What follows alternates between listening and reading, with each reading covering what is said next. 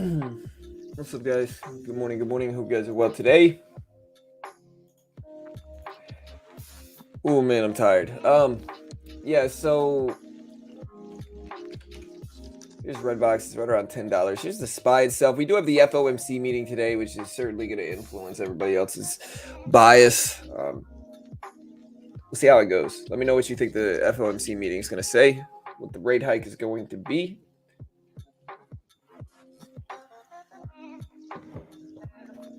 Oh man.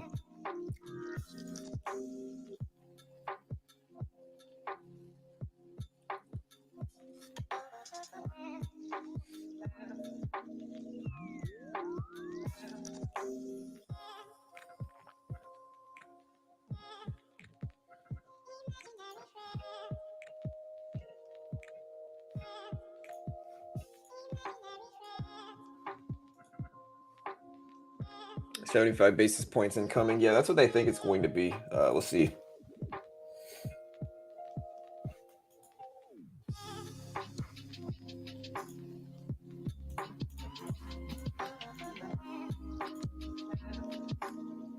SPY down to 375, basically. Redbox is at about 10. KAVL's at 203s. We have Dawn at about 1625s. IMPP basically faded all the way back down yesterday.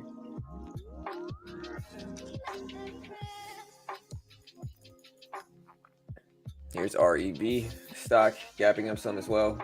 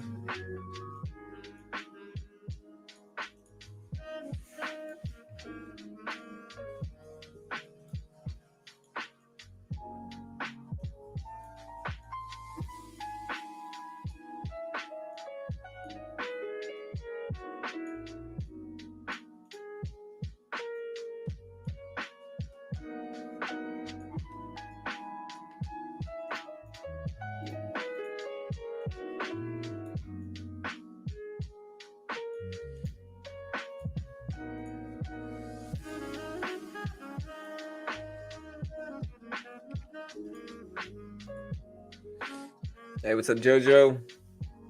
Good morning. I'm worried about my large red box bag. Yeah, we monetized. What's up, Hammer? Ooh, man, it's cold, bro.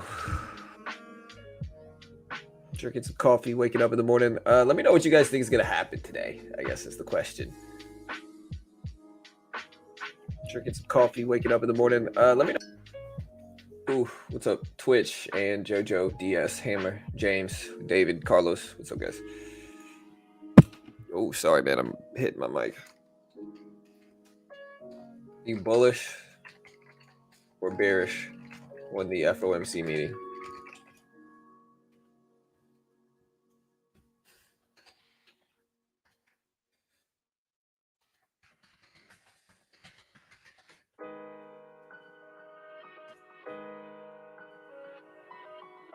Oh, no. Okay, good.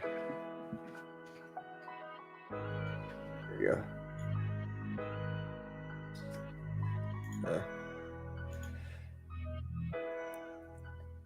All right, so here's the SPY. SPY's actually green today. Pretty break-even day yesterday. Not much happened. I mean, we did drop to 370s, but aside from that, it was mostly a break-even day. I mean, not too crazy. Nothing too crazy happened there. Yeah, vote on the poll.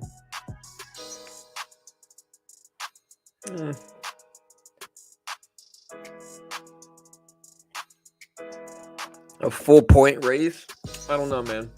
Y'all think they're gonna raise it a full point? I mean, it's possible they do, but I don't know. I think it'll probably be 0.75 is my guess. What's up, day trading early? Yeah, so y'all vote on the poll.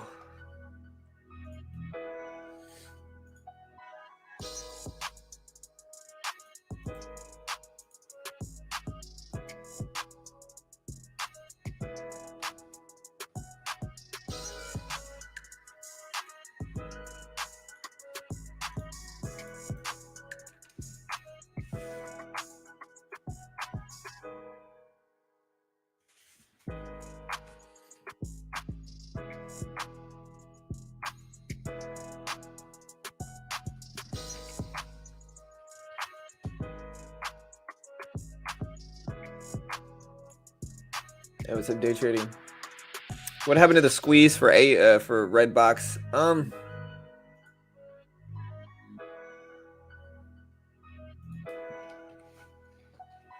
don't know. You know, it's one of those things where nobody really knows what anything's gonna do. You know, there's also a chance that the squeeze could be over. I mean, I think it still might have some more room left, but there's also a chance that the squeeze could just be over.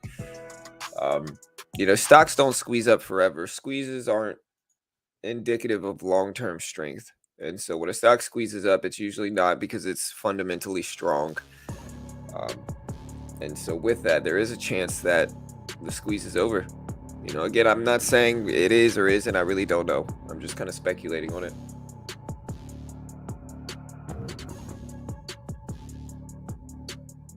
CNN earnings today.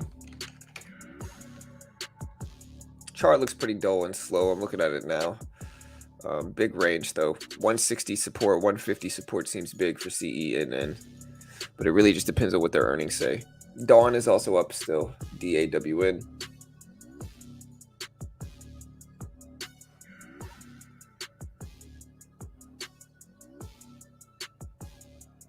Spammer in Discord. Always.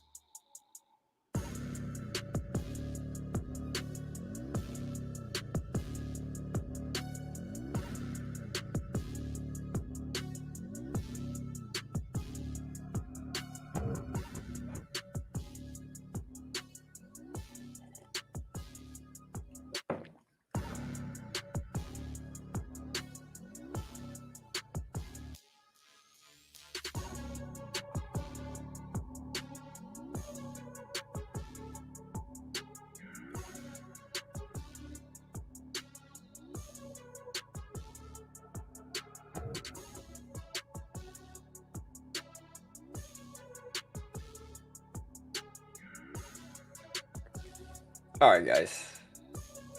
Hey, man, what's your name? John. My name's John. Neo. Yeah, EV, quiet day for most things, but Neo, an EV company, doing well.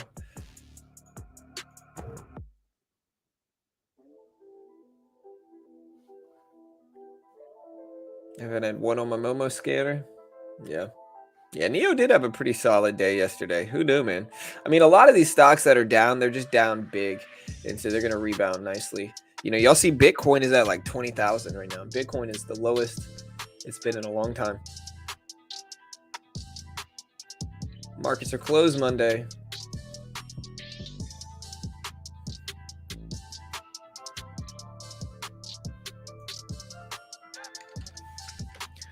Nice to meet you. You think Redbox is done squeezing? I don't know. I'm not going to say it is. I think when you look at the longer term chart for Redbox, there's still some room to go. I mean, I think that we've gone up from 260s all the way over 18s. And so now we're pulling back. And so it looks like we built up some $9 support. What I would like to see it hold over is $10. So what's up, KB? But yeah, I would like to see it hold over 10 if possible.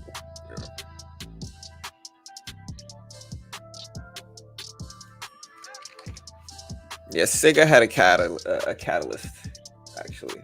So SIGA had a catalyst.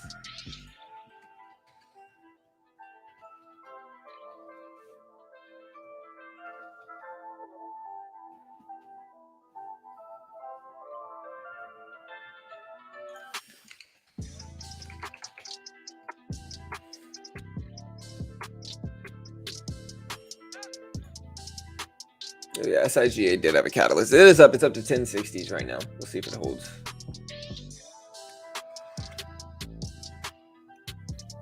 Oh, man.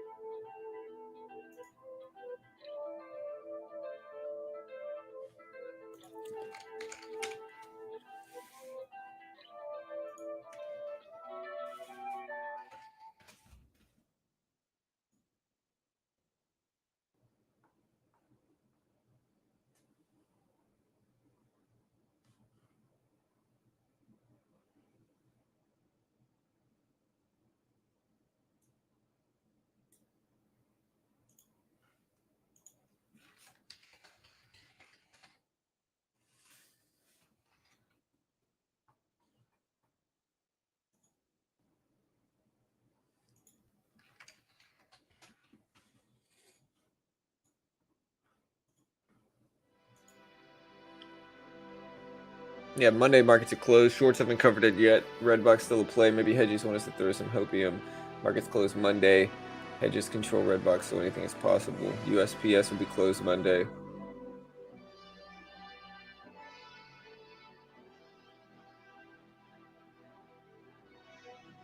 What's Monday? What holiday is Monday?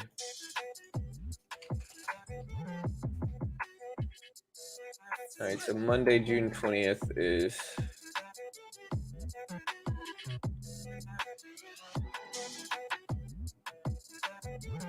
not a holiday.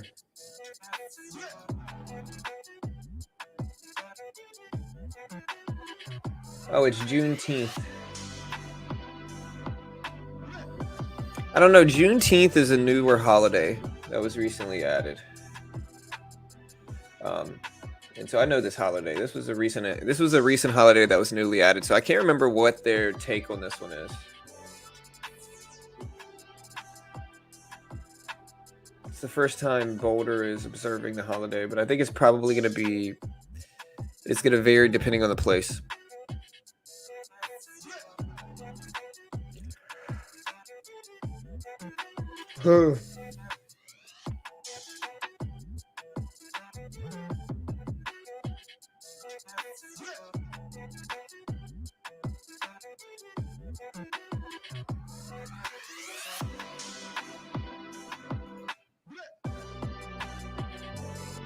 Okay, yeah, first year is federal.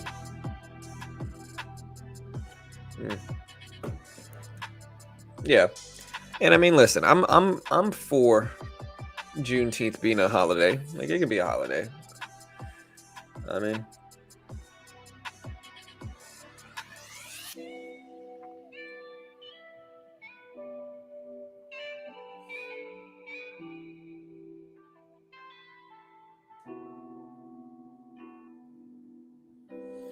yeah, what doesn't make sense though is, like, why are they observing it on the 19th but not the 20th?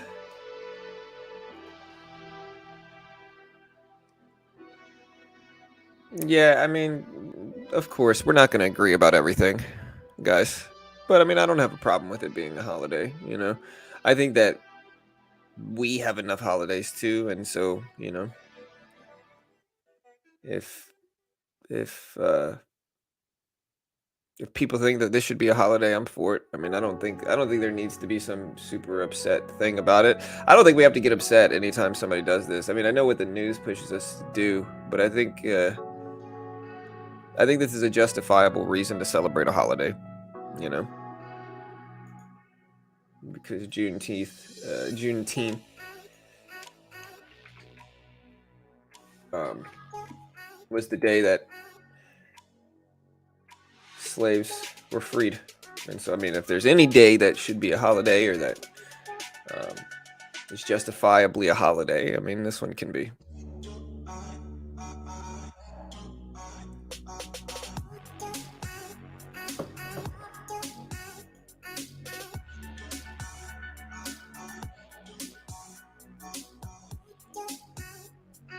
Yeah, to each their own. What makes the world round, for sure.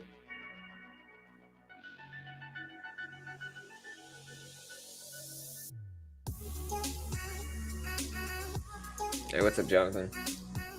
Rev or Redbox? Rev is up to 216. Yeah, so Rev is good. I know I saw Rev moving yesterday.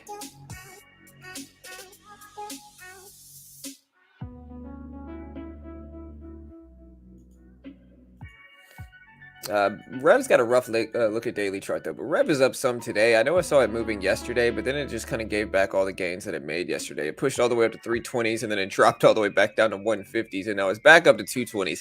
And so we can watch Rev. I think Rev is interesting. I also think like SIGA makes sense to pay attention to. Look at SIGA here. SIGA gapping up big. I know JB posted an article for this one sometime yesterday. Let me see. I might have missed dropping it. Bitna, we got that one. Wasn't there a SIGA catalyst yesterday? SIGA catalyst yesterday.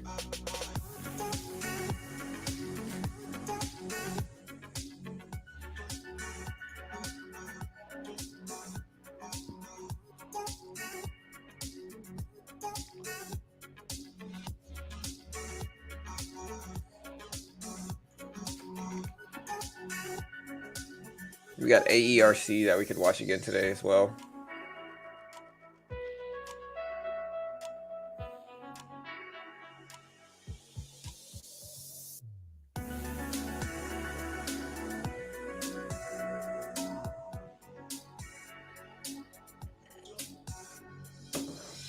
Good morning to all the Johns up in this place.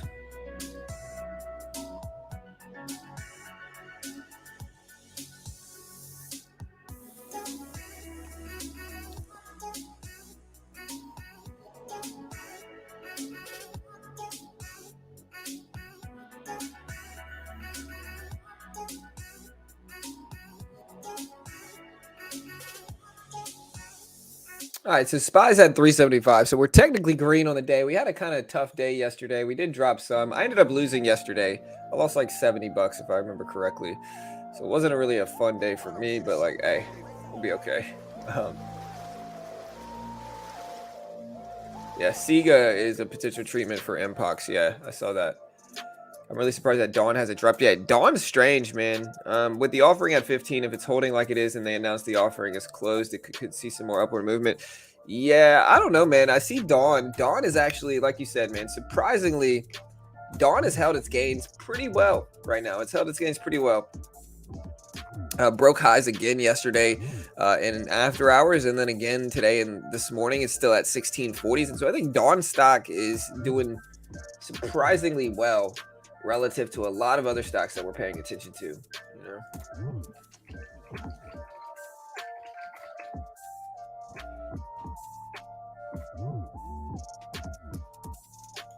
Dawn is up there, man. It's holding well. It's at 1640s. Spies at 375.50 here. The Fed meeting is at 2 p.m., right? Right?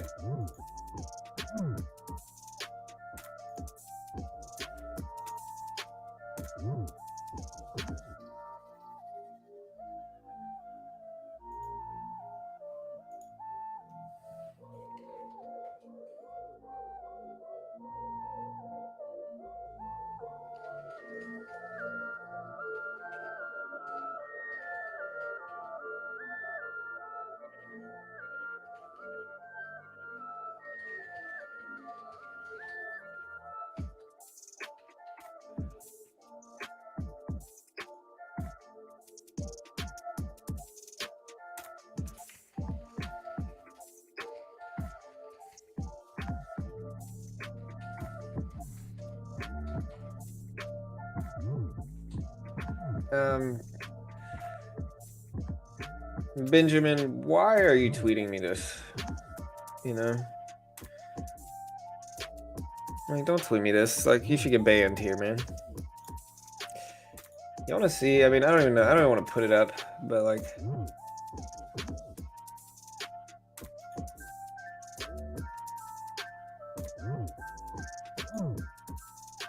is there a way I can like mute people on Twitter? Can I like ban people on Twitter? Is that like a easy thing to do? CLVS. Yeah, CLVS actually looks pretty strong, man. CLVS is interesting. John, wish I had listened to you when you shut down the stream yesterday. It wasn't a fun day. Yeah, man. I mean, listen, I'm gonna have an edge over most people because on tough days like that, like yesterday, I understood. There's a few things that I understood yesterday. The first one is that today we have the FOMC meeting, and so a lot of traders are gonna be apprehensive and nervous.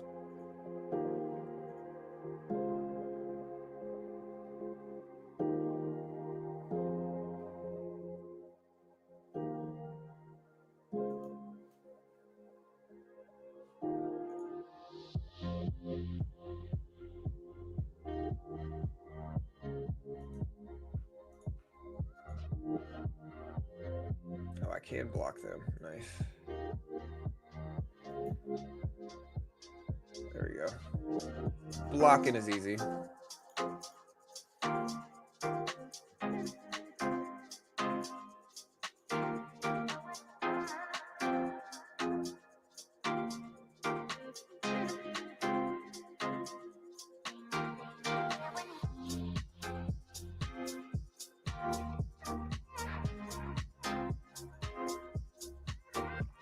Oh man.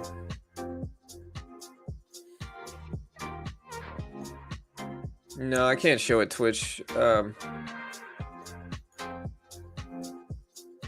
Somebody trolling me, but it's like, dude, like I said, I don't really see the problem with Juneteenth as a holiday. I think if there's any day that's a justifiable holiday, it's that one.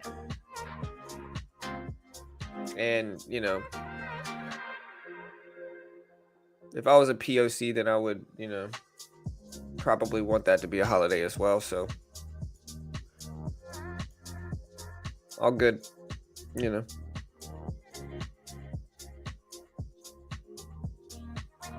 Yeah, y'all just be careful. Today might be a crazy day as well. At least leading up until the FOMC meeting, it might be slow. Is really what it is. Yesterday was slow too. I mean, we moved a little bit down, but in the most part, the stock market was slow yesterday. At least the SPY was. Most of the stuff pulled back.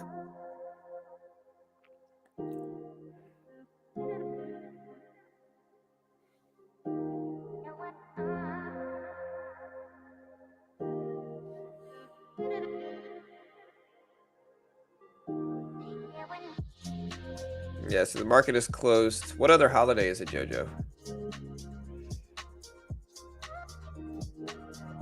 Right, exactly. I mean, that's kind of how I feel too. It's one of those things where it's like I don't think it's a super arguable thing. I don't think it matters that much. Like I don't understand why all the people are upset about the holiday. You know, and we won't have to talk about it. I try not to get too political, but like I don't understand why people are all upset about it. I honestly, I don't mind taking a day off of trading too. If trading's closed, good. You know, I would love to take the day off. I used to really hate my days off, but now I kind of like them. You know. Will IMPP ever come back up? They diluted it hard. Yeah, IMPP got hurt yesterday too, man. It dropped big. I was going to even cover the earnings stream yesterday, and I just didn't. You know. And again, all I'll really say is that like if y'all disagree with me here, it doesn't matter. Like it's all good. It's all love here. It shouldn't matter that much, you know, if we disagree on one thing. You know what I mean?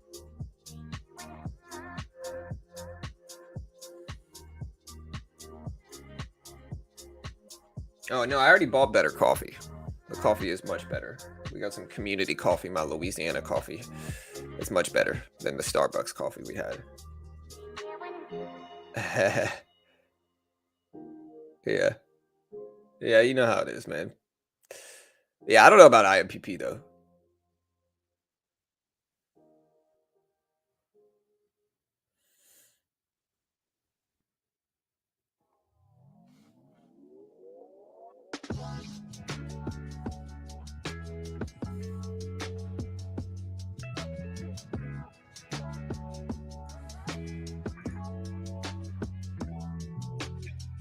Oh man.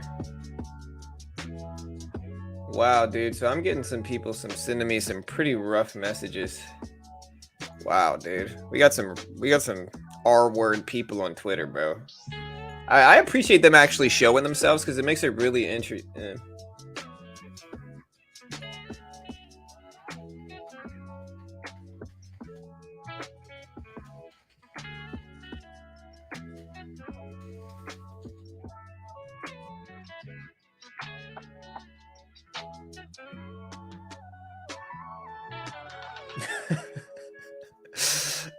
Twitter is oh man.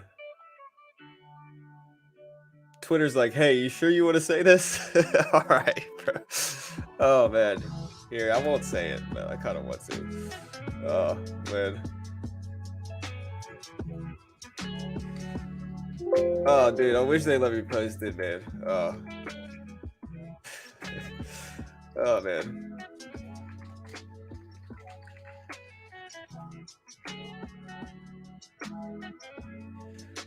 Oh man.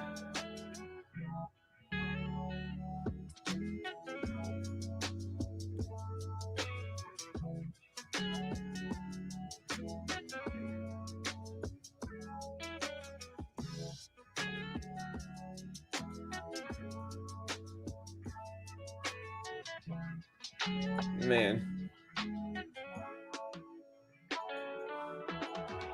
Crazy.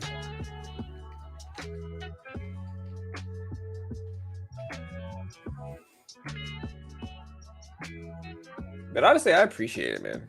You know, now I can just block them and it's easy. Good day, sir. Have a good day.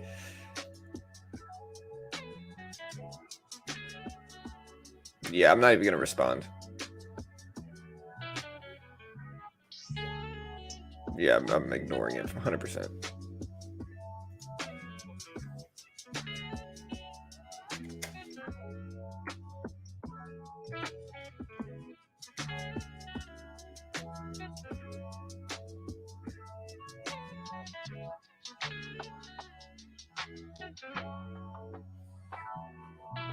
All right, guys. IAPP, yeah, IAPP, man. I don't know, man. I think IAPP is oil related, and it's bouncing up to 60 cents. I mean, if we look at IMPP here, it is bouncing up some. And so I'm not going to be one to say IMPP is done because I really don't know. And I mean, I don't think 66 is outside the realm of possible comebacks. And so I think it could come back some, but who knows if it will.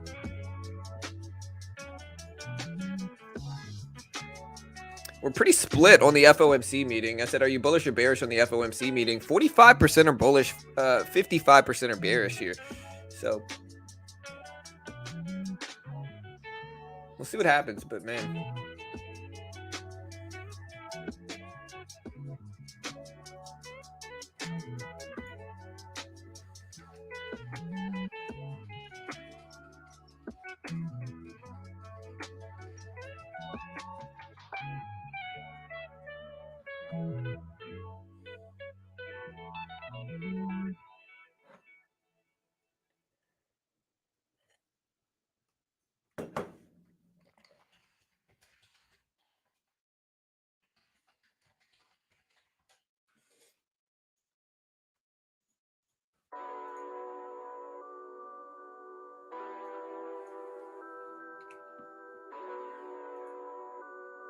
Disney leaps are cheap.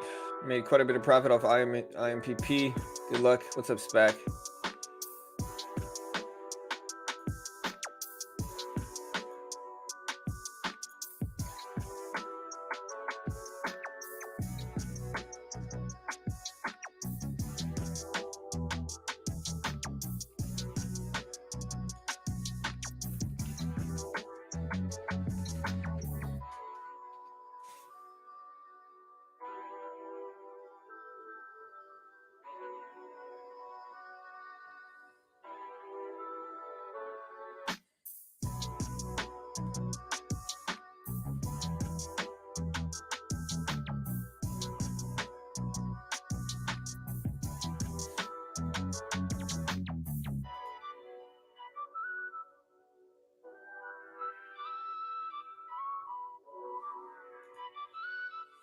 Down 8,000 on Redbox not selling. What's up, Billy John? Good morning. Is Redbox short interest climbing? Is this maybe more shorting along with people getting scared and pulling out?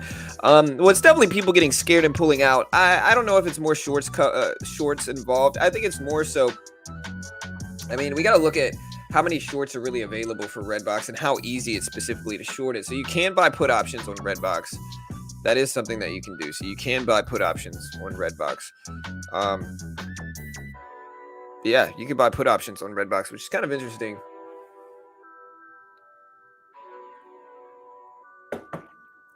Spike on REV. We'll see if IMPP comes back. There's REV. Yeah, REV's back up to 230s here, so it's doing something. We got some movement today. It's not a horrible day. REV up to 230s.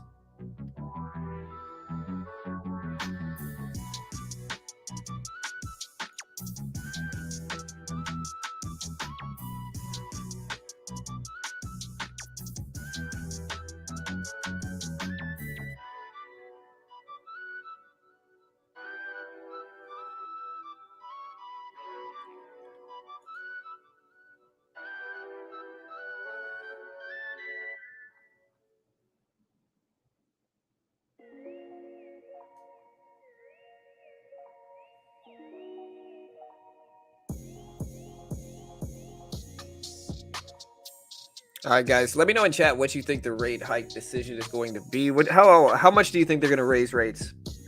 0.75, 1%? Let me know.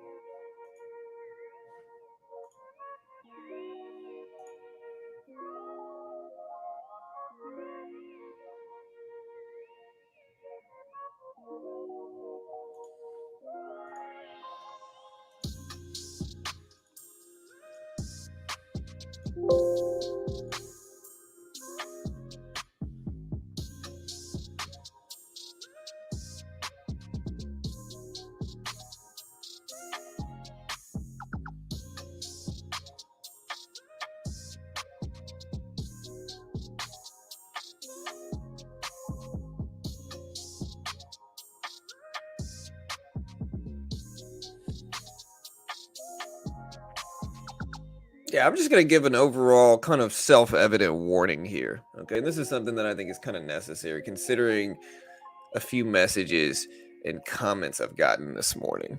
Okay, like I want to make sure.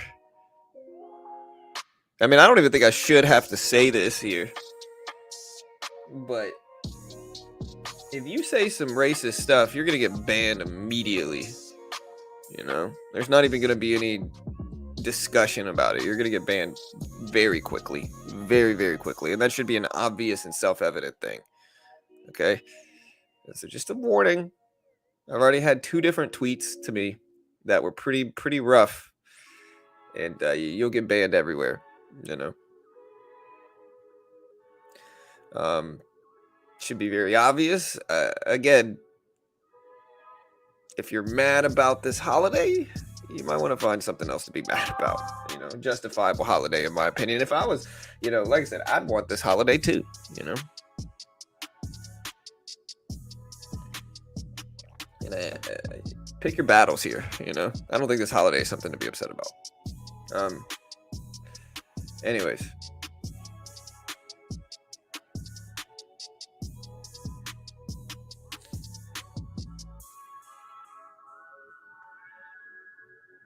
This system needs to be changed. Options, stop losses. They know exactly where to buy, sell. Orders are. This needs to change for real, man. Yeah, I mean, I don't know. I think Redbox, I think it's one of those things. Longs are not allowed to sell during this time, the merger or take up. When's the merger? When's that time frame? Can anyone tell me why they aren't open in PM? What's not open, Jonathan?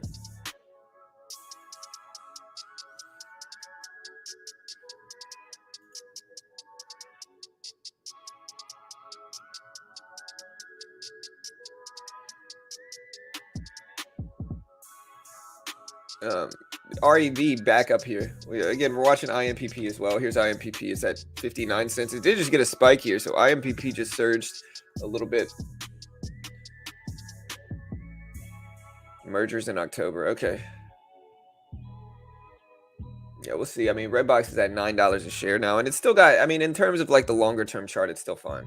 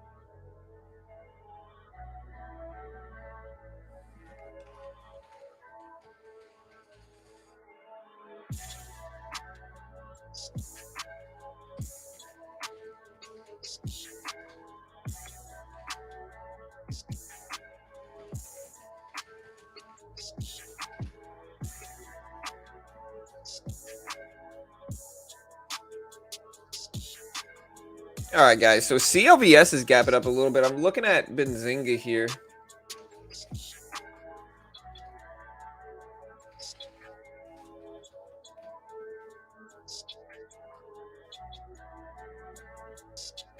Man, crypto is down. All right, so IMPP did spike a little bit. We got CLVS making moves too.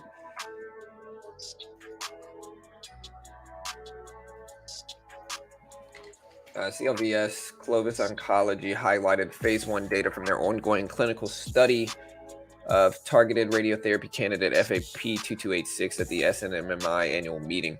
And so positive trial results for CLVS, and it's up some. It's at 93 cents right now. IMPP sitting just under 60 cents.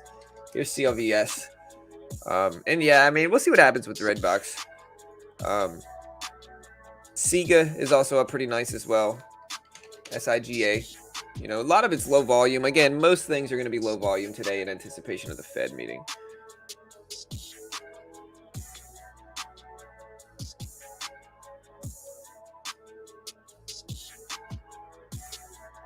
Right. I mean, that's how I feel. Free my grandma. Listen, bro. I mean, there's a lot. Yeah. I mean, I understand completely. I'll take the day off, bro. You know what I mean? Like, I'm happy for it. And again, I also think it's a justifiable holiday. You know, I think there's a lot dumber holidays out there than this one, you know? And so I'm for it. Gets me a day off, you know?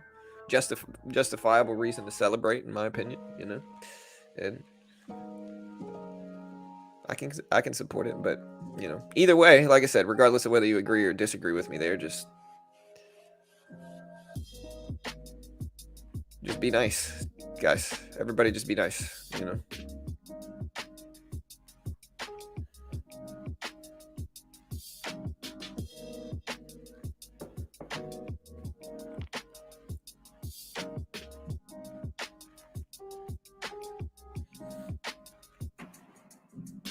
CSSE, employees not allowed to trade either stock.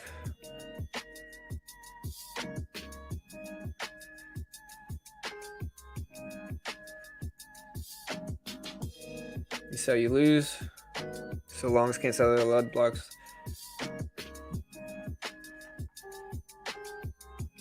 Hey, I'm right there with you, Freemi. You know, I'm gonna start calling you FMG. CMRA. Yeah, CMRA is interesting. I mean, I don't know what's really going on with it here, but it's up to 250s right now. Kind of gave back big rips yesterday for CMRA, but then it basically just pulled back some.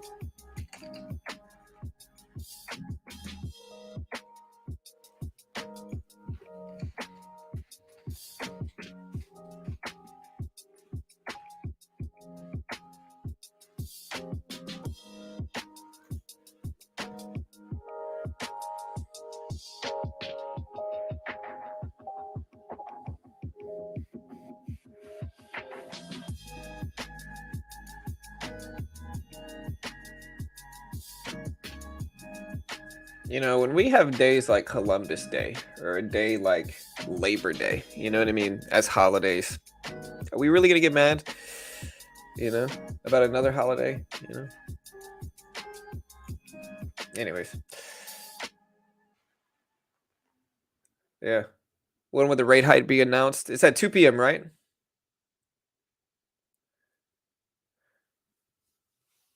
Um, if you knew anything about stocks, you'd be able to describe what's going on with Redbox. You're just a dude who comes on YouTube to pretend to know stocks, knows nothing about it, all about stocks. Yeah, bro. I mean, you're right, dude. I don't know anything about stocks, man. You know. Yeah, that's right. You know, I just don't know anything, man. I'm just kind of hanging out here. You know, what's a stock, bro? Um, does that mean like taking stock of something? Like, what's a stock, bro? I don't even understand. What's Redbox, dude? What is Redbox, man? Is it a box that's red? I don't know. Tell me, guys. Let me know what Redbox is in the chat, because I really, according to this guy, I just don't know. You know. No. On a serious note, I mean, what's going on with Redbox, and this is something that I've said over the last like month or two, really. If you go back and look at what I've been saying, I think Redbox is the most legitimate short squeeze we've had since AMC. I don't think every stock is necessarily prone to squeeze like this. I know after the GameStop squeeze, everybody said everything was going to squeeze, but I think AMC has like over 500 million shares in the float, and the short float of AMC is like 15 to 20%. And so with that, it's just not the super setup of a squeeze that we want to see. But again, something I've said a lot before is that I think Redbox is different. I think Redbox is the first legitimate short squeeze that I like in a long time. And I've been saying this for the last few months. Small float, very high short float. And so with that, it's indicative of a potential squeeze on the upside, which we've actually gotten for Redbox. If you look at Redbox, it was at 260s like 10 days ago. Now it is all the way up to 950s, which it still hasn't given back a ton of its gains, and its highs were at 1820s. Short float is still very high, which means more shorts are probably getting involved with this now, which means it could squeeze higher. And honestly, most of the people like John here are just emotional about losing. Like that's all this really is. I probably, no offense to John, but I probably know far more about the stock market than he does. Objectively speaking, I probably know far more about the stock market. I've probably been trading longer than he has as well. And he's probably just emotional about losing. That's usually what people like that. That's usually how they act, is that they're just kind of upset. They're losing.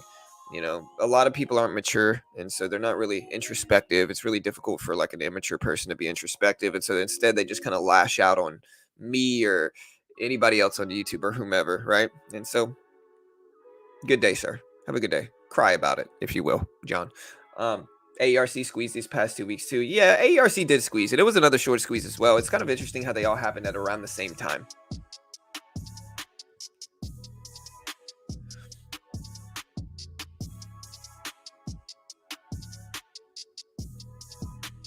Yeah. Well, I mean, even with another 10 million shares in the float, Taylor, Redbox is still a low float. Anything under 50 million, 60 million is low, for sure. And so even with that 10 million plus 11 million exercisable warrants, Redbox is still a small float stock, so 20 million, 30 million float stock is still very small. Think of something like AMC is the best example I can use. AMC's got what, like 500-600 million float. And so anything under 50, and really anything over like 80 million, in my opinion, is a small float. And so even if they add, that many in exercisable warrants, it's still a very small float stock.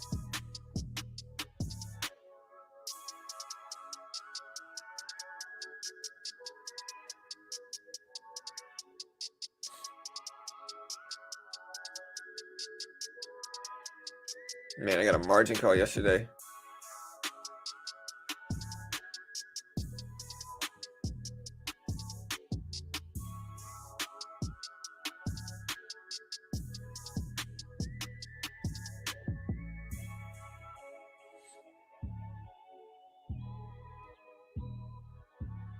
Is that dude a Shiba bag holder? Probably. There will always be haters, sadly. Yeah, I mean, it's all good, bro.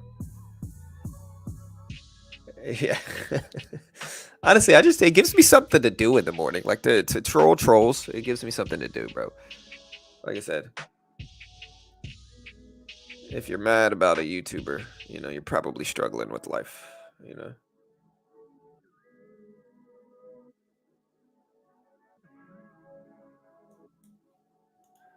Believe it or not, there are several AMC YouTubers that won't touch Redbox. Their reason is the float is too small and they run the risk of market influence. That's not why. That's not why. Like a lot of them, like I said, man, a lot of them are influencing stocks and a lot of them have influenced positions, including AMC, including everything. Like a lot of those traders have influenced it.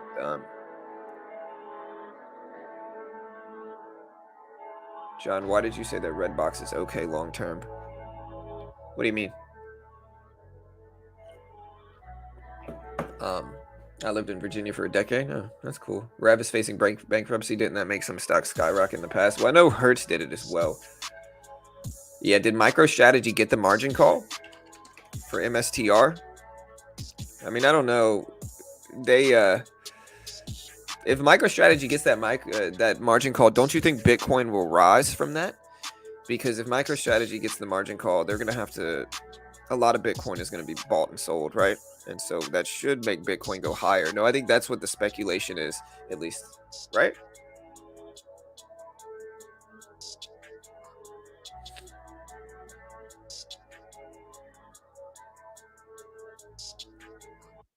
Yeah, well, what I said, Ann, is that Redbox is a short squeeze candidate. And so Redbox is just got a lot of shorts involved, and that's kind of what's propelling it higher. I also think that Redbox has this big following now, that have been here a lot, which is great. And so, it's just a short squeeze,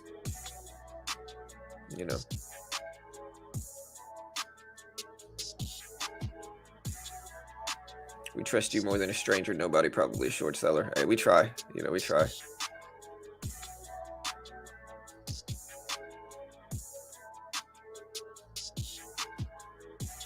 When I get upset at someone lately, I've been writing it down on paper, taking a minute, and then crumbling it up and throwing it out. It kind of works. Yeah, I mean, the best way you can. One thing I've learned is that the best way you can respond to people like that is sarcastically. Because if they can't actually get you mad, then they lose what they're trying to do. He's just crying because he's mad about losing on something, and that's okay. Cheers to him. Everybody give a moment of silence for my man John's trading account. R.I.P. I heard MicroStrategy came out with a statement saying they had plenty of capital to cover. Okay, I don't think that's correct. What the margin call sailor said they had other leverage. Okay, that's certainly possible too.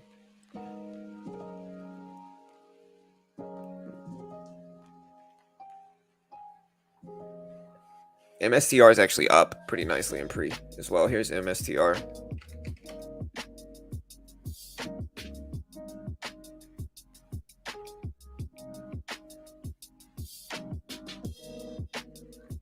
I don't watch for.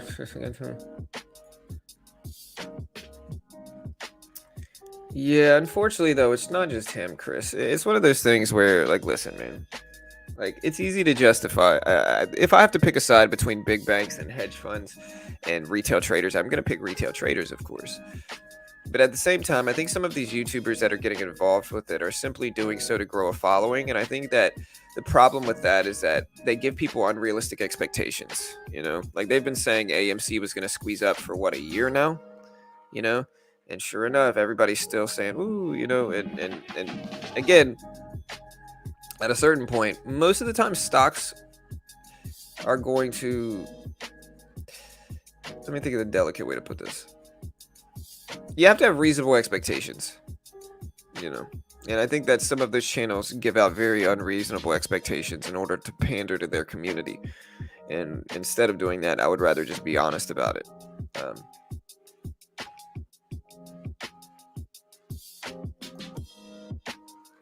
Yeah, all good, Chris. All good, man.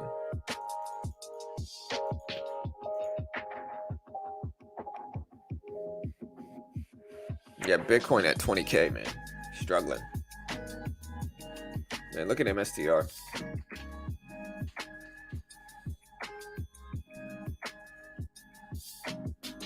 SPY is actually up to 376 though, so the SPY is doing okay today. There's Redbox. Big news today is from the FOMC meeting. Here's MicroStrategy. But yeah, Bitcoin at 20K. Bitcoin hit basically 20K, 20.1 thousand. Bitcoin hit.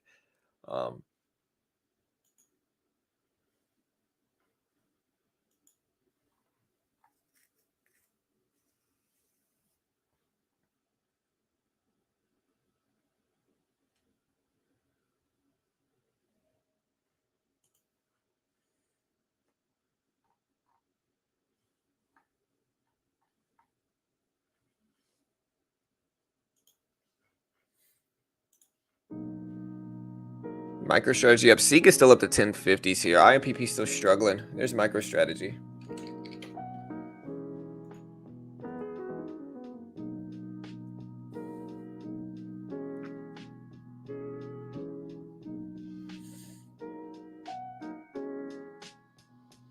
Yeah.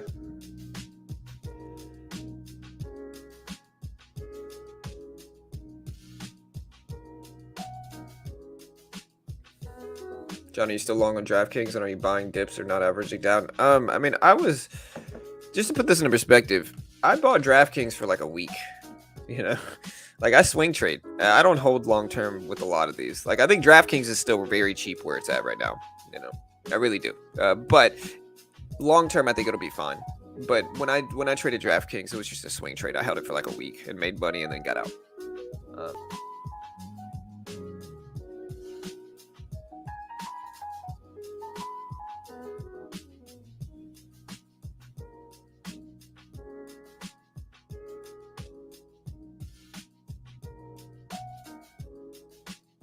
Yeah. But again, Chris, I mean, like I said, I just know most people in that community, most of the gurus and people promoting it are people who, when the AMC GameStop stuff happened, they gave people unreasonable expectations. They basically encouraged people not to sell. They got a lot of people stuck. And then when AMC didn't do what they said it would, they kind of just kept doubling down on it. There was most of them did that. And then, of course, they don't want to talk about it now. Of course, they don't want to talk about meme stocks. Most of the time, they don't want to talk about meme stocks is because they gave a bunch of people unreasonable expectations for them. And a lot of people lost money. And so sure enough, now they're kind of pivoting to the next hot and cool thing and just trying to act like they didn't give people a bunch of unreasonable expectations for them, you know? And so I don't know. I think I'm biased for sure because I just kind of saw how many people came to my stream losing money from those guys. And, you know, I was here the whole time saying, hey, unreasonable expectations. And so I think people want to believe in those guys because they want to believe that there's that much market manipulation. And I understand it, and I think to a certain extent there is, but I think a large majority of those people are just pandering to try to get views and gave out unreasonable expectations, and it just causes this toxic community where if you don't believe exactly what they believe, they just get weird and mad at you in stocks, and it's just kind of, I don't know, I frown on it.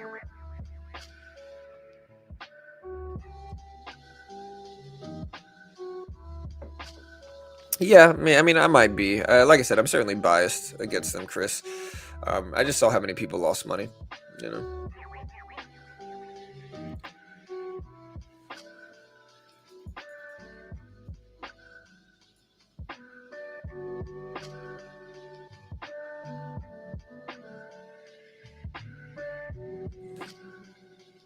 BITO. Yeah, we're looking at that one. SPY up to almost 376.50 here, so that's good. IMPP still at 60 cents. Yeah, Dawn was one of the surprising ones that hasn't really done anything. But yeah, it's all love, Chris. It doesn't matter too much. We can agree to disagree on that front, brother. You know, I guess when you go back in time, you got to look at what people are saying and what people's predictions are relative to what actually happened. And then that's what I think you should judge people on. You know, so if a lot of these guys said AMC would squeeze to 100 or 200 or 300 or 400 or 1,000, and now AMC's at $12 a year later, I think you got to look at that and say, hey, these guys were wrong. And they made a bunch of people lose money, you know. And I'm not saying I'm never wrong, of course. I just think that on a scale of that level, you know. Yeah, what's up, Space? Hey, King Guru, that's me, bro, you know. SPY broke highs at 376.60s here, so the SPY's actually breaking up. Not highs, but like the SPY is moving up here, 376.60s. Here's IMPP, here's Redbox. Redbox at 950s. $9 seems to be a pretty good support level for Redbox.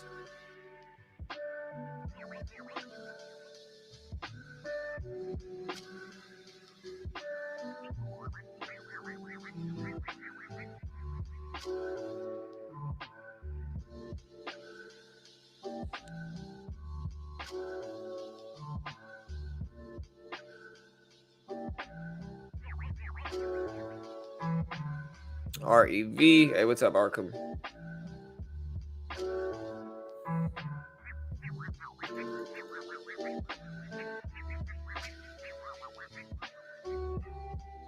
Hey, nice space. Look at the SPY here, man. I mean, I think people are bullish in anticipation of the FOMC Fed meeting. So they're going to be announcing everything. The FOMC meeting's at 2 p.m., correct? Guys, I'm pretty sure it's at 2 p.m. They're going to be announcing it at 2 p.m.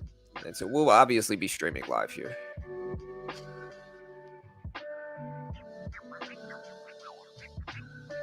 Yeah.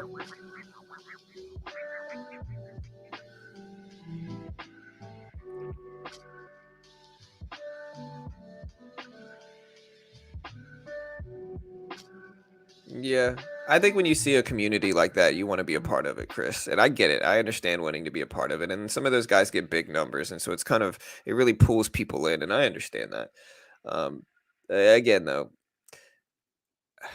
I just think in terms of like stock people, I think there's people that have, I think there's smarter people out there.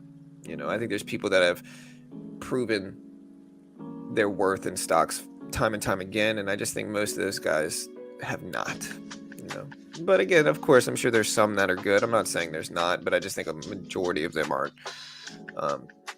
You know, and I think most of them have only recently started trading, like right in that AMC GameStop craziness, and so they don't really have the experience either. And so, you know, a lot of people are following people that have less experience than they do, just because they agree with them on a specific stock. You know what I mean? And it's just kind of like, I don't know.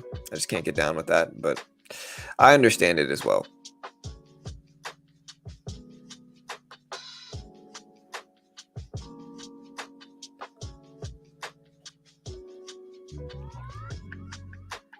All right, so SPY's almost up to 377s, which is great. Let's see if it holds. Man, this coffee is far better than yesterday's.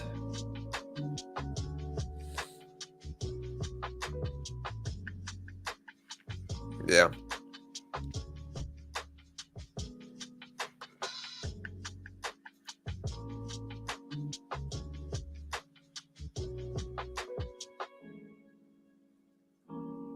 All right, so IMPP is at 60 cents. 60 cents. DraftKings is at 11.60s.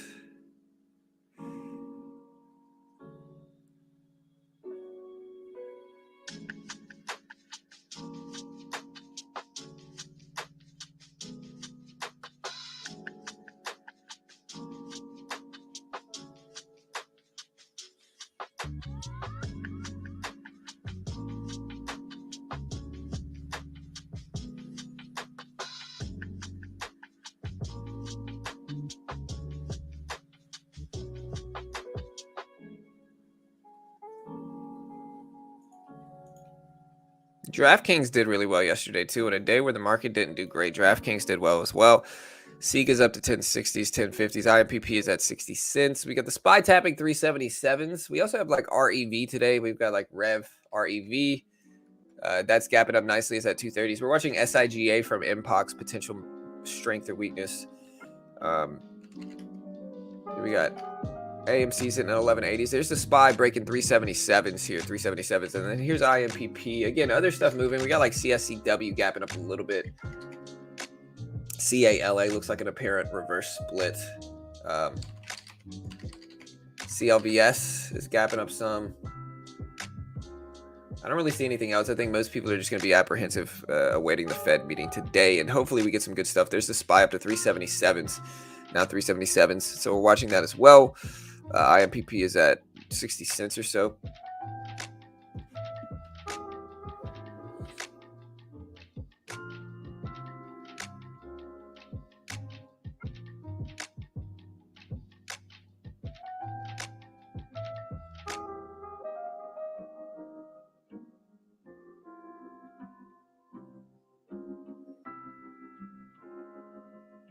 You know, and I will say, like, I think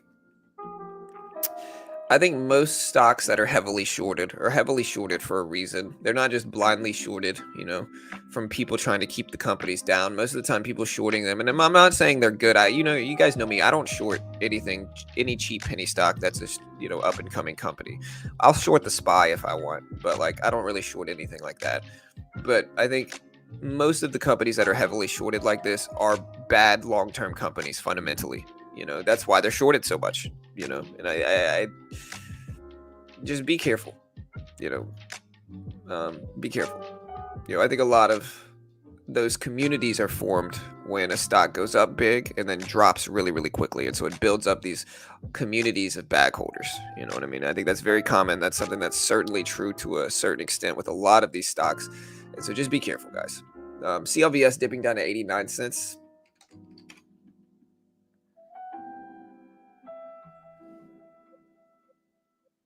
Come on, John, you're just happy you never had to get that tat. I didn't, bro. I didn't. You know, just to put it into perspective, I bet at the time that if AMC broke $100, I would get an AMC tat. Never had to.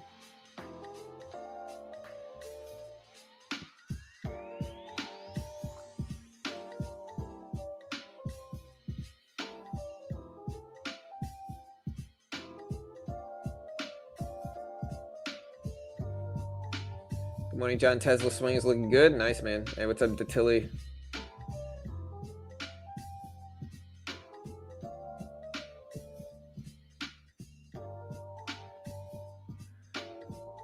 Yeah, but I think, like I said, Chris, I think it's more so just a short squeeze.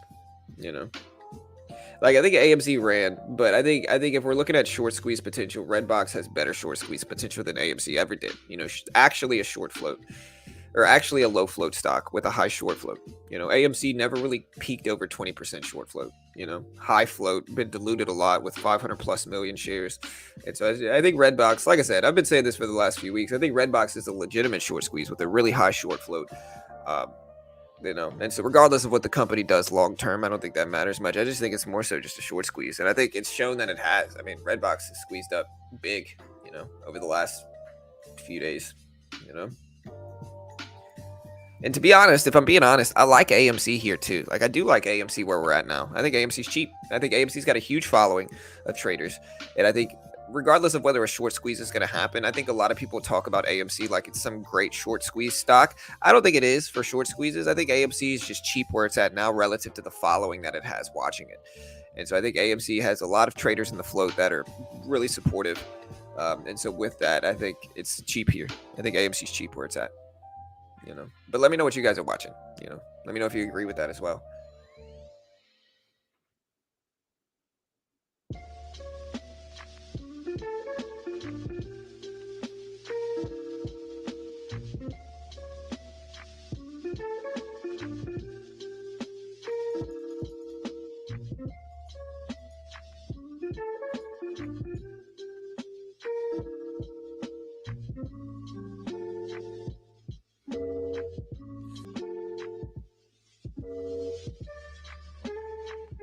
Where you think Redbox can go? I mean, I don't know. I've said this once. I'll say it again. I really don't know. I don't know what Redbox is going to do. Yeah, I want to see it hold over $9 first. You know, I do want to see it hold over $9. $5 is the level underneath that I think looks big. Outside of that, you know, we've got some other levels, but yeah.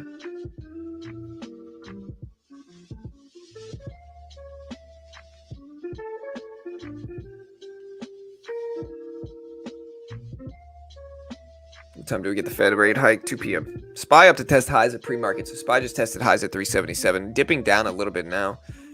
I might buy up a little bit of the SPY here. All right, we're in 25 shares of the SPY. We'll see how it treats me.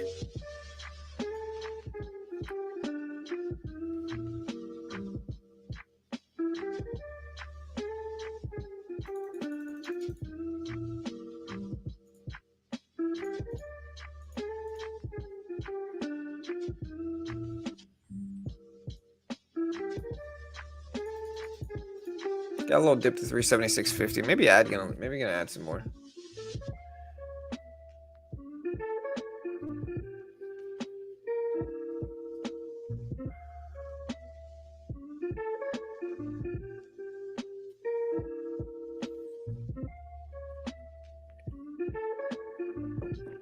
And yeah, Chris, I mean, like I said, I'm willing to get with you outside of the stream one day, brother. If you want to explain to me why you like AMC now, I'll listen. You know, like I said, if anything, I'm pretty open-minded, I think, in that regard. And so, yeah, I'll listen. You know, if you've got a good argument there, you know, I'll hear it. Just let me know. A few people are saying crude oil is going to tank soon. 2 p.m., Mike, 2 p.m.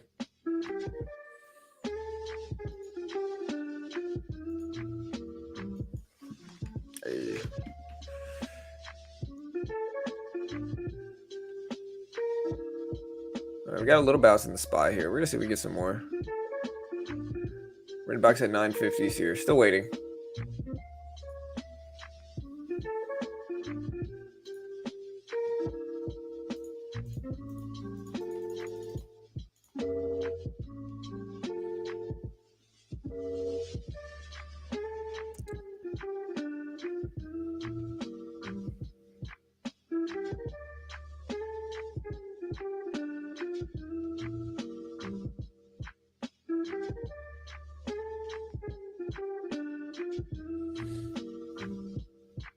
All right, guys, so we're in the SPY here.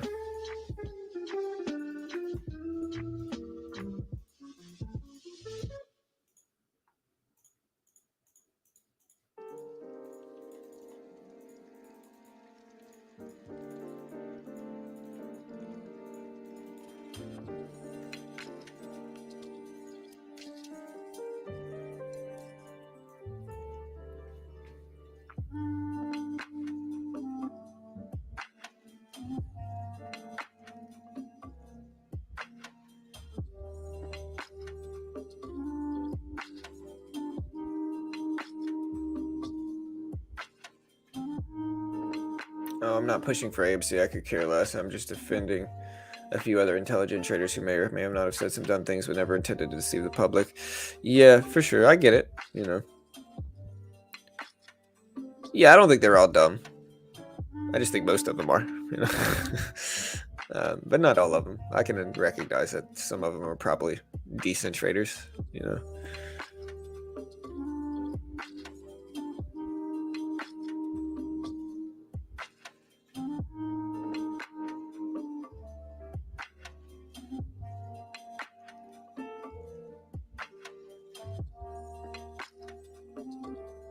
We're in the SPY here. I bought the little dip just because we tested highs. And again, usually we have this kind of vacuum that pulls stocks towards highs.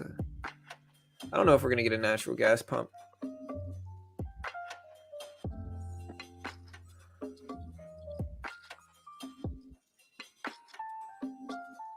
Yeah.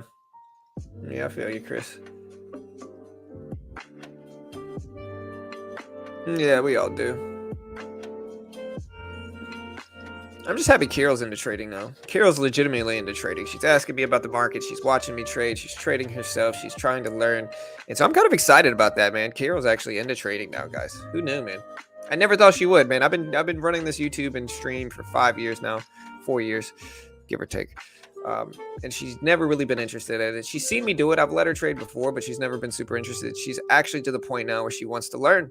And so that's great, I think. I'm super excited about that.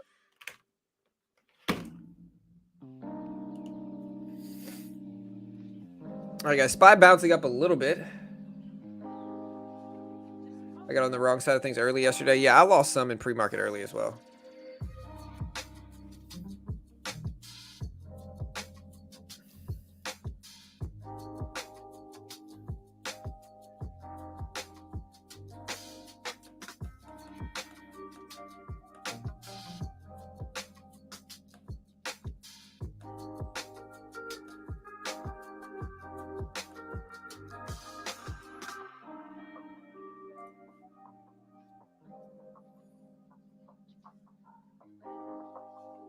All right, guys, so we're still in the SPY. It's trying to move up a little bit. Sorry, I got my laptop here.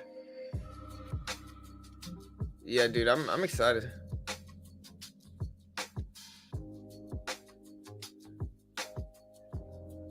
Yeah, Kier's actually learning to trade. I'm pretty excited about it, guys.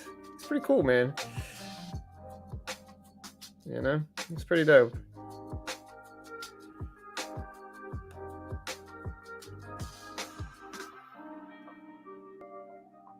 All right, guys, it's actually red on the SPY now, though. That's not good.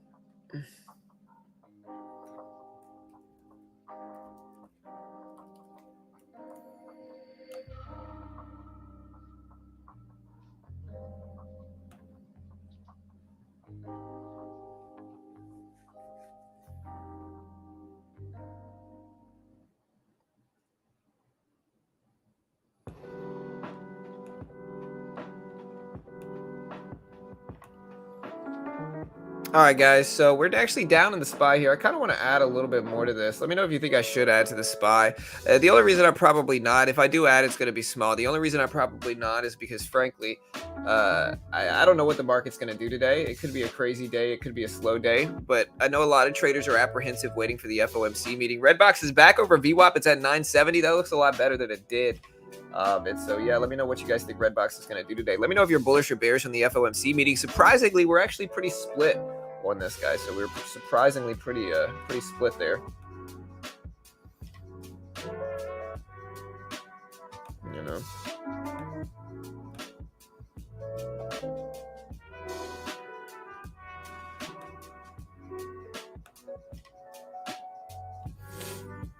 All right, so we're about break even here on the SPY. We might actually add a little bit more. We're in 25 shares. Let's go ahead and add a little piece here. All right, we're in 50 shares now. Bad fill.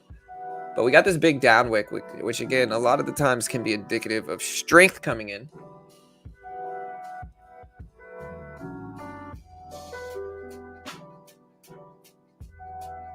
Yeah, Bitcoin at 20K. What's up, Beach? All right, we're in 50 shares of the SPY. And I mean, honestly, if this doesn't work, I'm just not going to trade the SPY in pre-market again today. Yesterday, I traded the SPY in pre and I lost money again, you know. And so if today I lose money on the SPY again, I'm just not going to trade it, bro. Yeah, we're going to cut it there. $15 loss. Not bad. We'll see. You know, could be worse. But yeah, double top on the SPY. Maybe I should wait next time.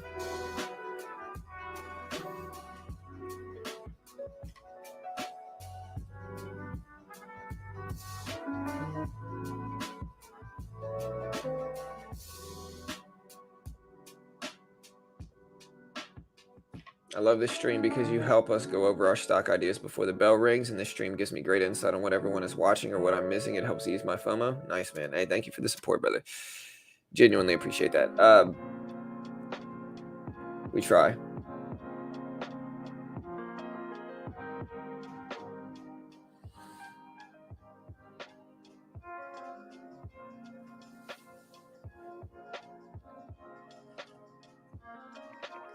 All right.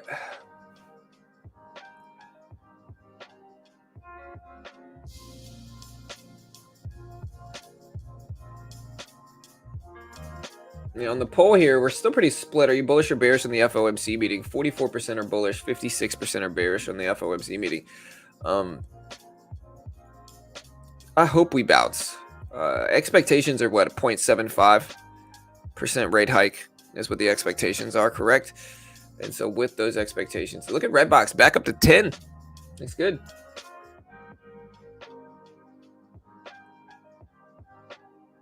John, would the futures be better during this time to trade, or would it be about the same? Well, I mean, I think it depends on what your interest of trading is and what you want to watch. You know, futures is mostly commodities. You know, and so the futures market is mostly commodities. And so if you're interested in sympathy or pairs trading commodities like oil, gas, silver, gold, you know, whatever, now might be a good time. It's also, if you like trading the general market, the broader market like the SPY or S&P 500 or the Q, you know, then of course you could trade the futures market and get more leverage and get around the PDT rule in the futures market. And so you can get around the PDT in futures. And so that's good. And that's going to be better than stocks for a lot of traders. And again, if you don't know what I mean by that, the futures market has no PDT rule. And I can trade the E-mini. It does the exact same thing as the SPY. The symbol is /ES or /MES. Does the exact same thing as the SPY. And you can basically trade the SPY with no PDT rule. And so it's like, if you're trying to trade that type of volatility that comes from these FOMC meetings, I think the future is a good option. And then Top Step funds traders and futures. And so, you know, that's even cheaper as well. And I think, you know, it's a funded account program that give you like a 50K demo or up to over 100K demo. And if you can pass their tests and make the amount of profit without hitting the max loss, then they'll fund you between 50 up to over 100K with 80% split, regulated, located in the US. Shameless plug here, shameless plug. But no, I do think the futures market is where most people are going to get around the PDT rule and find value in it. Oh man, I did get faked out on my SPY bounce. So here's the link if you want to check it out. Just remember, most people lose. It's very difficult to get funded in the futures market as well. But I genuinely think even if you're new in futures, it's going to be a lot cheaper to go the top step route. And if you lose, you know, it's not the end of the world than putting up 10 or 20K yourself in futures and risking that as a new futures trader. I think top step's much cheaper and just easier. And even if you lose top step, the base package is like 160 bucks. And so it's cheap. Man, I did get faked out on this bounce on the SPY, a little bummed from it. But it does show that my trading idea worked, that I think I just need to size down a little bit in PM, I think is what it is. I think I just need to size down. Hertz up nicely. Yeah, Hertz is up. I actually used Hertz when I went to Mitch's wedding in Colorado.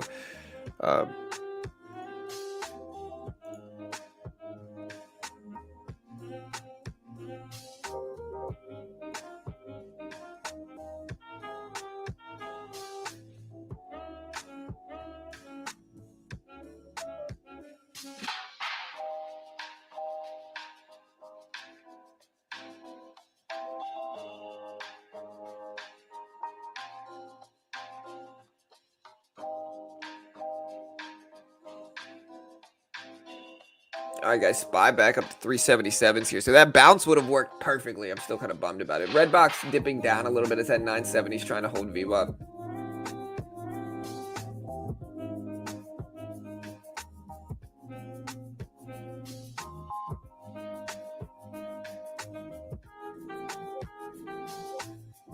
And SPY ripping here, guys. SPY ripping.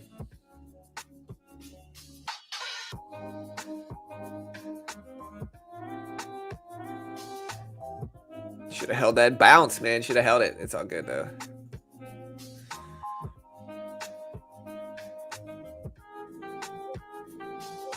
Should have taken my own trades. There's 377.20s. Just to show you how much this hurts, guys.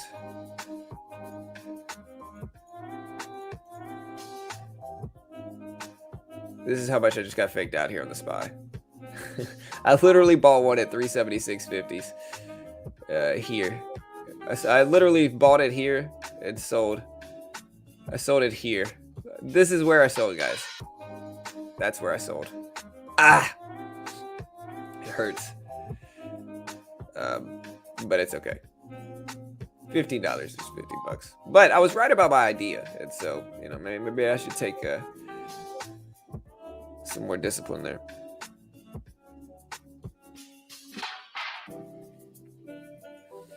All right, Bitcoin back over 20K.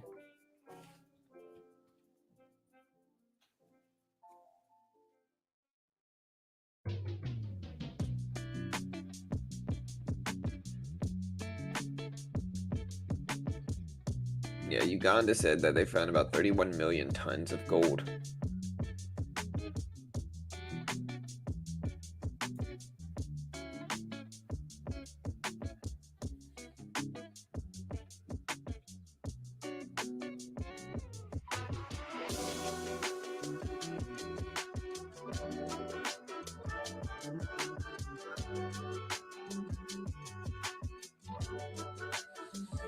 We're getting a little dip in the SPY now again.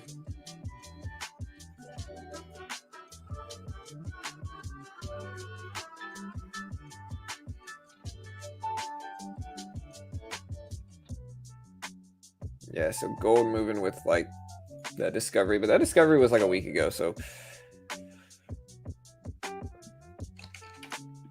Hey, man. What do you think about KAVL? I think KAVL gapped. We're just looking to see if it holds over $2 now. $2 I think is a big support level. And so we're just watching to see if it holds there. SPY bounce back up 377.30s here. So that's good. So it looks like we get some bullish action ahead of this Fed meeting. We'll see how it goes though. Who knows?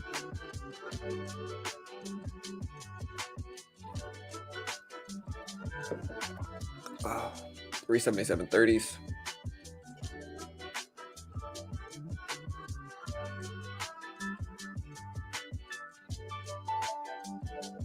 SPY looking good, man. SPY looking good. Bitcoin bounced all the way back up to over 21K. That's great.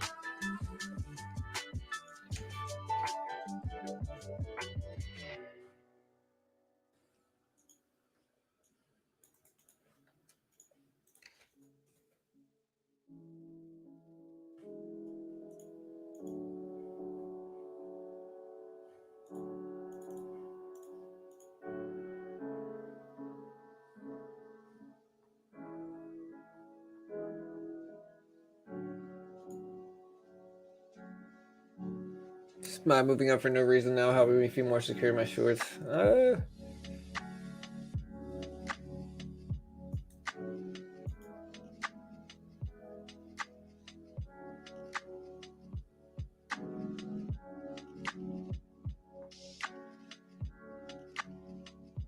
Who's progress?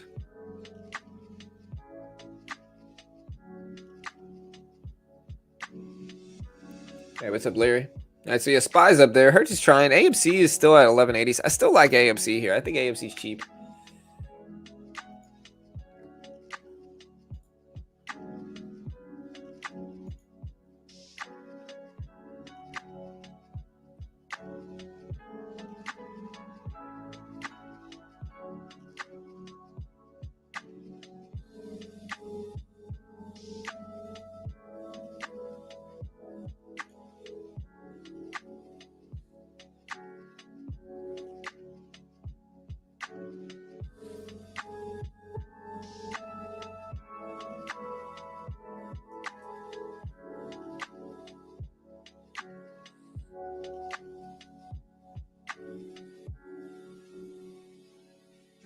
So Amber Heard did another interview.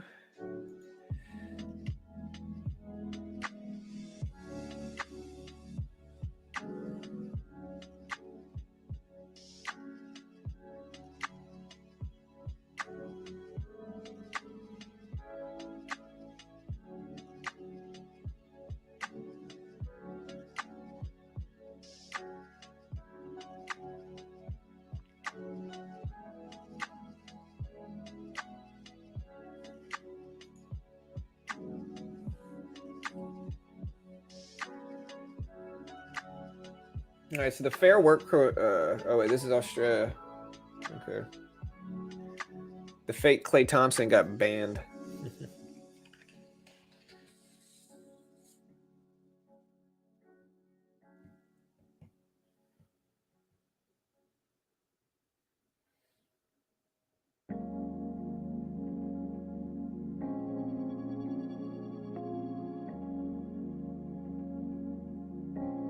All right, guys. SPY breaking highs again at 377.40s.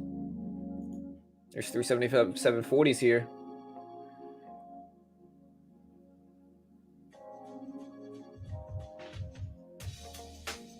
All right, so if we get 50 basis points, do y'all think if we get like a lower than expected basis point hike that we are going to go up or down?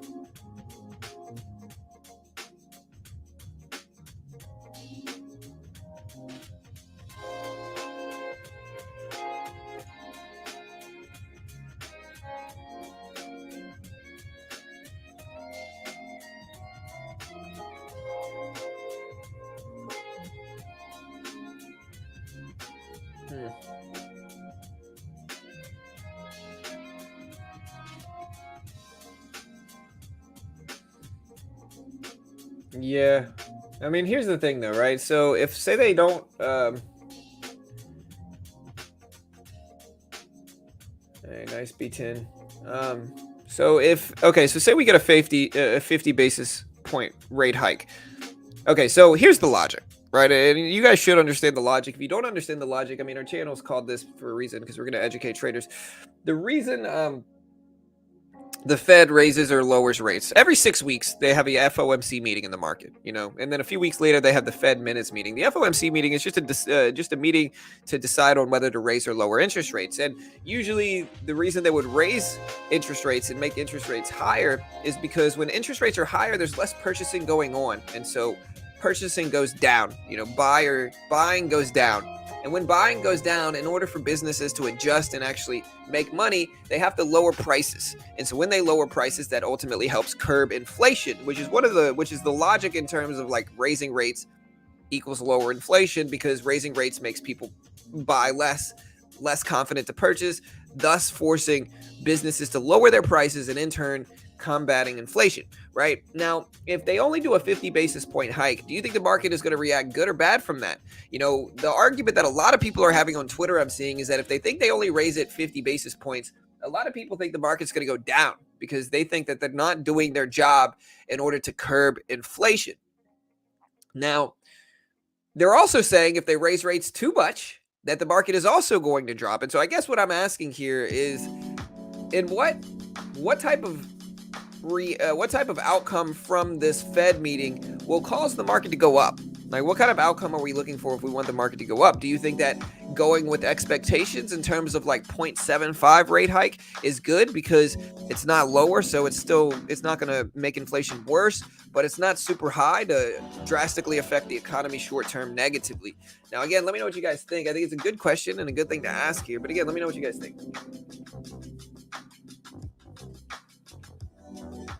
Yeah, hey, y'all hit that like button, guys. We only got 90 likes. Y'all can do better than that. Y'all could be better. Guys, hit the like button. Do it now. I think down, but I'm often wrong. Hey. If we get less than 0.75, we pump, but we don't need less than 0.75 at this time. Yeah. Yeah, man. Bitcoin down at 21K. 50 basis points, LA. We all just saying 7.5 is expected now, or...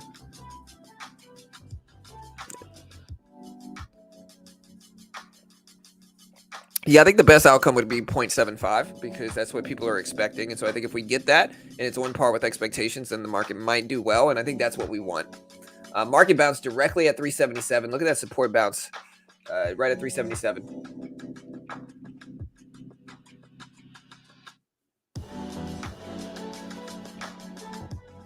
Market wants 0.75. Anything else is bad.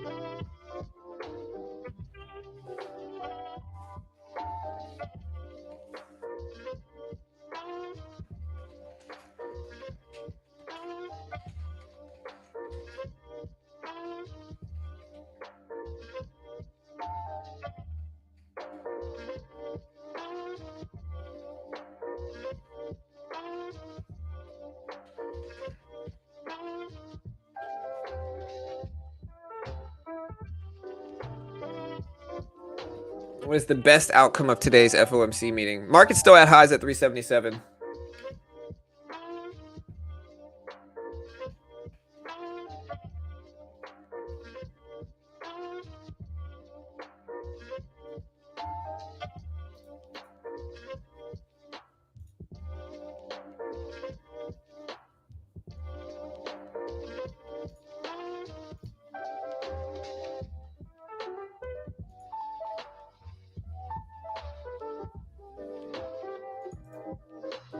All right, guys, so I just did a poll on Twitter. I do want you guys to respond to this poll if you can. Here's the poll on Twitter.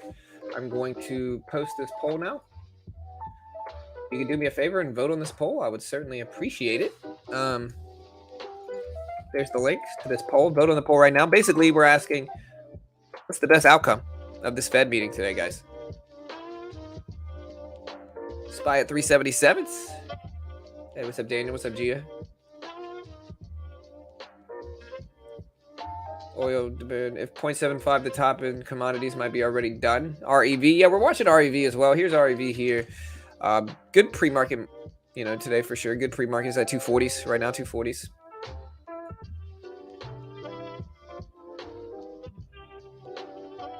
All right, so, so far on the poll, we got a few votes. 50% think 7.75, 75 basis point hike is good.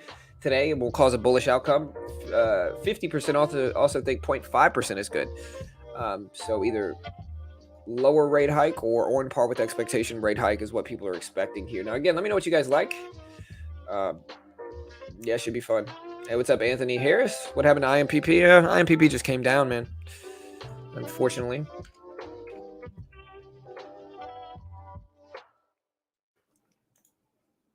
I'm honestly though excited, man. Carol is actually trading with me, man. That's cool. For the first time ever, Carol is actually chilling with me and trading. I've been trying to get Carol into trading for a long time now, you know. And so the fact that Carol now is actually into the stock market is really exciting. I'm super pumped about it, to be honest.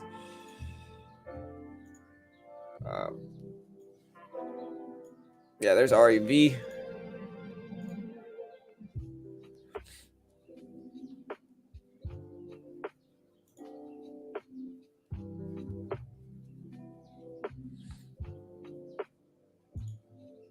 For the market is looking for an excuse to dump down. I think the market's already down a lot though, man. And so I do think we have to analyze the extension and understand the extension here in these situations, and use that as a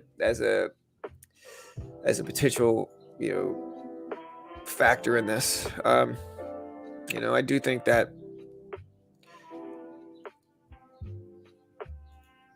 I think it's big. I think it's an important factor of all of this is extension on the downside. I think the market's down a lot already over the last 6 months or so, and I do think that it's going to influence this potentially.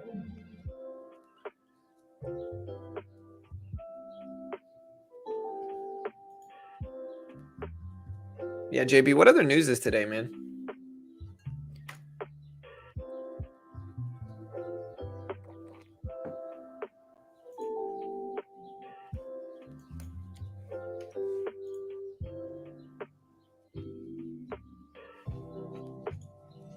Anything else big in terms of news? SPY pulling back to 377s. REV is up there. IMPP still trying.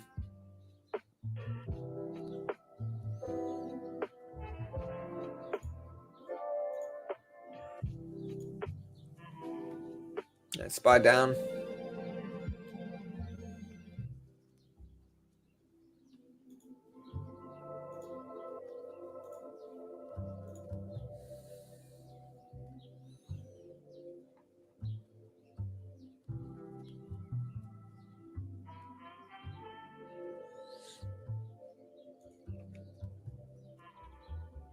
$377s. Redbox still at a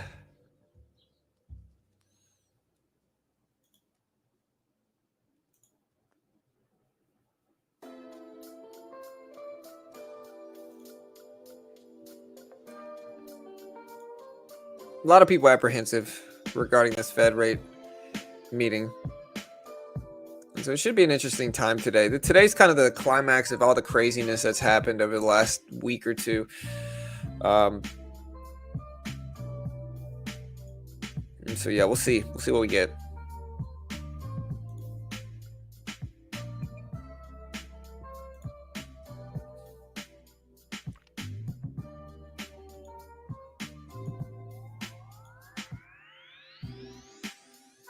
Here's Rev.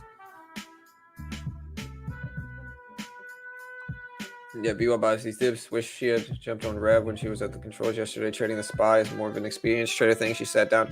Yeah, I disagree though. I think that trading the SPY is going to be a little bit easier than trading penny stocks. I think that the potential drawdown in penny stocks is much harder for new traders to get over. If you really think about it, it makes sense. Like the SPY is more reliable in terms of like price movement. Penny stocks might run up and then crash big. They get halted fast. They have these huge sells coming in and just big risky drawdowns in penny stocks. And so if you're new, I know a lot of new traders are attracted to penny stocks because they think they have to trade them because they're frankly cheaper. But I don't think they're best for new traders to trade. I think it's easier for a new trader to understand the momentum and the trend specifically of trading the SPY or Q or some type of large cap, as opposed to penny stocks that go up really big and then crash down really big all of a sudden, and then get these big dumps that are manipulated from big sellers and big traders just influencing the position. I just think it's a lot easier to manipulate and influence a penny stock than it is something like the SPY or Q. And I think it's a lot easier to read the trend on the SPY or Q relative to penny stocks as well. But again, I think it is subjective, of course.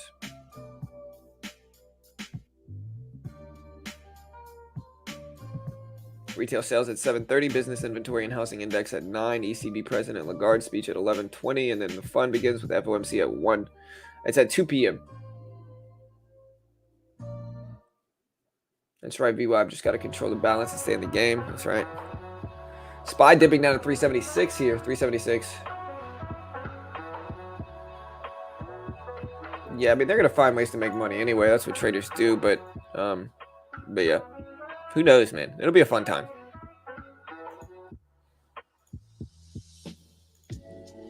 All right, Rev bouncing here. Look at the SPY dip here. SPY down to 376. Hey, what's up? Leave me alone. 0.75. Yeah, I agree with you. Leave me alone. I think 0.75 is the right. I think that's the right number. I think that's how we're going to get the best market reaction from this. 0.75 or so. But again, let me know what you guys think. Hey, thank you for the retweet, Angel and Chris. Appreciate the love, guys. Thank you. Thank you, team. Well, we got 41 votes already. Dope. Yeah, again, y'all vote on the poll here. Let me know what you guys think. And give me a follow on Twitter if you're not already, guys. Here's the link. Give me a follow. Vote on the poll. What's up, Juan? Hope you're doing good, brother. Yeah, dude. Crazy day today, man. Crazy day, bro. I'm excited. Honestly, the whole week we've been waiting for this. The last week and a half, really, we've been waiting for the FOMC decision today. And markets in chaos, crypto down huge. You know, just kind of a crazy market, man. And finally today we get the decision that the whole market has been ultimately waiting for. And so it should be fun. Let's see.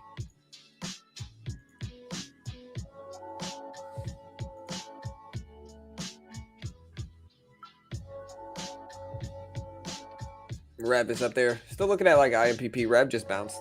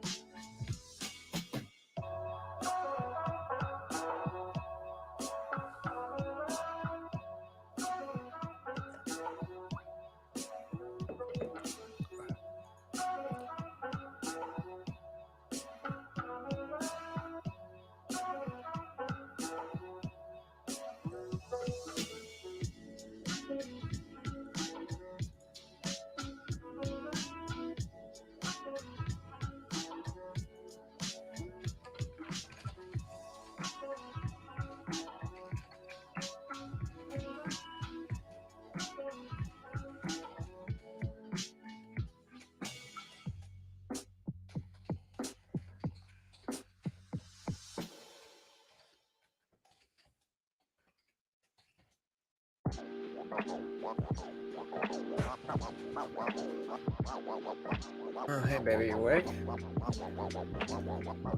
Okay, today's the Fed meeting, and so it's a big day for Feds because they're going to announce the rate decision. You know, what they do is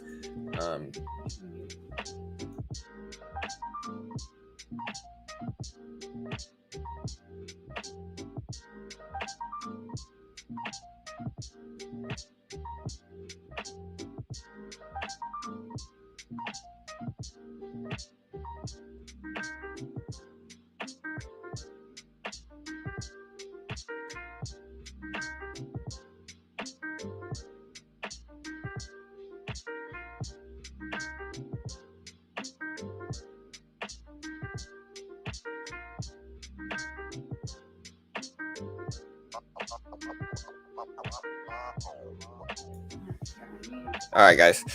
Sorry, I'm talking to Kirill. Yeah, I got my hoodie right there. That's kind of nice too.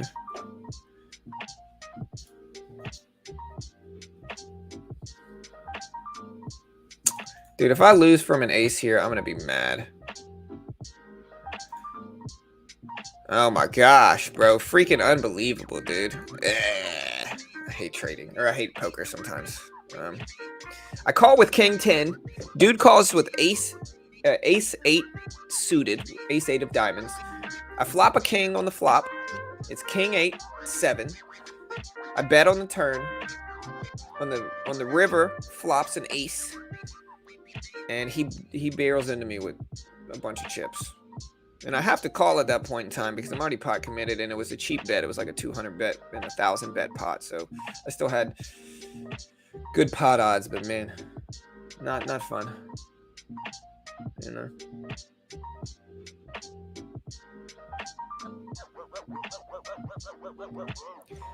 Jack Pop, I make more money than you do, sir. So good day. Stay insecure. You know. Good day, sir. You know. It's crazy that people still say time to get a real job, bro. You guys know, like, listen, I'm a real estate agent. I'm a software developer. I run this YouTube channel, I live stream, and I'm also trading stocks here. And so for people to act like I just don't have a job and that I'm just some unskilled guy on YouTube, y'all get out of here, man. You know, like, listen, y'all are just insecure because y'all haven't done nothing with your life. So cheers to you, Jack Pop, but keep crying, sir.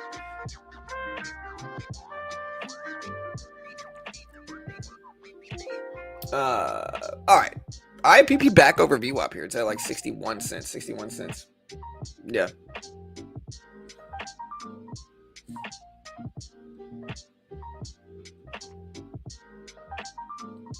Good day, sir.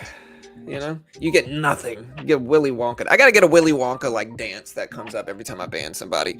Let me know your ideas for that, but I should get like a Willy Wonka dance that comes on screen. Maybe like the hat flip where he's like, you know, like I should get that, you know.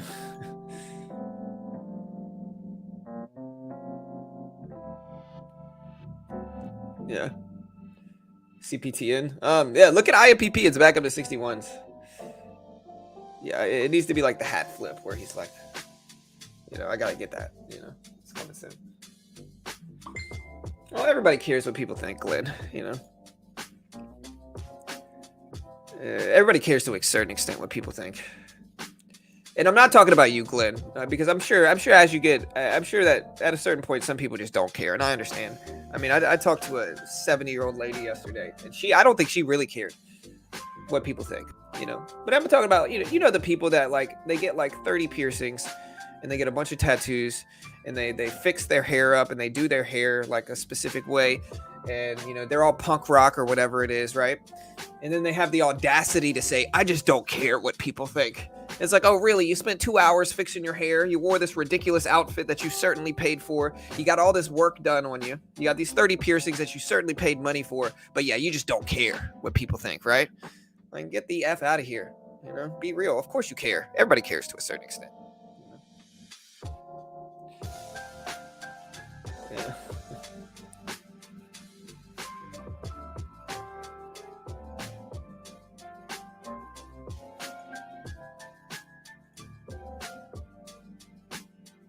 But no, Glenn, like I said, I'm not talking about you, Glenn. You know, obviously, I'm just kind of messing around because I see people do that a lot, you know.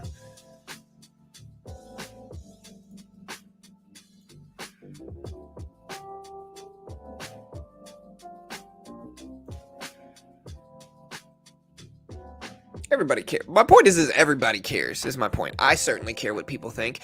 Carol cares. Everybody in here cares what people think to a certain extent, you know.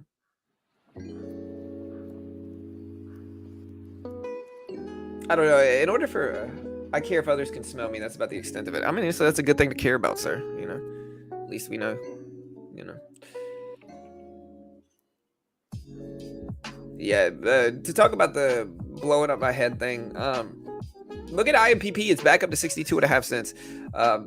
I used to have OBS, so I used to stream with OBS, and when I had OBS, I could put overlays up on stream, and it was fun. But I don't use OBS anymore. I use StreamYard instead because it's just a lot easier to manage what's going on in the stream. And so I could do a stream where I use StreamYard and kind of manage it that way, but it would be a lot more work, you know. But it was fun. It was a fun stream to do, and maybe we'll get another one going one day.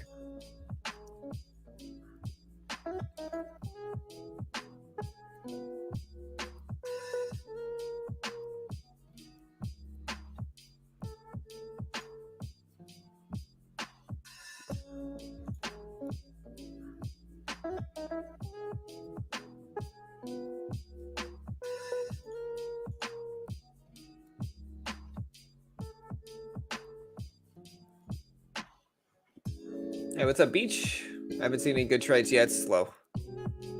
Yeah, that's actually what they're talking about. Maybe I'm just kind of messing with them too hard. But yeah, they're talking about the judgment that they get from people. Yeah, and that's probably a good thing not to care about.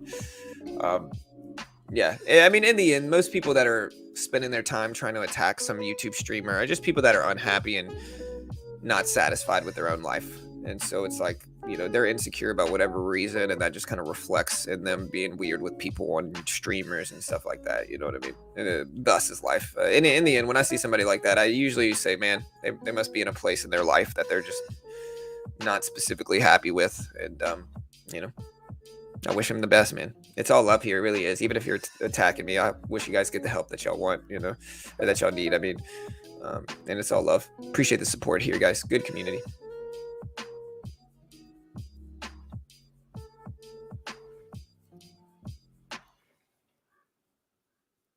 Yeah, IMPP back up there. Hey, it hit 65, so let's go. It's back up there.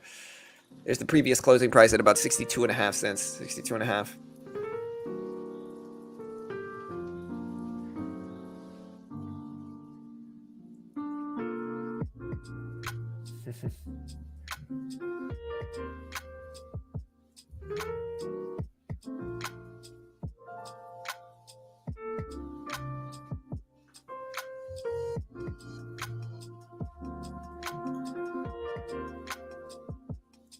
Misery loves company. Hey, you know. Hey, what's up, Rick?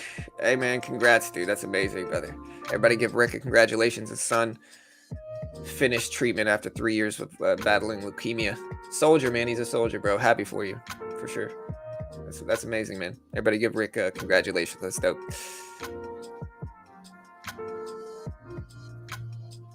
IMPP up to 64 cents. 64 cents.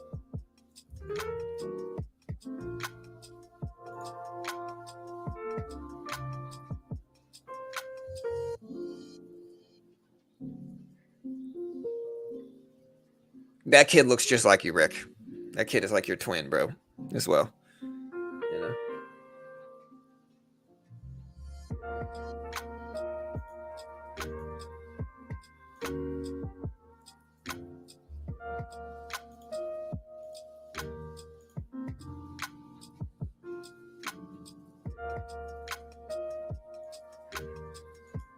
All right, man. IMPP at 64 cents. 64 cents.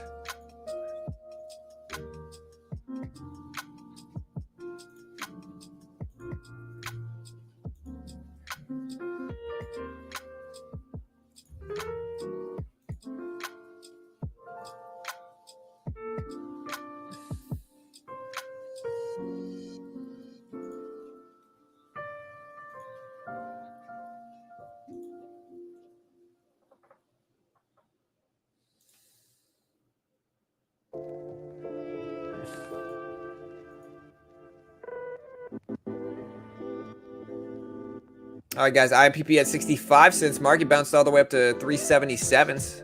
Up to 377s here for the SPY. Making big moves here.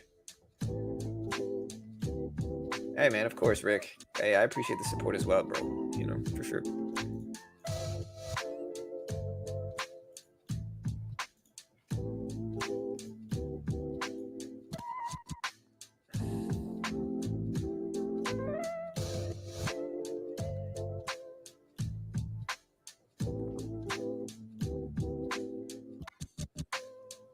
Man, look at IMPP got up to 65.5 cents. The SPY's back up to almost 377s here. Redbox is at 960s.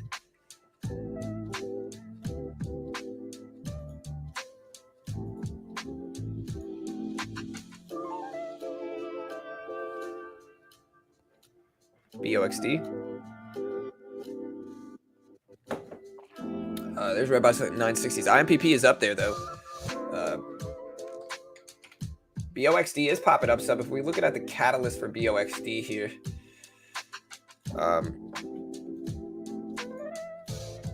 BOXD.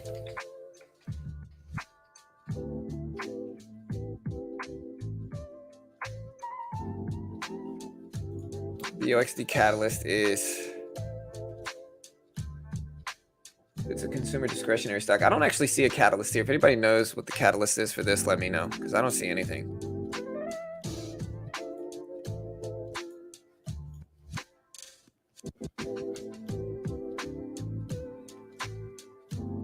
Do you guys know why BOXD is moving? I don't see any catalyst here, to be honest. If you guys know, let me know. Rev gets a bailout. Yeah, it might. But BOXD's over VWAP here. And it's still trying.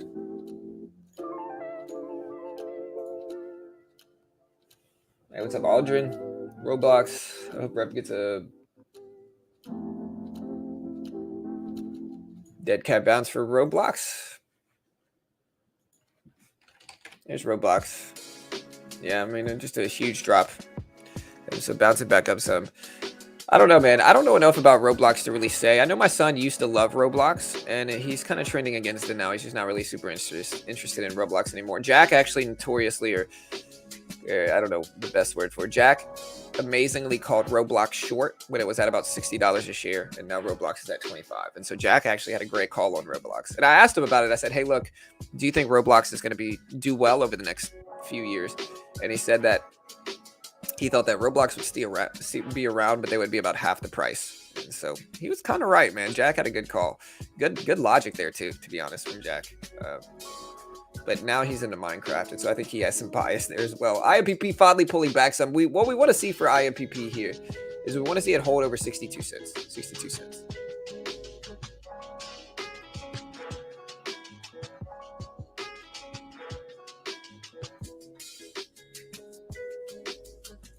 And just to clarify, I'm not hating on anybody with piercings or like that. Like that's kind of like punk rock. I mean, listen, Carol's probably got more tattoos than anybody here. She's got some piercings. I have tattoos as well, so I'm not hating on those people. But I mean, what I'm saying is that everybody cares what people think to a certain extent.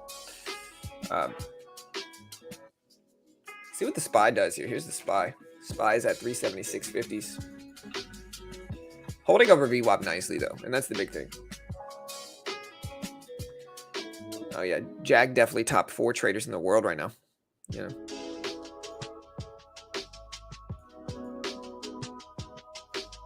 Top 4 traders in the world right now.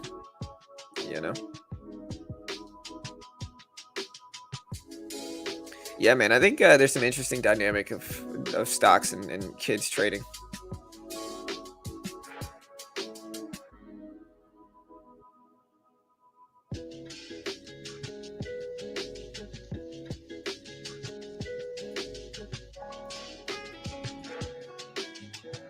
Ask David Goggins if he cares what he thinks. I don't think he cares what I think, but I'm saying everybody cares what people think to a certain extent. David Goggins included. If David Goggins didn't care what people thought, then he wouldn't be on the internet.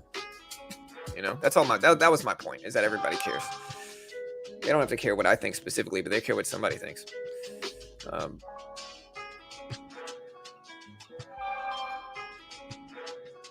Rev thoughts.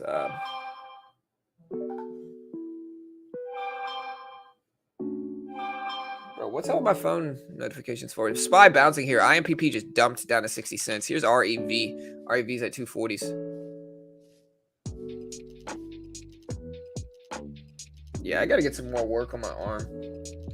More tattoo work on my arm. I gotta get some more. Here's CSCW also gapping up some too. REV still trying here. And then what was the other one that was moving that somebody mentioned? SIGA looked okay.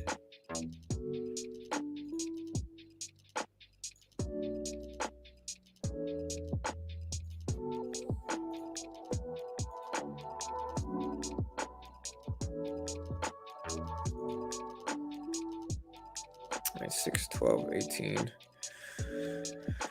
Less than 2 to 1 pot odds. We're just gonna close that.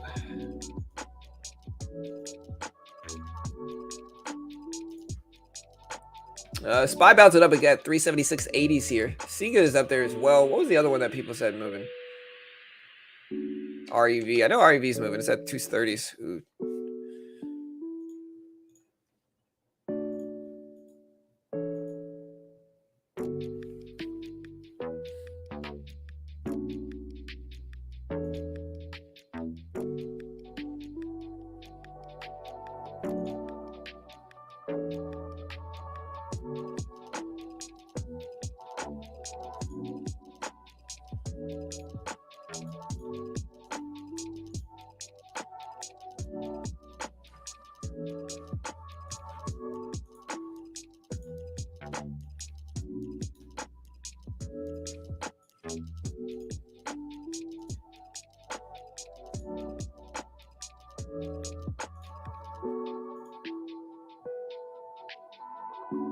Ooh, I got a call too.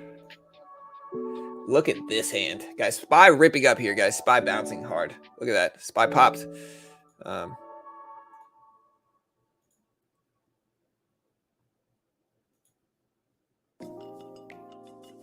at that hand, guys.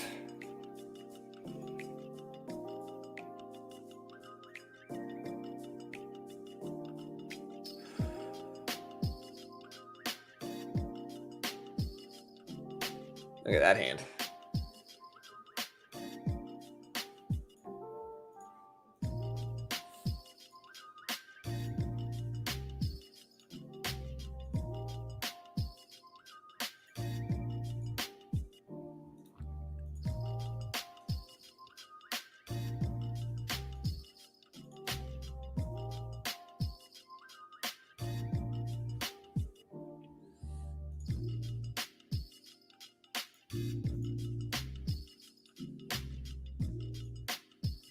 Mullen Sleeping Giant. Mullen has just been diluted a lot. You know what I mean? And so the problem with Mullen is that there's just a lot of dilution for it. And so it's one of those things where, you know, it's going to be hard for it to make any type of big run. Now, if you believe in the battery technology, then that's fine. But it's one of those... Wait, is today trash day? Oh, shoot. Oh, shoot. Shoot. I'm sorry, guys. I'm sorry. Hold on. Oh, crap. Dude, today is trash day, and I missed it.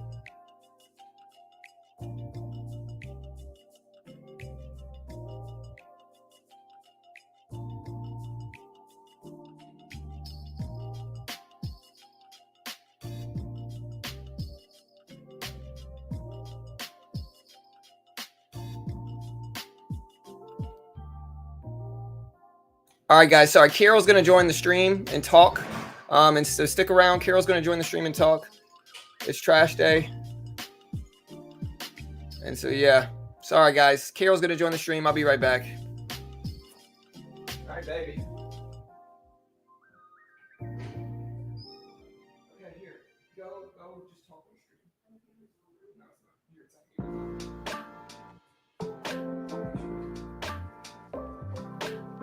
All right, yeah, it's unmuted. All right, yeah, just sit down and talk. Hang on.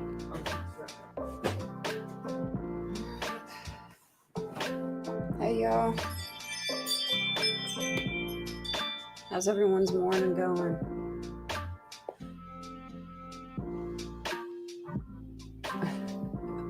Yeah, we usually put the trash out last night, but we forgot about it. That's you on Thursdays, huh? Yeah, our trash day's Wednesday, and usually we get it out the night before, but every now and then this happens. You just burn your trash. Hey, man, if that works for you, I guess. Yeah, Juan, I'm going to come on in a little bit. I'm not completely ready yet. I'm kind of getting around for the morning.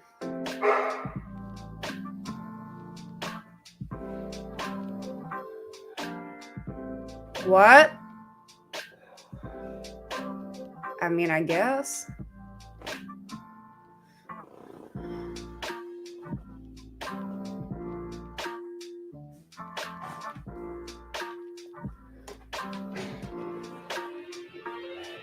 Yeah, we have the trash pandas too, JoJo.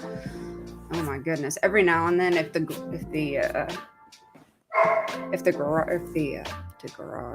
garbage is not completely closed, we'll come out in the next morning, and there'll be little pieces of trash everywhere from the raccoons getting into it. So, yeah. Oh, thank you, KB. I appreciate that.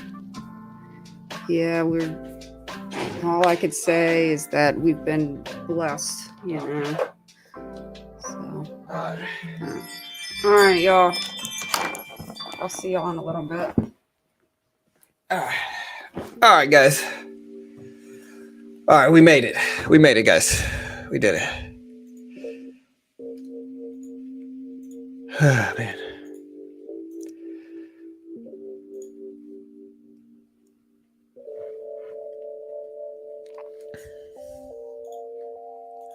All right, guys. REV dipping down a little bit. The SPY is moving up to 377s. 377s for the SPY.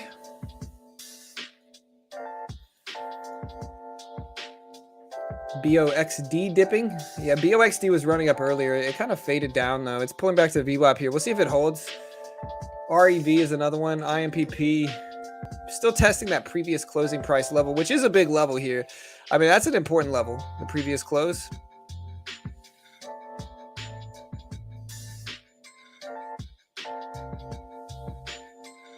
EVOK. Wow, look at EVOK, guys. EVOK, it's at 384s.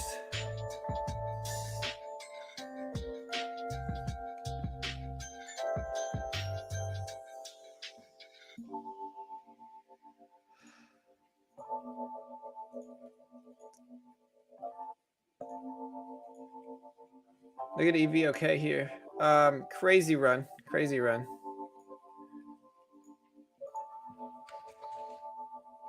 I'm looking at the catalyst for EVOK right now. They announced approval of their GMI to Florida State Medicaid program. So they announced the approval of their bio drug for the Florida State Medicaid program. So Medicaid approval here for this one. And EVOK is ramping up. Huge move for EVOK. Here's the catalyst here.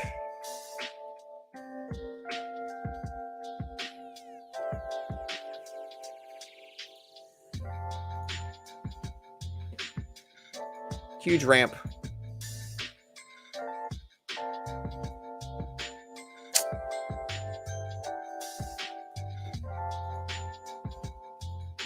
All right, EVOK pulling back some here. Trying to pull back some.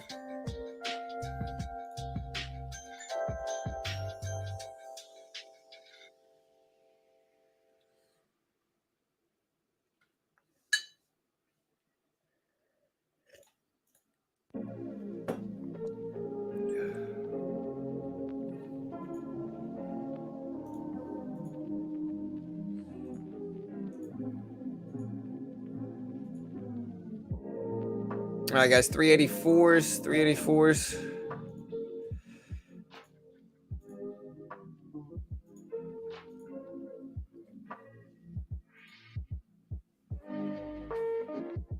You ever miss your old house? Oh, dude, I do. I really do miss my old house, man. My old house was fun, bro. We have a much bigger and nicer house now. We really do. So we have a nicer house at this point in time, but I do miss my old house. It was dope. My old house was cool. I miss my backyard for playing catch with my daughter and my kids.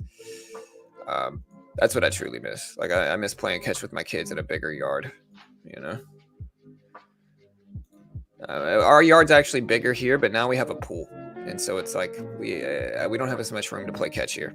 And so I do miss my old house in that regard. Man, EVOK tapping $4 here. And you can see the catalyst for it at the bottom.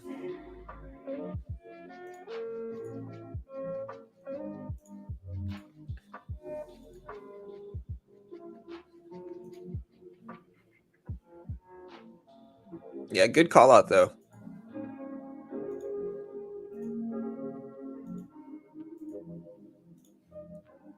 All right, almost tapping, almost a 4.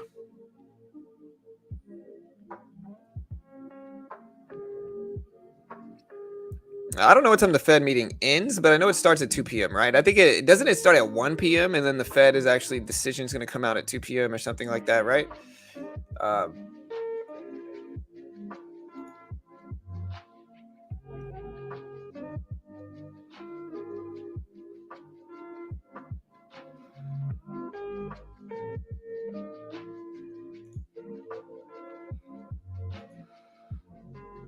It's something like that, where the Fed decision is actually going to be at 2 p.m.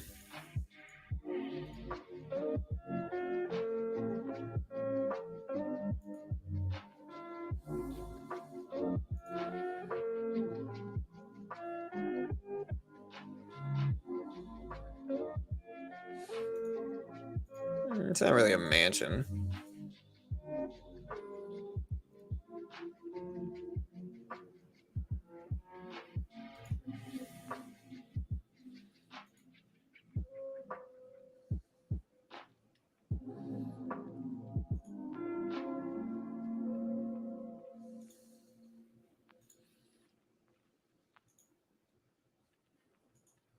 All right, guys. EVOK pulling back. SPY pulling back too now.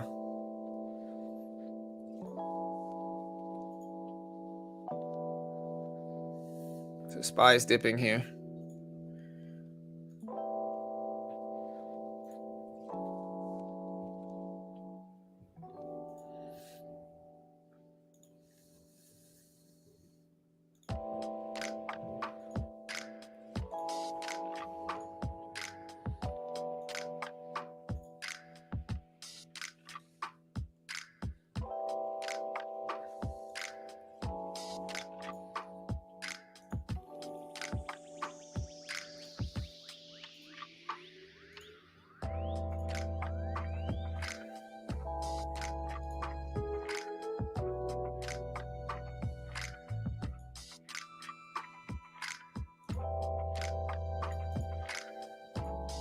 right, guys. EVOK still trying to ramp.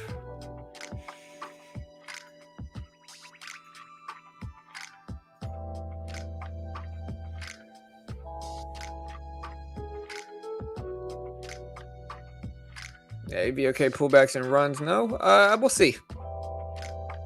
It's trying to hold. 370 seems like it's built up this range here. So we'll see if this range breaks. We also have 350 underneath us that I think is relevant as well.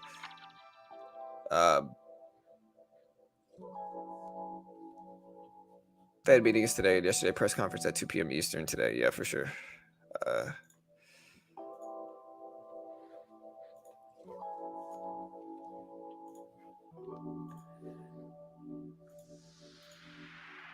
All right, so EVOK, we might buy this dip, and then we're gonna have to manage this.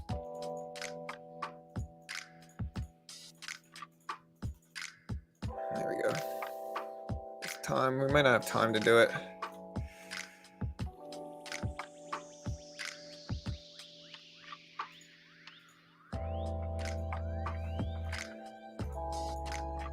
It's too late now. I kind of missed my entry here. Took too long to get this set up. SPY's starting to ramp though. So the SPY's actually starting to run.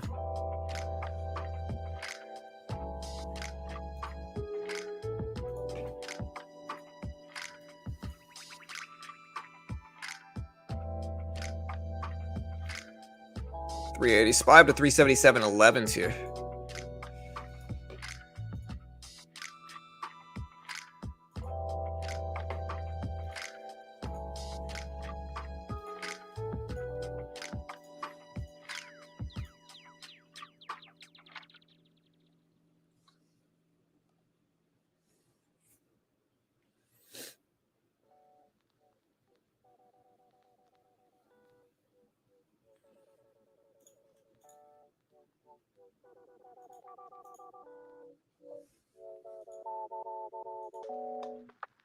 EVOK, I wish I would have got that dip. SPY up to 377s.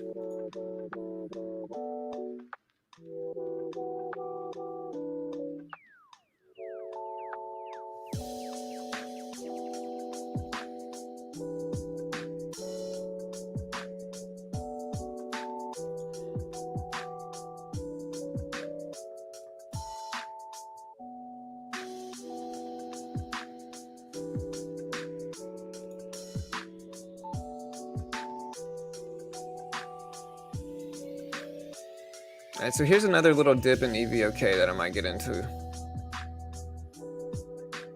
Oh crap, I forgot to put TIF. Man, this is gonna make me miss this entry again. I hope not. All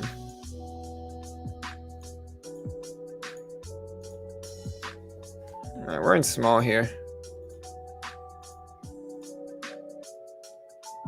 25 shares. Maybe we'll add a little bit more on a pullback too. We just got to get a good enough pullback here. SPY still ramping up. It's at 377.30s.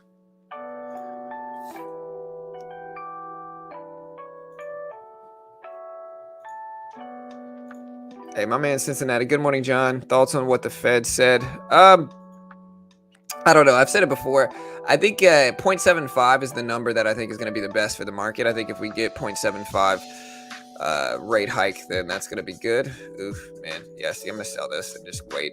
Again, pre-market has not been treating me well lately. And so I think I'm just going to chill and woosah with my trading until, you know, pre-market is over with. Just a lot of fake outs. I think with the Fed decision coming up, I don't think it's going to affect EVOK much, but it's just, you know, big range, big sell orders coming in. It just doesn't make sense for me as a trader. I made money most of this week, and so we'll see how the Fed meeting treats me.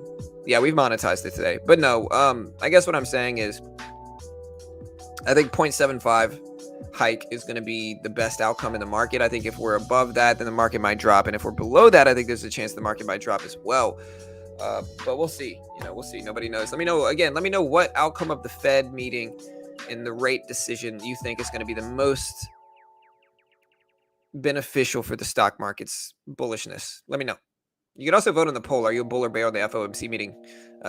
Mostly bear is what I'm saying. Most people are bearish here, but some people are bullish. You know, it's not quite split. There's still some, you know, stuff to pay attention to.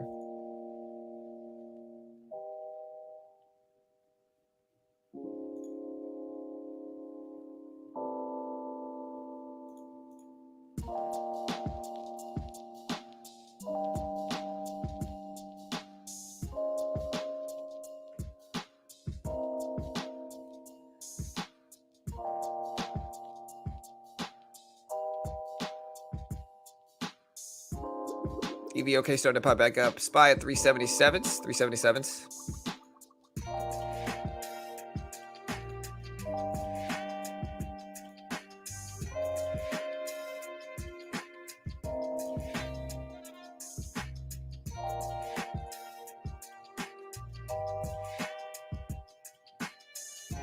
Got more there, plus a few hikes by the end of the year. Don't know economics enough to say.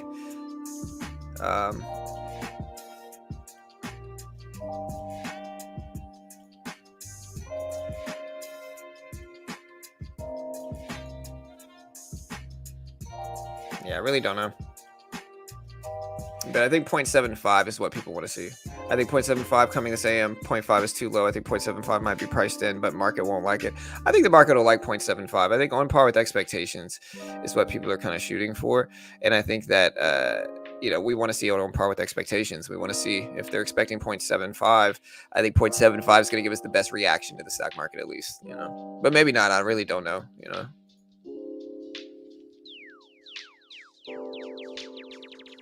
Yeah. SPY up there to 377. So the SPY is pretty bullish today. Pretty good looking today. Now, it's not the crazy green, but previous closing price was at 373, 374s. It's a well below where we're at now, just way below. And so we'll see. But yeah, I hope it's 0.75. I think if it's 0.5, it's going to be too little, and people are still going to have inflation fears. If it's 1, it's too much. And so it's kind of the Goldilocks complex, where it's 1's too much, 1's too little. And so, but again, I don't know. Let me know what you guys think.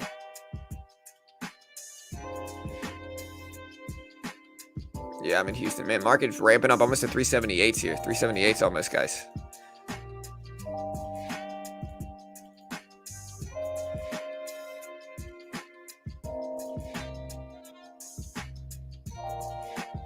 HUSA. Yeah, I know HUSA ran a lot yesterday in the morning, but then kind of faded back down and looks kind of weak now.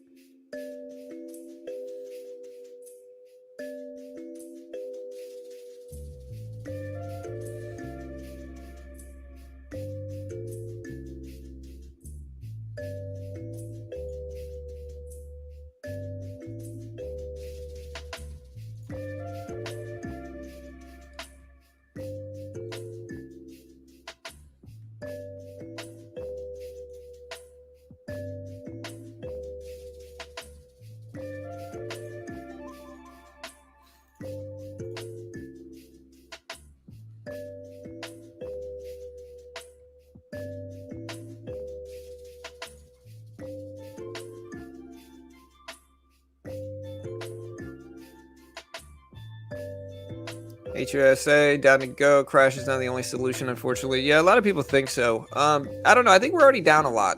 I think we're already down a lot, and so I think it's one of those situations where we're already down so much, and where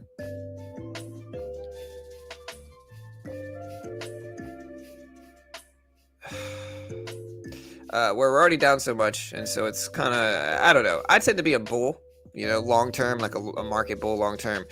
But everybody's certainly not, and we'll see.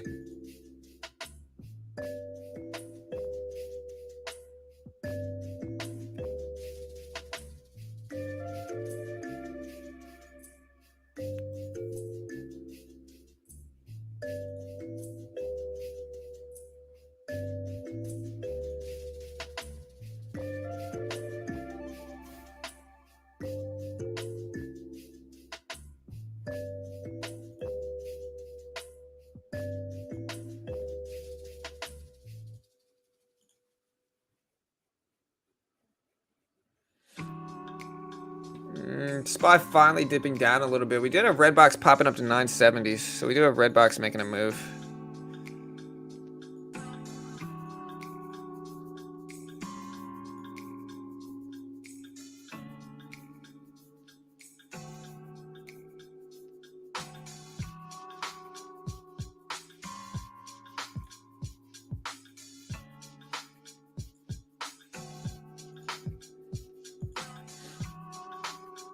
A little too strong for EVOK. Yeah, EVOK made some moves. IMPP still struggling with the previous closing price. It's trying.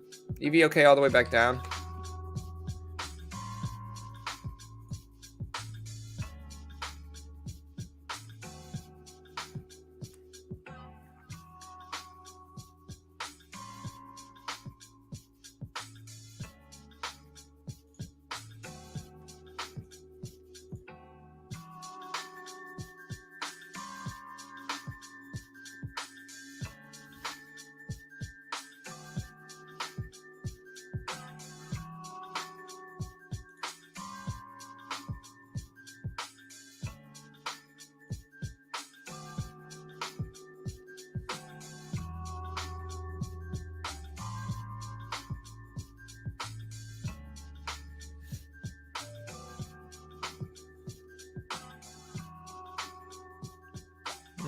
Why is the market ramping up before the meeting? I would say probably just optimism is going on right now.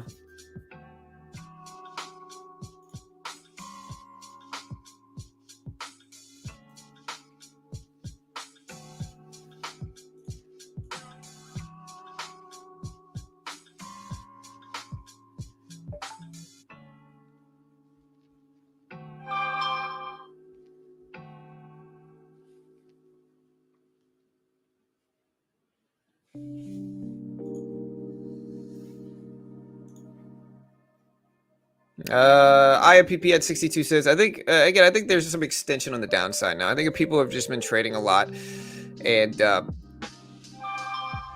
think the market is edging up because people are expecting on par with expectations potentially. I don't know.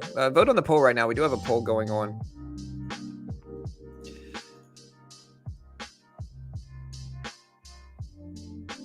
Right now on Twitter, we did have a poll going. What's that mountain? You think Mullen pumps today? Maybe. I don't know.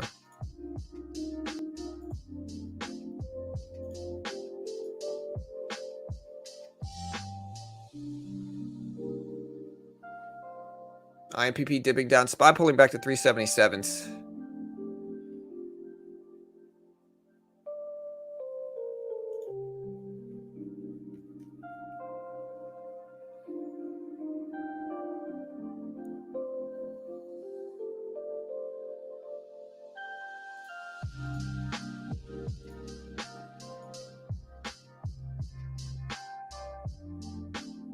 IMPP still struggling. Market dipping down heavily. It's at 377s. Redbox back up to 970s here.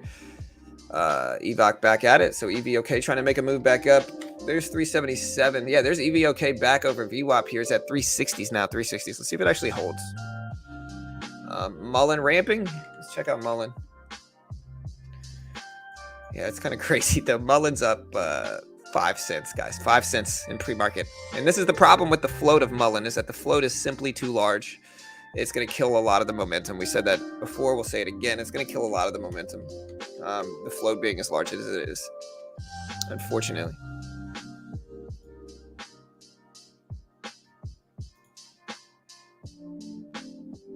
Again, are y'all bullish in Mullen? Let me know. EVOK up to 360, so back.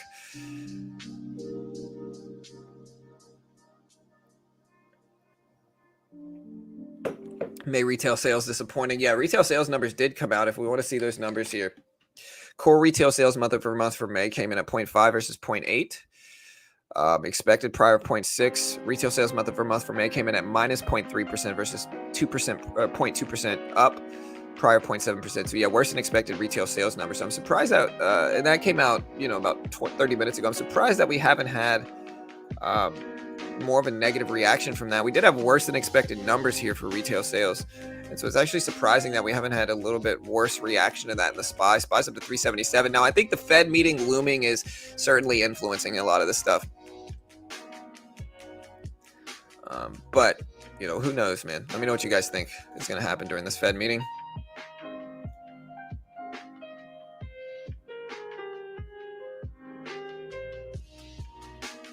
The float of Mullen is, let me check. Pretty sure it's in the hundreds of million. Yeah, it's 300 million. And this is what a large float like this does to stocks, is it kills the volatility, kills the momentum,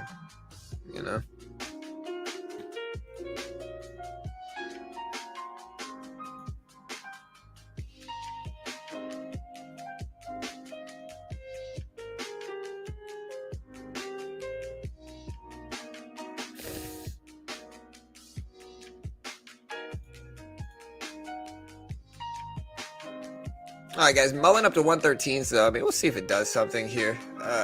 We also have EVOK, which is the craziness, is back up to 374s, 375s here.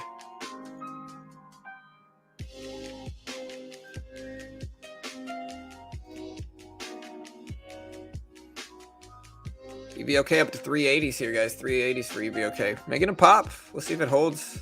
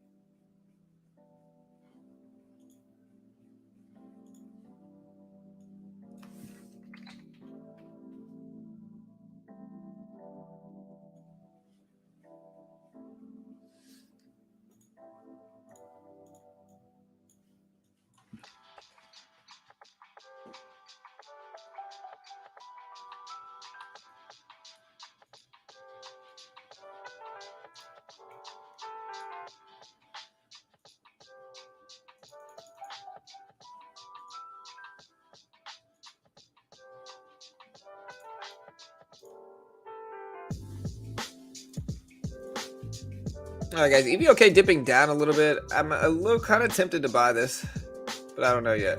We'll have to wait.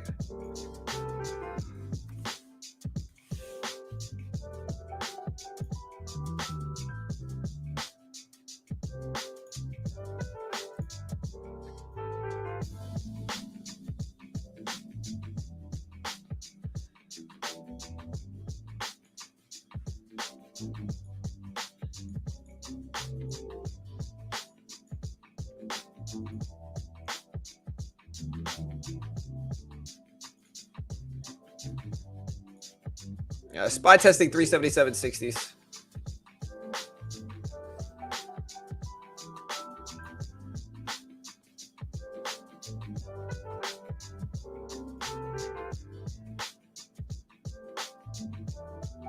Red box still at 970s. Here's an IMPP. And now IMPP, the last time I looked at it, was battling the previous closing price, but it looks like it's gotten rejected all the way back down.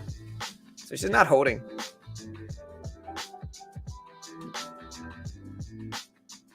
Mullen need 300 plus million shares traded to pump them, you think? I don't know if they need it. I just think that it's going to be, in the end, guys, when a stock does offerings and dilutes their float, what happens with these stocks is that it makes it very difficult for momentum to show up. Because if you look at like Mullen here, regardless of how good their battery tech is, even on this huge move, like look at Mullen's big pop. Mullen popped, you know, this big green movement here. This is a big move for Mullen. Don't get it twisted. This is a big move, right? Even on this big move, it's literally a 6-cent move. That is tiny. That is tiny. And the reason for this is that Mullen has too large of a float at this point in time. The float is simply too large for Mullen. It's got too large of a float. They've diluted the company too much to where the float is simply too large for there to be a ton of momentum that shows up from it. It's just simply too large.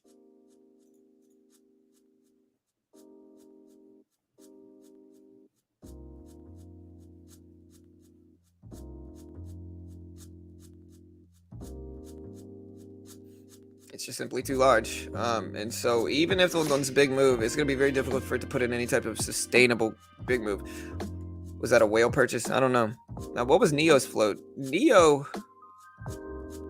Let me see what Neo's float is.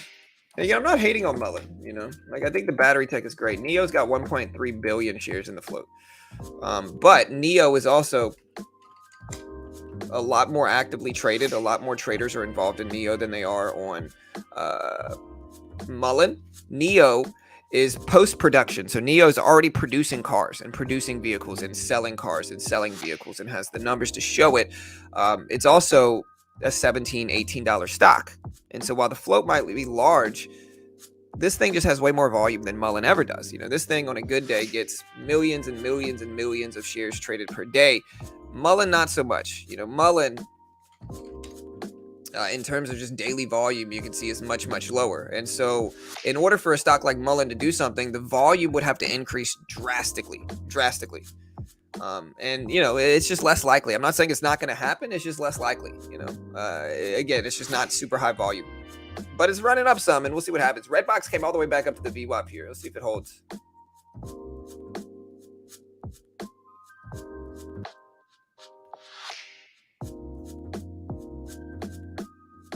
SPY dipping down to 377s. And Carol's about to be here, guys. Carol's about to be here.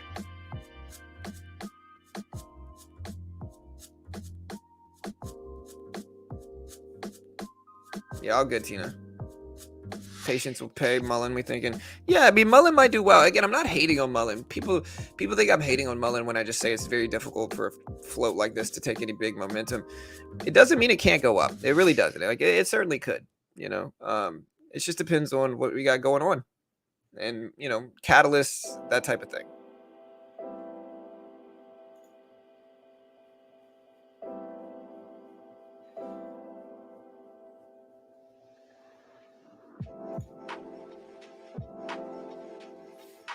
Hey, thank you, Tina. Yeah, y'all hit that like button, hit the notification bell. We certainly appreciate it.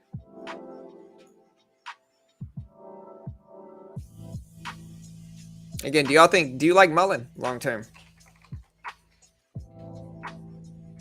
Or do you think Mullen ends green this month?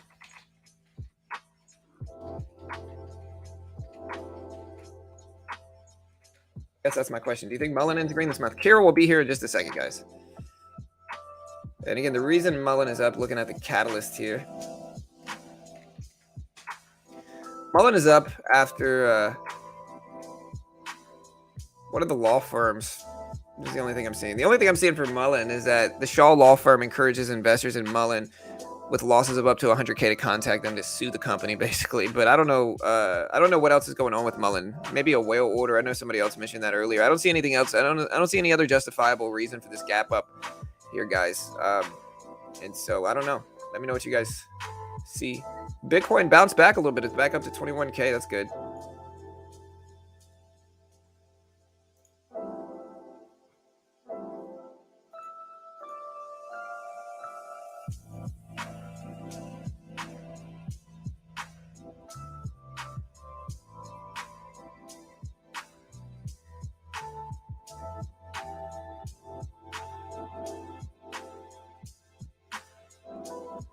CEO Mullen promised 2 catalysts prior to month's end interview, so I expect some volume in the coming weeks. Mullen for day traders. No, I don't think Mullen's good for day traders. I think the float's too large to have any type of big movement, to be honest. Rivian, I like Rivian a lot more than Mullen. Amazon believes in Rivian too. But I don't hate Mullen either. It's not like I'm against Mullen. I think the battery technology is going to give Mullen an edge in business. But in terms of the actual stock, I don't know.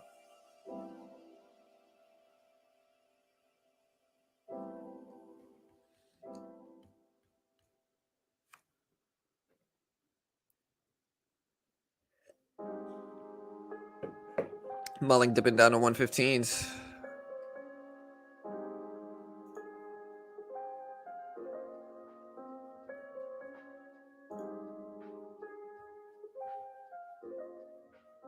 Yeah, I don't think Mullen's that great for day traders. I just think it's a hard thing to do. Rivian. All right, SPY bouncing up. Yeah, Carol's about to be here, guys.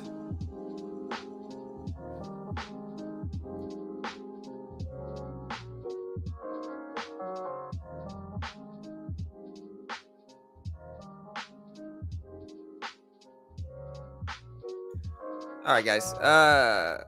Green or red so far today? We got about 23 minutes until the stock market open. 23 minutes.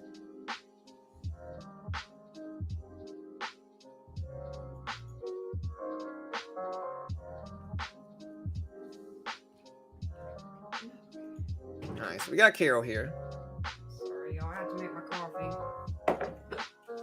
And I have the hiccups. Yeah, it's all right.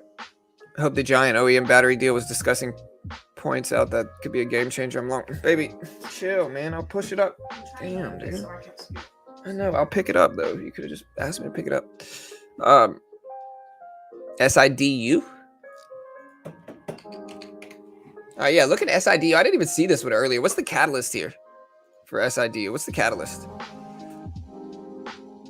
SIDU is ripping. If we look at this catalyst,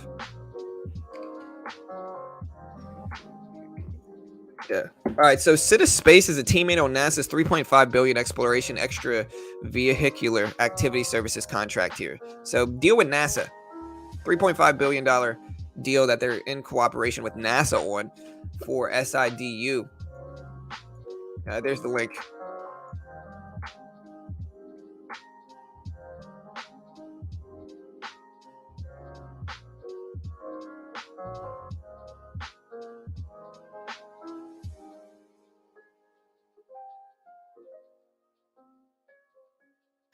All right, guys.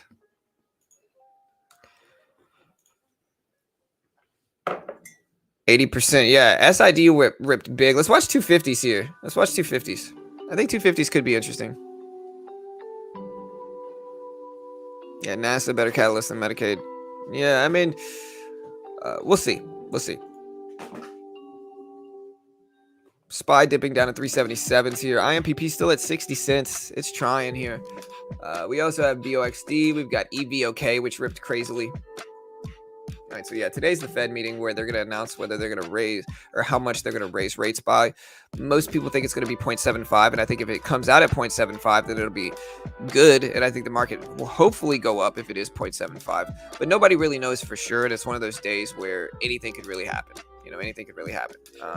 Even if they announce 0.75, it doesn't mean the market's going to go up. The market could go down from that. And so with that said, we kind of got to be careful.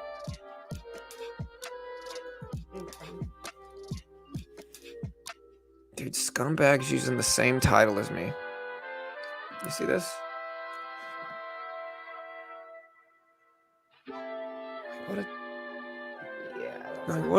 He's like, oh, supportive. He tries to come to my stream with his little paper account, trying to, use the same title as me. You know what I mean? I feel bad for the people that join his stream because they're going to think his money's legitimate, Anyways. Top of the morning. What's up, Emmanuel? Good morning, dude. Mullen is in short-term volatility due to short squeeze potential. Let me see what Mullen's short float is. Mullen's only got about 12% short float. I don't think it's a super big short squeeze candidate. It's also got 300 million in the float. Mullen has 300 million in the float, only about 12% short float. And so I don't think it's some big short squeeze candidate. The short float's simply not that high. And I think every stock that people end up bag holding in, every stock that people get stuck in, where they buy it, it drops big, and they end up just kind of sitting in it instead of selling it. Every stock that happens, a very common thing I'm seeing is a lot of people just say, oh, it's a short squeeze, when most of the time it's not. And again, this one's not super likely to short squeeze big either. The short float is 300, or the float is 300 million. Short float's only 12%, not super high. High float, small short float, just not really indicative of a big short squeeze, And again, I like the technology of Mullen, but like in terms of like stock fundamental numbers, it's just not. It's not the best, And I know that might not be good for everybody to hear, but like, that's my honest take on it. And again, I think there's a chance that, Mullen's back down to 113s. I mean, look at Mullen over the last few weeks. All right, SPY back up to 377s. So when you have this type of market, you just have to kind of. Well, the market's doing okay. Like, here's the SPY. So the market's actually green. Oh, well, Mullen has just been diluted a lot. It's just got too big of a float, right? And I've explained it earlier. Whenever you got a float this big, like this whole move, this entire big move that everybody's like, ooh, yeah, Mullen. It's only 7-cent move. This thing's only moved up 7 cents because the float is so large in Mullen, which means that the company has sold so many shares that and added so many shares and diluted themselves so much that it's very difficult to get any type of volatile price action in momentum because the float's simply too large at this point in time. The short float's not huge. The regular float is very large, 300 million for a penny stock at $1. And it's just not super indicative of a big short squeeze. And it's just very difficult to make these things move, because the range is small, because the float is so large, unfortunately. Hey, Tina, how's it going? Yeah, IMPP. IPP's down to 60 cents. I think it's got to get over 62 cents where the previous closing price is and hold. You know, is what I think. Hey, thank you, Tina. We appreciate it. Thank you. That's so nice. And again, I mean, guys, listen, we don't have to agree on Mullen for you to like my stream. At least I hope not. You know, it doesn't need to be one or the other, you know.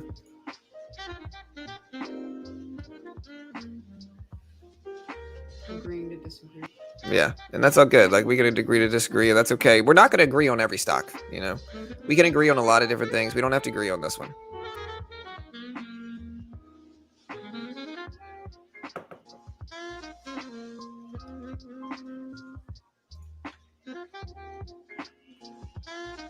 SPY bouncing up some. Yeah, Fed rate decision is today.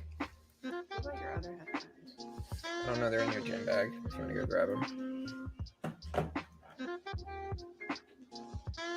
Yeah, but short volume is not the same thing, Ronald. Short volume is not the same thing. There's a difference between the short float and short volume. Short float is a relevant number. Okay, just to kind of teach you about like short squeezes and shorts and like what these numbers actually mean, brother. Okay, short volume means nothing. Short volume means nothing. Okay, it's very random. It goes up and down, big numbers throughout the day. Short float is not the same thing as short volume. Okay, short volume is a lot less reliable of a metric. Okay, short float is important. Stock has a high short float. It can be indicative of a short squeeze. Short volume is less relevant. It's more random, and it's certainly holds less sway over a potential short squeeze or not. And so a lot of stuff is going to have high short volume, but the people that stay in the float short is different. And so, you know, there's a big difference, I guess is what I'm trying to say. There's a big difference between short volume and short float, brother.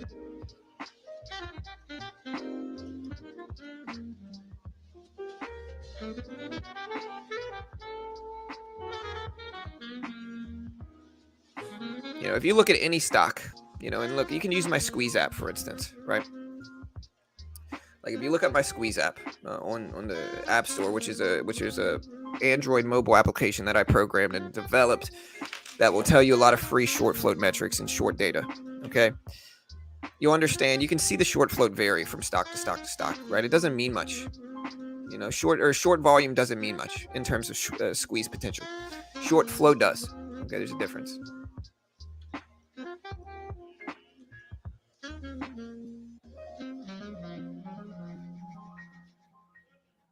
SPY's at 377s.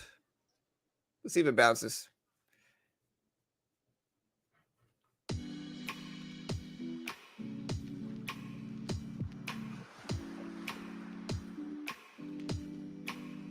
All right, guys. SPY down to 377s. Let's see. Today is FOMC meeting day, and so this will be a fun day. We got 14 minutes into the opening bell. Wish us luck, guys. Wish us luck.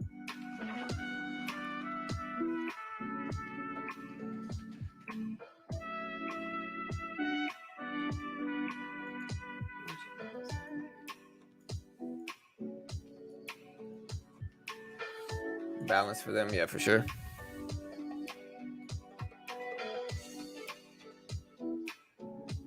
SPY pulling back some here. A lot of indecisive action though today.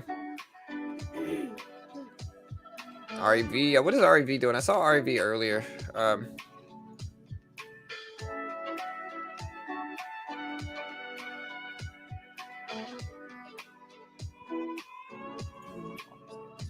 Yeah, it's better than the last coffee for sure. SIDU. Yeah, NASA deal. Up to 280s. Guys, so SIDU is the penny stock that's been really ramping up nicely today.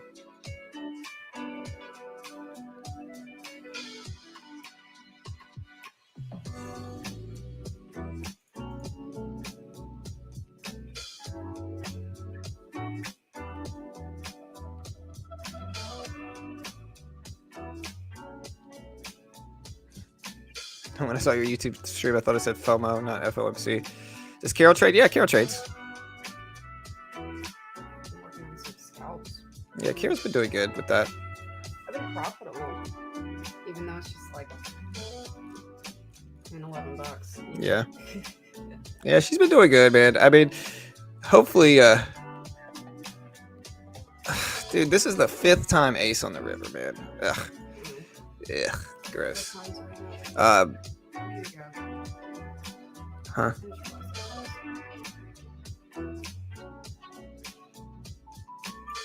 All right, guys.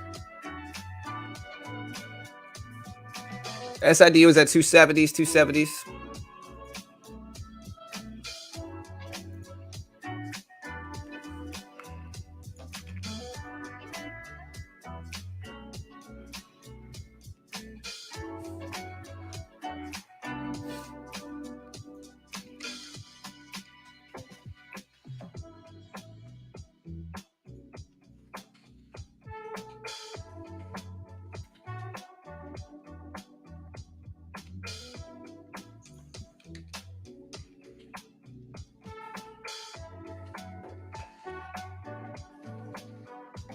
All right, guys.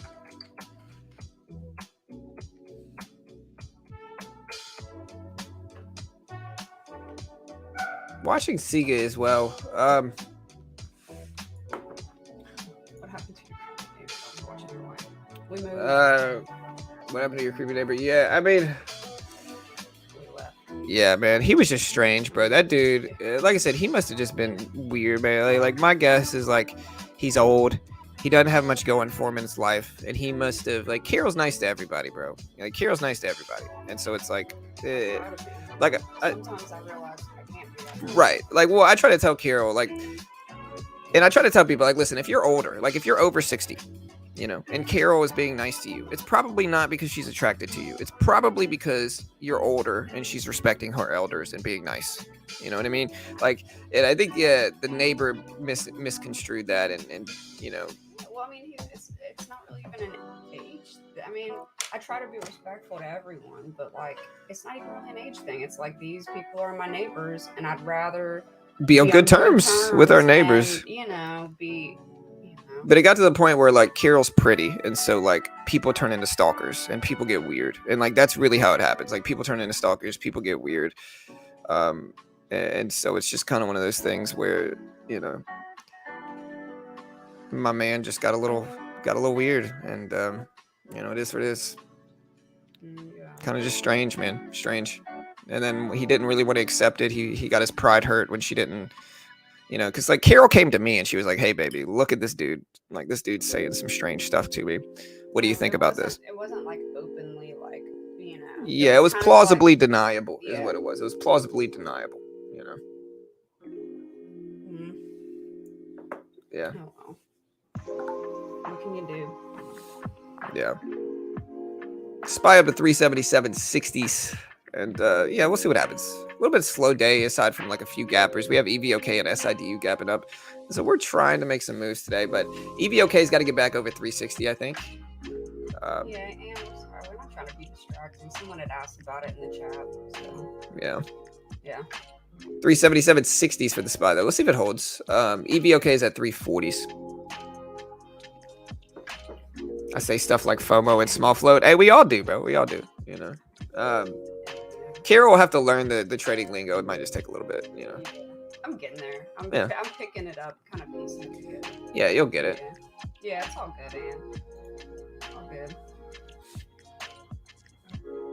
Yeah, but I feel like every day I pick up, I start like something else kind of clicks about it that I didn't. Baby steps, you know. As you do it, you'll get a little bit better and better as time goes on. Is what'll happen.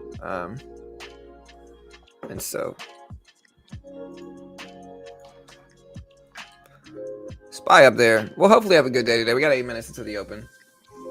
FOMO. Oh, Carol, what's FOMO? Do you know what FOMO is? Fear of missing out. There you go. Yeah, FOMO's one of the big killers in trading because FOMO will basically drag you.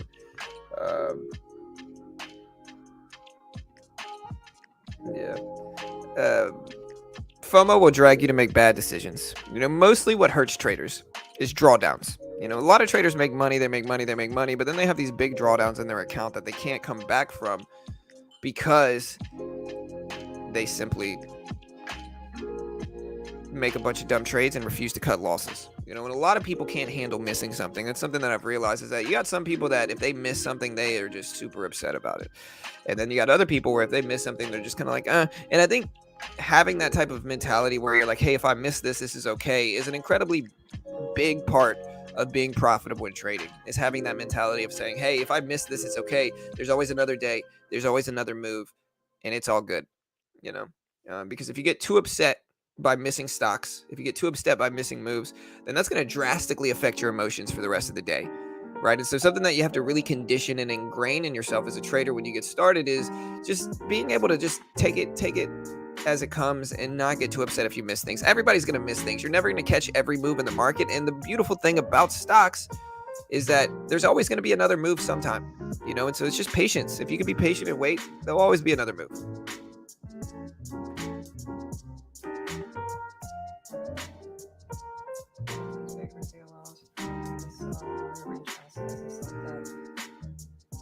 Yeah. Traders need to make dealing with FOMO a priority, and boy, have I learned. Yeah, man. Again, I've been in this game for a long time, and I've seen how FOMO destroys accounts. A lot of traders are profitable traders. They just can't handle a loss, and so they just end up refusing to cut losses. They refuse to cut losses. They make money, and then they have these big drawdowns in their account that just drag them down. You know. Yeah, and I could see myself like when I was kind of. This weekend I had worked on some just paper trading.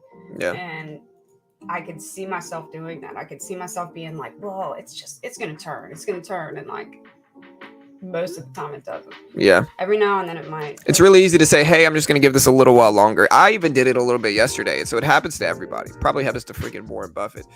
But again, the real key is just being able to handle that and cut losses when you need to. The best skill you can have in trading is the ability to cut losses.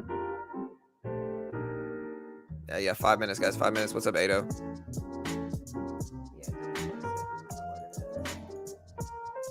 I believe it. Yeah.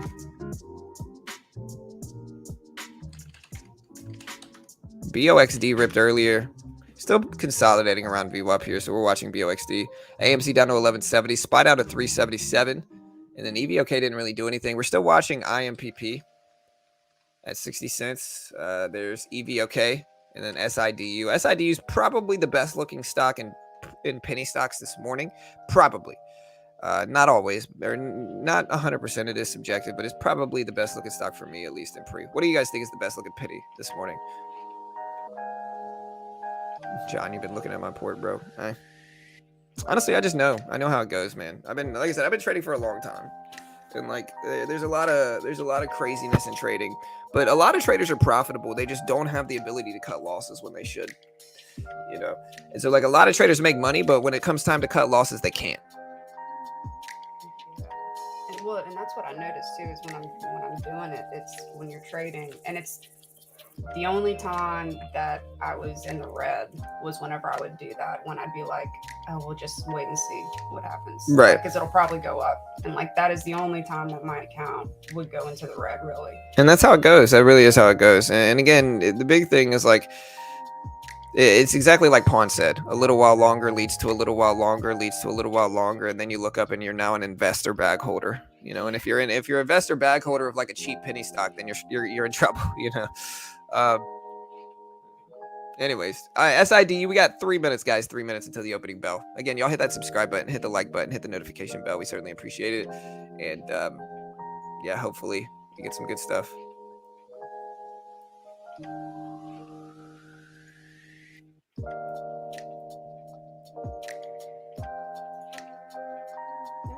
Hey, happy hump day, Tiny. Good morning. Hope you're doing well. Green or red so far, leading into the open, guys. We got less than 3 minutes. Green or red, team. Green or red.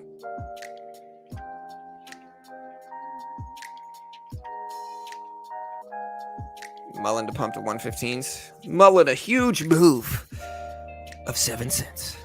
Yeah. That's how it really is. AMC bounced just now. It's at almost 12.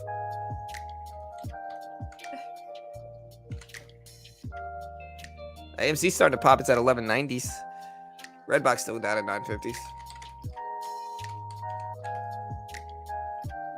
Small green, keeping it tight. Haven't had a red day in 2 weeks. I'd like to keep it that way. Hey, good luck, Walter. Winning Wednesday. Hey, Tiny. Or hey, Tina. Sorry. You know. We're going to make money today. We're going to be happy. The Fed is going to announce a good thing. And again, what Fed rate hike decision do y'all think will cause the market to go up?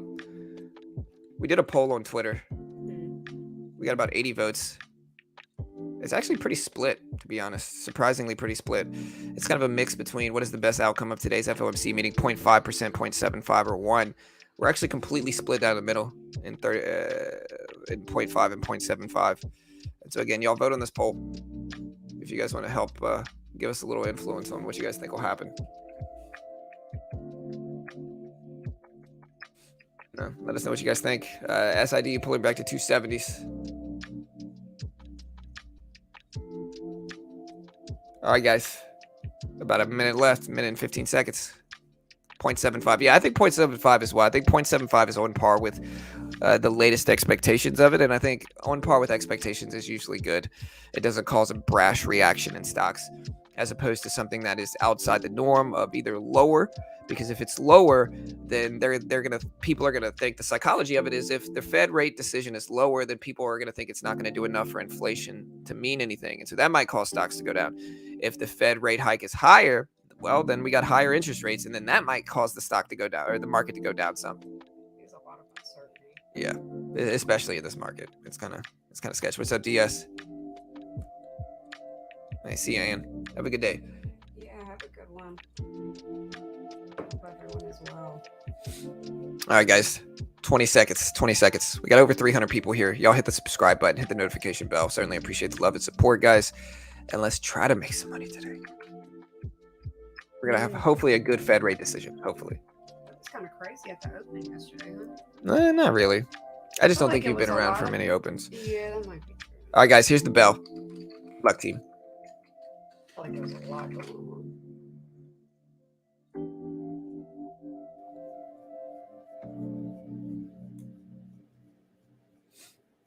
All right, guys. SPY opened up, ramped up at the open. We got SIDU up there to 377s. Redbox just popped at the opening bell as well as at 966, 970s here. So Redbox is jumping. The SPY itself is jumping. We got SIDU jumping as well. IMPP is not jumping. It's down some here. AMC dipped and then came back some. But yeah, SIDU and the SPY itself are running up 290s for SIDU, 377 70s on the SPY. We are extended over VWAP though, so just be careful. We might correct to the downside here. Redbox is up to 980s, 990s, about to test $10 again for Redbox here. So wow.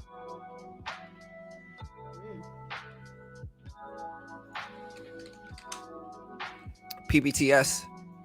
And if you think that me talking like this means that it's a crazy open, it's not. I usually talk like this every day. Like the auction. Yeah. I'm like, hey, we got a runner.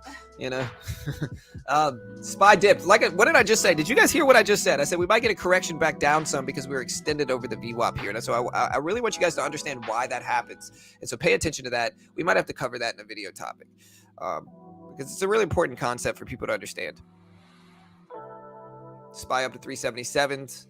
377.20s. Redbox down to 990s here, so pulling back a little bit. SIDU bouncing. And so you can see, where do we correct on the SPY, guys? Where do we correct on the SPY? We correct right back down to the VWAP. And this is a really important concept for you to understand too, baby, because whenever a stock opens up really big over the VWAP or really big below the VWAP, usually the VWAP is going to pull it towards it. It's going to correct. And so if we open up really high above VWAP, a lot of the time the stock's going to correct and come back down. If we open up really low below VWAP, a lot of the time the stock's going to go back up and test it a little bit. SIDU breaking highs, testing $3 here. Redbox over 10s now. Over 10s for Redbox. We're at 301s for SIDU. You make a good horse racer? Yeah, for sure. John the Auctioneer. Hey, you know, Nightbot does hate you, Juan. You know. No, Nightbot just yelled at him. He said, "What are you thinking?" Look at that. Juan, my bot's yelling at you, brother. Sorry, man. SIDU up there. SPY coming back some. So SPY corrected the VWAP, and now it's bouncing up a little bit. And then SIDU is testing 3s.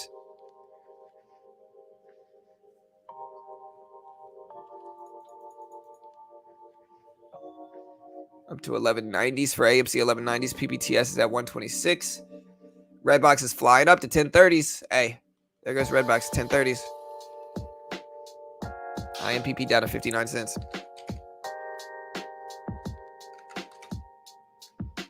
AMC up to over 12s. SPY pushing back over 377s. Redbox at 1050s. I mean, hey. Yeah, I want to give a shout out to coffee this morning. SID is at 377s. We'll see what the SPY does here. We got a down wick. Get out the way. All right, we're at 25 shares.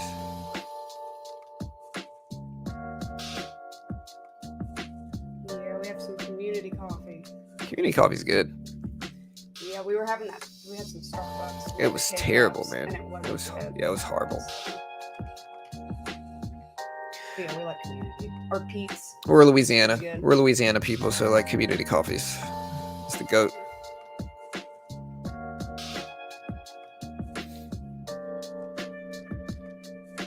All right, guys. So let's see if the market pulls like a red to green move.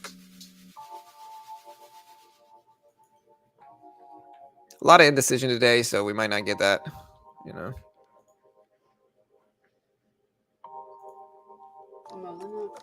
Yeah.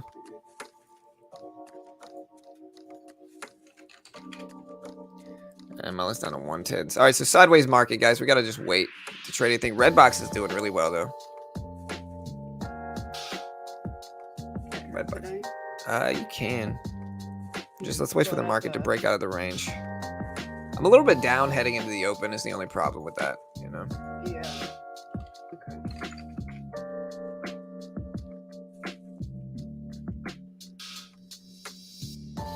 Gotta wait for the market to break out of this range, though, guys. You can see the SPY here. SID was flying up. Here's the sideways range of the SPY right now, so we gotta wait for that range to break.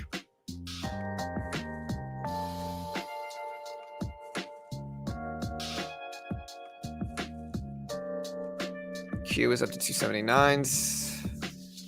SPY is still pretty sideways, which isn't it to be which is kind of to be expected here. I mean, most of the time we're gonna get That's so weird. They're always kind of running.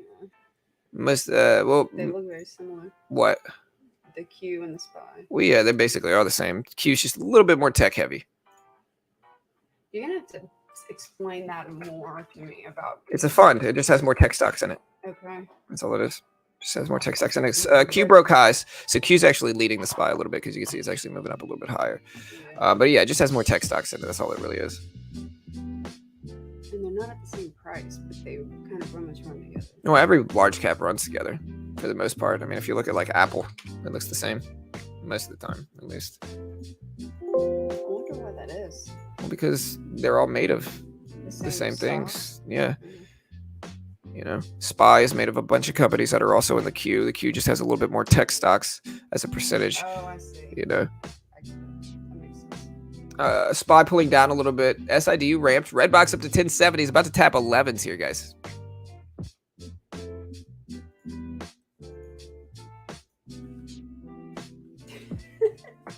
that the face you put on there? Mm-hmm. You like that? Yeah. It's like you're smiling.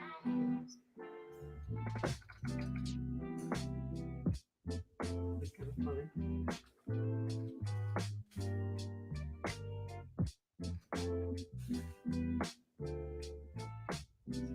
I'm down below the read. Yeah, so it's finally breaking down below that range here. Redbox is still popping up. It's at 1030s here, 1030s. Redbox going back to see, sometimes I feel like I say things and then it's like, Yeah, but Apple and Tesla are also in the queue as well, or also in the SPY too.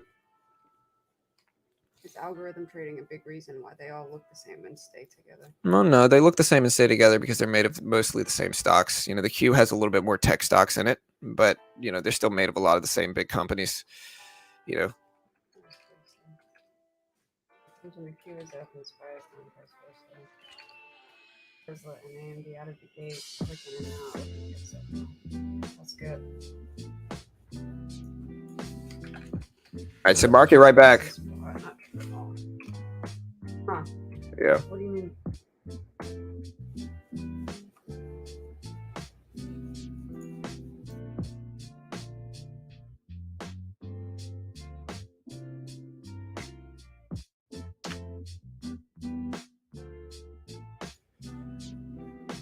All right, so the SPY testing the highs at 378. Try to tap over these highs. Okay. Thank you, Larry. I'm learning. You know, I'll get there. Yeah, but I mean, also Apple makes up 12.45% of the Q. You know, if we look at what Apple makes up, the S&P 500, it makes up a percentage of the S&P 500 as well. So my point is actually correct here. If you look at what's in the Q and what's in the SPY or the S&P 500, really, you'll see that they're made up of a lot of the same stocks, and that's why they follow each other. That's just a fact. AMC is up there to 1220s. Apple's starting to rebound some here, but we still haven't broken out of this range for the SPY or Q yet, so we just gotta wait.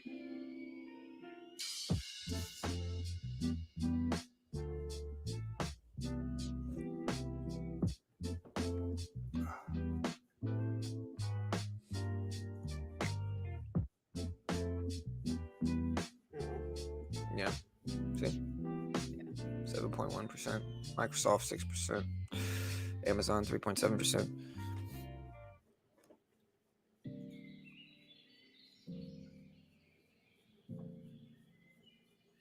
All right, guys. So testing the top of the range here, but we still haven't broken out of this. We're pretty sideways market right now. Pretty sideways market. See if we pull to the upside now. We're testing the top of the range.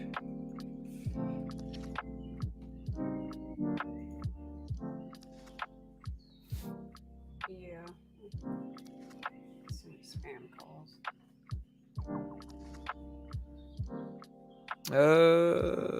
Redbox is bouncing up though at 1030. Still trying to make a move up towards these highs. Mullen. It's a huge day for Mullen. It's moved 4 cents, 5 cents. Wow. So, but is that a lot? No. You say it like it's. Yeah, that was sarcastic tone. Anyways, yeah, sorry. No, it's not a lot. It's a very small amount. Range is tiny for Mullen. Hard to make money on it day trading. I truly think like if you're going to trade Mullen, you might as well just invest in it. And that's if you believe in it like that. But I do think it's got an uphill battle being a niche EV company whose customer base is pretty small. I think it's got an uphill battle. But all right, sideways market, guys. Sideways market. Yeah. So when this happens, when the market's sideways, best to just wait for the range to break. You can see the top of the range up here on the SPY at 378, the bottom of the range at 377. And so you just gotta have to wait for the range to break and then attack whatever range it breaks on, in my opinion. That's what I usually do.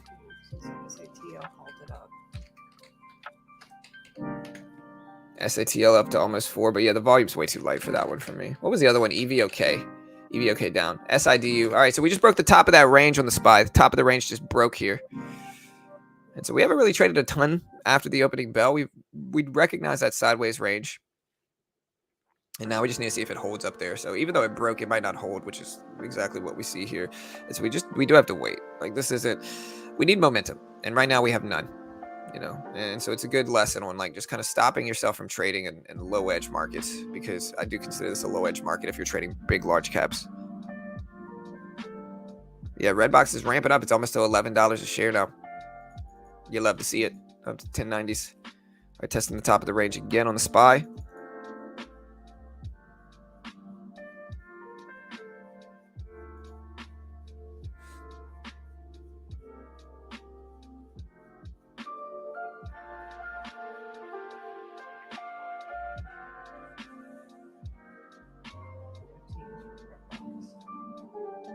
Yeah, let's see. There's 11s. 11s for Redbox. Redbox just broke 11s, guys. Is it time? Is it time to come back up? AMC just broke over 1220s too. SPY moving up as well. Top of the range. Again, we're not attacking anything yet. There's 11 11s for Redbox. This is day 2 of the squeeze. FOMC meeting day. Day 2 of the Redbox squeeze here. Hey, you love to see it, guys. You love to see it. Market finally breaking over the top of that range here. Market's doing well. Market's doing well. SIDU's also moving up. It's at 310s.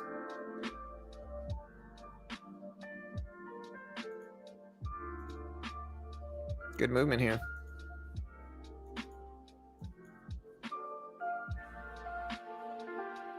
Roblox reclaim. AUVI pushing up. Yeah, AUVI is ramping up too. Look at AUVI here. Let me put the scanners up.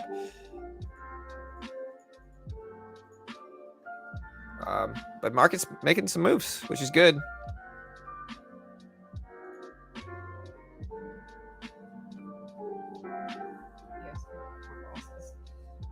Huh? Get back my losses. Well, they're talking about Redbox. Redbox is finally back up there. Redbox had dropped heavily over the last 2 days, and so Redbox moving back up is great for a lot of people. because they're able to kind of capitalize on it now and get back in the green. Oh, well, thank you, Ryan. Yeah, I mean, John, the way John has it set up, I mean, Everything's it's free. supposed to be, yeah, free community and resource for new traders. Yeah. Or really any traders, but Yeah, people still hate, but most of the people are competitors, to be honest, because I'm threatening their business model by giving everything away for free while also being an experienced trader, you know. yeah, look, I would look on John or the beginner trading YouTube, and there's a lot of Free stuff. and old courses that they did that you could get for free. Yeah. And new courses. We just dropped a VWAP course last week. Yeah, but you have those old long courses. Yeah. We got a bunch of free courses on calculating risk reward, understanding gaps, trading momentum, trading VWAP, understanding the VWAP bounce day trading strategy. A lot of good stuff. Oh, thank you, Mountain Tactical. Really, it's John. I mean, I'm kind of John's the one who's done this the whole time, and Hey, we appreciate it. yeah. Good community here. We really do got a nice community here. Yeah. All right, market's finally dipping down. Let's see if it actually holds.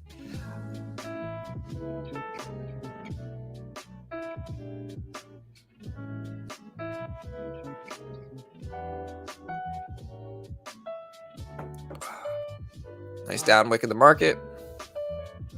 Thanks, Ann.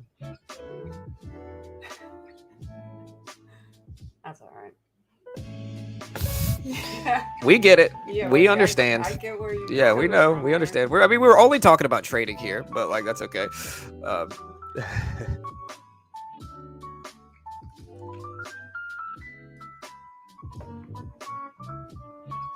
Yeah, I'm trading the Q right now. SPY bouncing up a little bit. We kind of want to buy that. Yeah, thank you, John. We appreciate it. All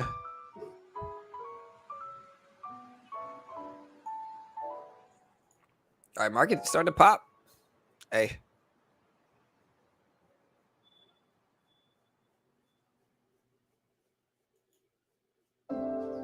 EVOK. AUVI slowed down a little bit. Here's EVOK.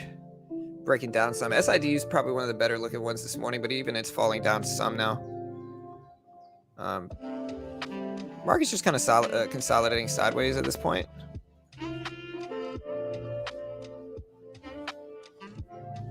Yeah, it's also easy for me to stay calm whenever I have somebody I know here, like Hero. So it actually benefits my trading for sure. Kind of reinforces what stuff I'm supposed to be learning and all that good stuff. So, Oh, hi, Tina. hey, thank you, Tina. Good morning, Celeste. Yeah, morning, Celeste. Hope you're doing good. Yeah, summertime. Yeah, my kids are home from school too. We have a 7-year-old and a 13-year-old, basically. All right, guys. So market is testing the highs up there. It's at 378.50s for the SPY. Let's see if it starts to move back up and breaks highs again. It looks like it wants to. The SPY is for sure. The Q is a little bit laggy behind it, but still making some nice moves.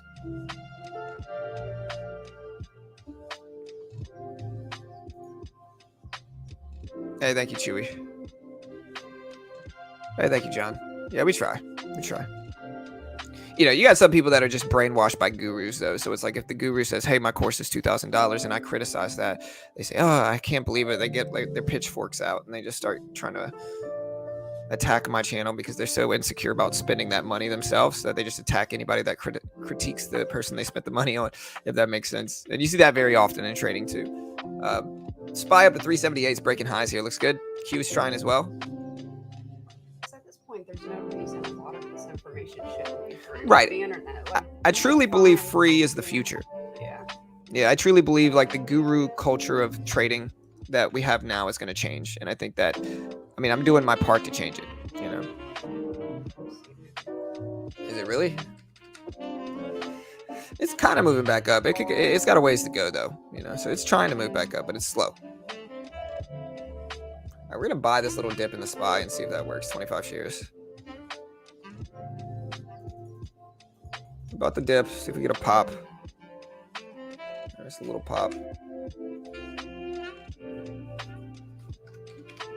future is free regarding information on the internet. Not everything is free, but like the future right now is free already. I've said it before. I'll say it again. I'm not paying for any course on the internet. I don't care what course it is.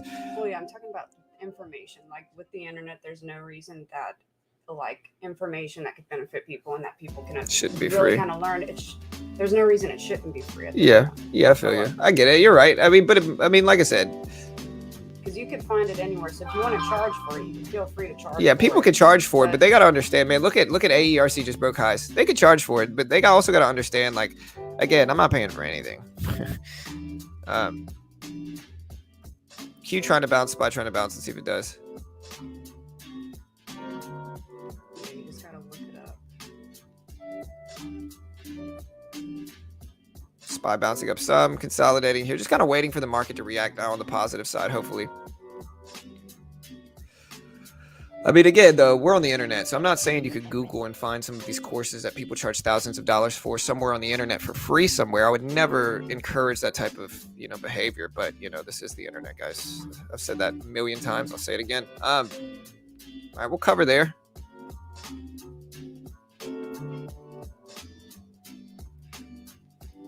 Oh, thank you, Mountain Tactical. Market's trying to pop.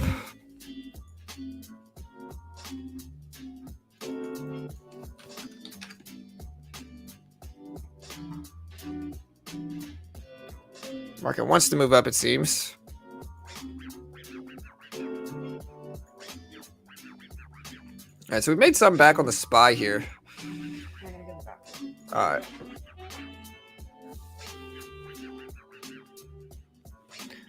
Yeah, wait, you don't want to spend 5K on a course? Yeah, the problem with the courses is that they try to make people think that they have something super secret that nobody else has, which is never true. Most of the information in those courses is publicly available. You can find that stuff for free anywhere.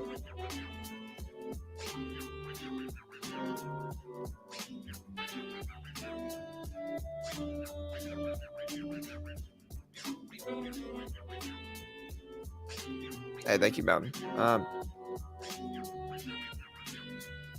All right, guys, AERC is up there. SPY testing the highs of the range again. Might buy the pullback and attack that. We'll see.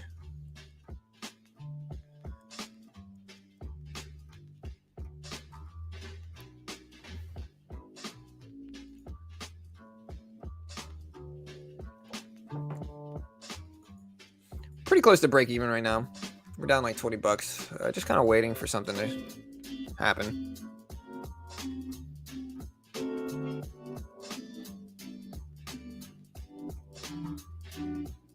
SPY testing the highs up to almost 379. So it looks like we got some bearish or some bullish anticipation of this Fed meeting here. We might buy the SPY on the dip here. We've been moving up all morning though, so I don't want to take huge positions. We'll start to scale in here small. Yeah, red box up to 1085s.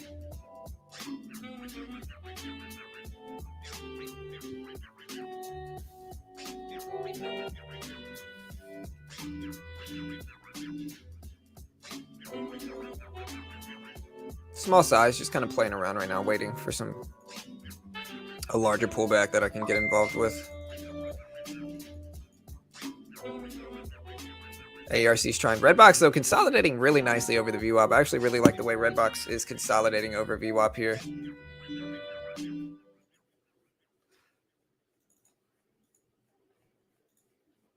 All right, so we're getting some nice pops. How high do you think SID can go? I mean, theoretically, it can go as high as it needs to or wants to. It just depends on when the momentum stops, when the psychology of trading. Any big earnings today? No, not really. We don't have any big earnings this week for the most part. The biggest earnings we've had lately is Oracle, and that was finished a while back. That was a few days ago. REV over 220. IV at 218s. Oh.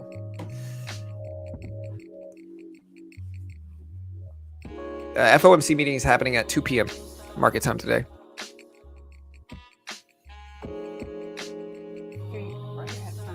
Market breaking highs.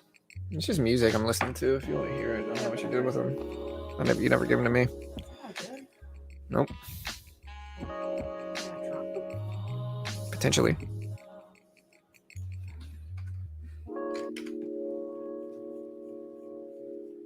Oh, look, they're right here. Oh. Well, yeah, just open them. I'll hook them up.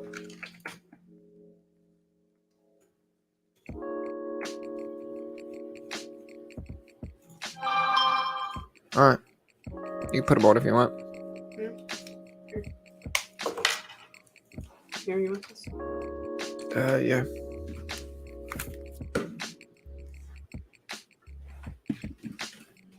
Can't hear anything though.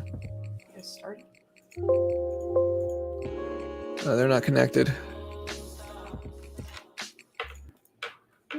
There we go. That's better.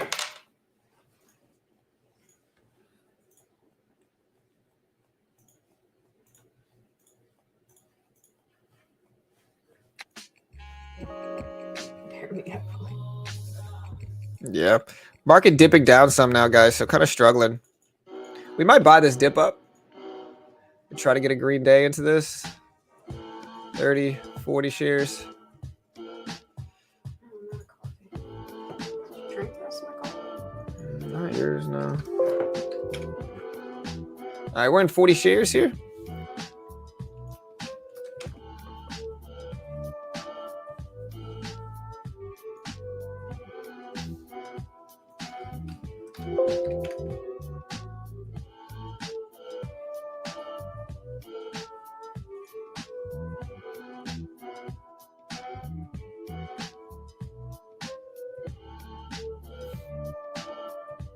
Market back over 280s is good, but we're not going to hold this forever.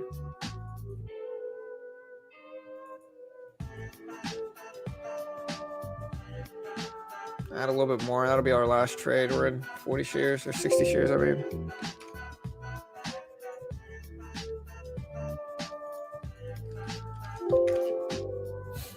See, we get a bounce at the support level for the SPY.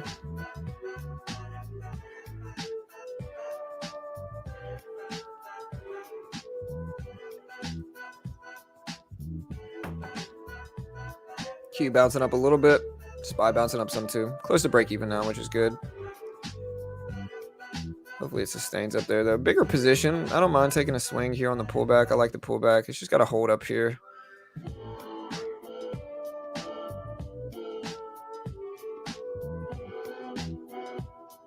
Nice little green day though. Break even now in this trade. Trying to be patient and let it work. I might need to add some more at the bottom of the range to fix my average though. I don't know if I like my average. There's Beats and Battlestar Black. Crap, this is EXT. Hey, Dwight. I got John on Office. He didn't like it. I hated it when I first started watching it, but I've been watching it for years now, so I do like it now. My kids even like it. All right, so we're riding the bounce on the SPY. You'd love to see it. We might actually add some more to this if we can. All right, we'll go ahead and cover that. So we made a nice little gain there.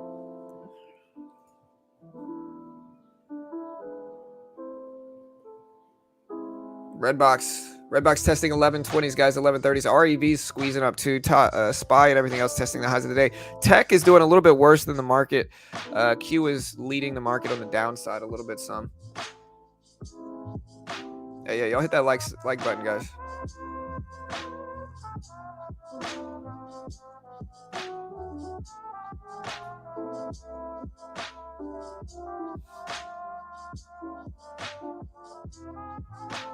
Hey, thank you, Matt Blanco. Although it's free and John is fantastic with his honest feedback, I would like to request all my friends hit the like button. Hey, thank you, brother.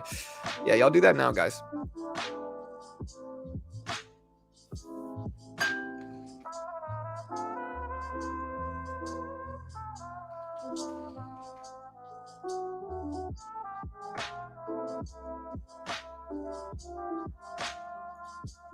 Market's testing the top of the range here. REB is the biggest rip, and then Redbox is starting to squeeze though. There goes Redbox. So Redbox is doing something.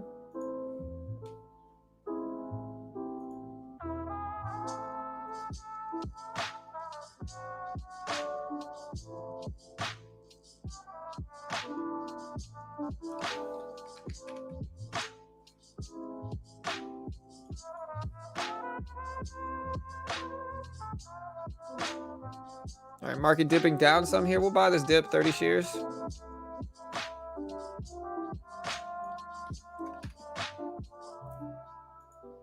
Take a piece off there.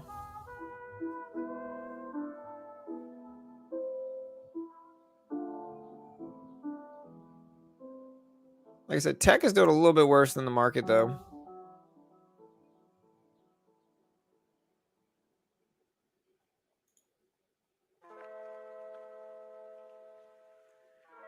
Just a lot of indecision in here. We're slightly green in the market, but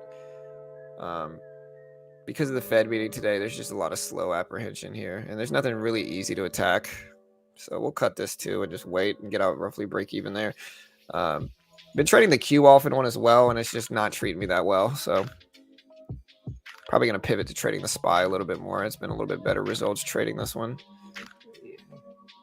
Be easier too, I think. Yeah, Slim Booster. I'm already seeing that, you know, with down here where we are. They've been up, you know. Yeah.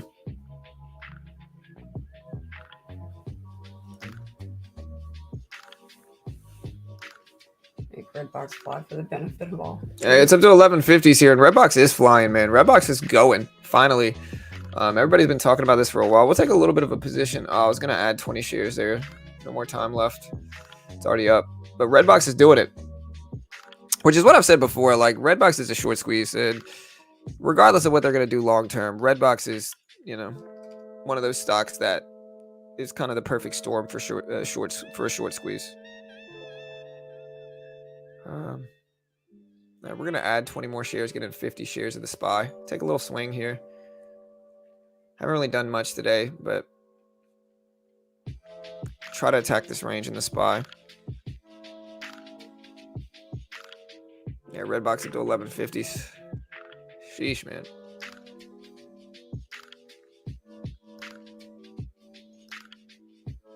Redbox breaking highs at 1170s.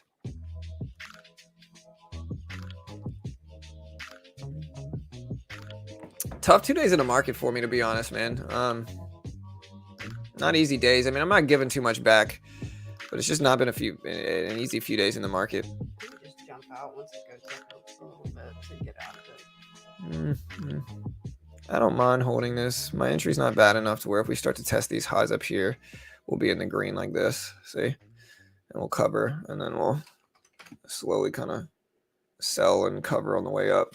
That way, now when you take profit, another thing that it does is it protects you, right? So now even if it drops, we're still going to be green in this trade no matter what, you know, even if it comes right back down. And so you take a piece off at the highs, and you know, you cover, you add at the lows and cover at the highs is the goal. All right, almost up to $12 for Redbox. Yeah. Okay.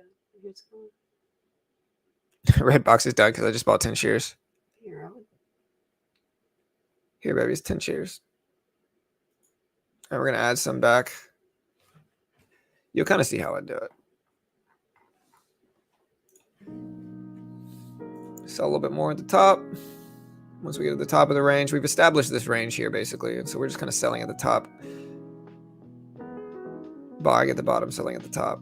If it doesn't break here, we'll get out and then reevaluate it. We'll just cover there. Yeah, I see what you did. All right, guys. REV's popping up to 250s here. Redbox is the big one, though. Just made bank on AERC. Did AERC ever do anything? I saw it pretty slow, man. AERC did. Look at AERC here. Wow, big move. Up to $15. The last one I've taken, I've gotten back my profits, but I thought it was fine. Rather, I stopped myself out before getting a big loss. Good. That's the right move, Tiny. That's what you're supposed to do, you know. Yeah, that's the way to do it. I still need to learn about. I feel like I need to learn more. I understand what a stop loss is, right? Yeah, it's just stops you out if it starts going against you. Mm-hmm. You need to show me how to set that, though. Yeah, well, that's fine. I don't really set stop losses though, just to give I scalp too quickly, so I take my trades are too short to really stop losses. But I don't think that's the right move for most people. Market's starting to break highs again here. It's past 10. So looking for this fog broke out of the range that you had set. Not yet. That's the range. I mean, this kind of range is what I was attacking here, but this is the real range of the last 20 minutes is here. So you can see it right here. You can see the highs and lows. We got a triple top at the top. We got a triple top or quadruple top at the bottom here. So triple top at the top, triple top at the bottom. And so that's the range. We just got to wait for this range to break, which it might not.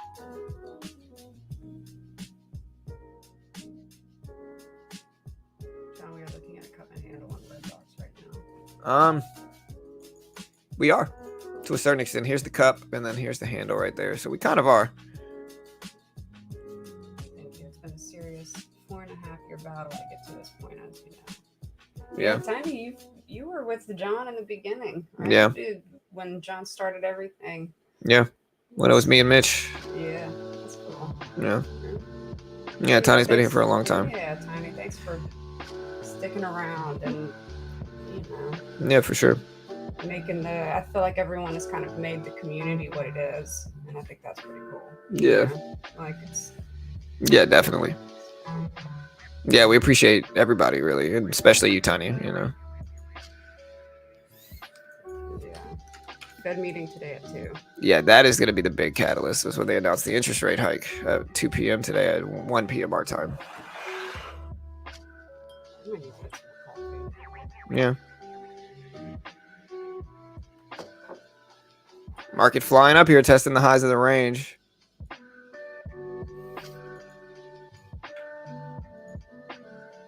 Yeah, we're down on the day, but it's not much. We're down like $30. So we still got some chances to make our money back. Yeah, Fed meeting at 1 p.m. Central, 2 p.m. Eastern Standard Time. Yes, ma'am, sir. Mullen. Oh, thanks, Tiny. Yeah, no, I know you've been here. I feel like it's like every day with John. Yeah, almost. Yeah. Yeah, no, it's good. Redbox dipping down to 1160s now, guys. 1160s for Redbox. Yeah, no, I think it's really cool what this whole endeavor has kind of become, you know. Yeah. Pretty cool. Here's HUSA. Somebody mentioning this one. Oil company, Houston Oil Company at 660s.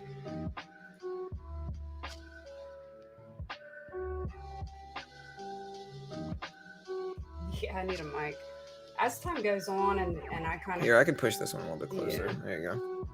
Yeah, no, as time goes on, I'm sure that we'll set it up a little better as, you know, Yeah. as I We might get like continue another on. podcast thing. You know? Yeah. Especially if I could have a mouse. Yeah. So I can kind of manage the chat or whatever. Yeah, well, I mean, we got this laptop here you could use, but there's so many drinks. That's the only thing that makes me nervous is look at all these drinks here. Somebody's going to spill stuff on my laptop.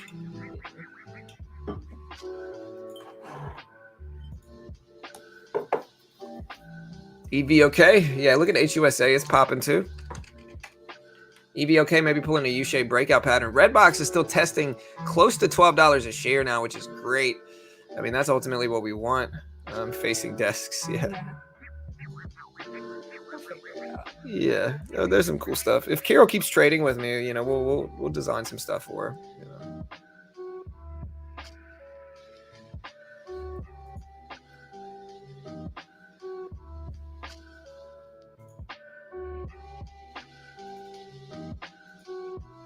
Yeah, we're kind of scalping the market. We're basically flat since the open. Nice upward trend to attack, though.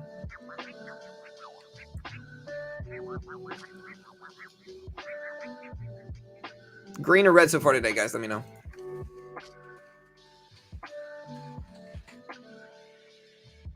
Run out of these. I think I gotta exit out of some of this stuff. I already got one. There we go.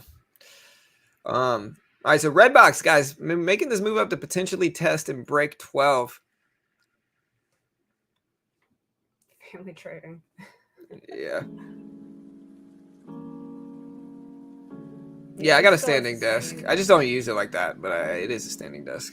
We need to re-rig all of his cords and his computers. Yeah, I gotta get some longer cords for my computer to make the standing desk work. It'd probably be good for me though to use it, but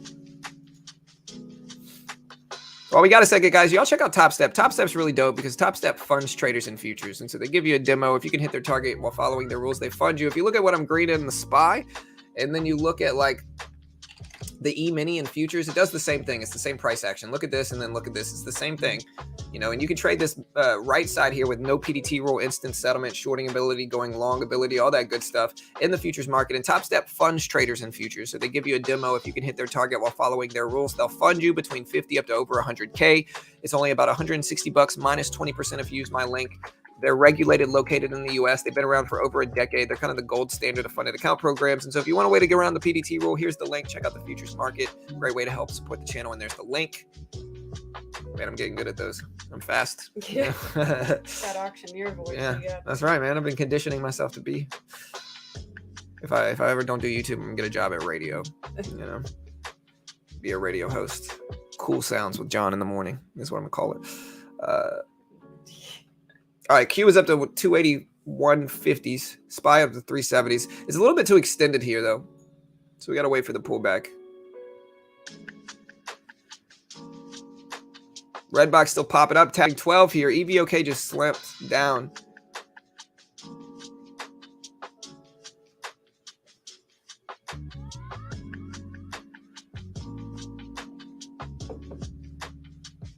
Finally getting a pullback and everything.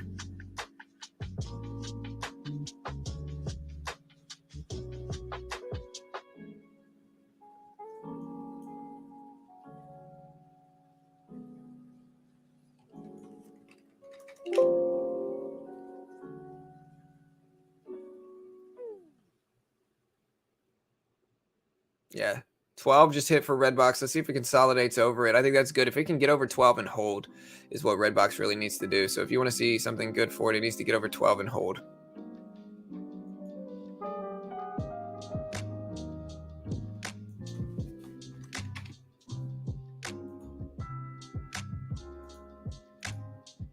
Market finally dipping some. Yeah. SPY dipping down. We might buy this dip now.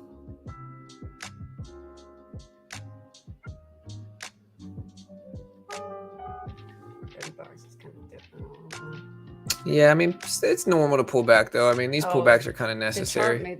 Yeah. You know? When it looks like that, it looks like oh, it's a crap. much... Yeah, here's the Redbox like full chart. So it's up actually really nicely on the day right now. So what causes these dramatic moves when it really just... Well, Redbox is a short squeeze, so it's a high amount of shorts getting involved with it, is what it is. So it's a bunch of shorts in there. And when they cover, they have to buy it back. It's also got a big following of traders that are watching it now. So it's kind of a mix between those things that kind of influences it like this on the upside.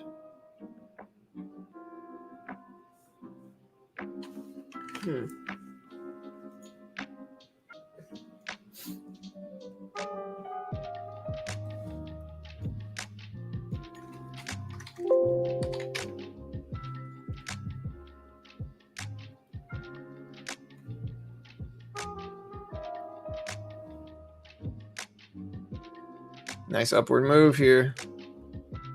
Let's see if the SPY can move back up there to test highs. I mean, I know that's what a lot of people want.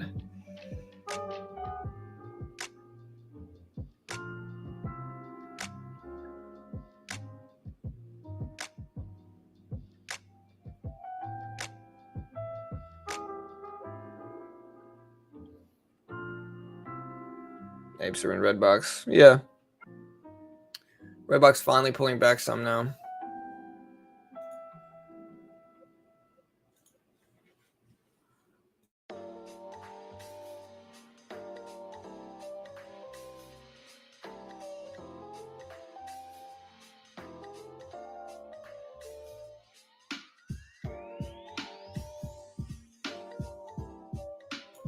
All right, so watching the SPY, we might actually buy it back here. 15 shares. Add a little bit more, 30 shares, and just see if the market can bounce up a little bit. Kind of going back and forth, slightly green today, but I'm a little nervous to take any big position until after the Fed meeting announcement and all that stuff that comes out. Yeah, I wouldn't. Feels like it's just unsure. Yeah, it definitely is. You know.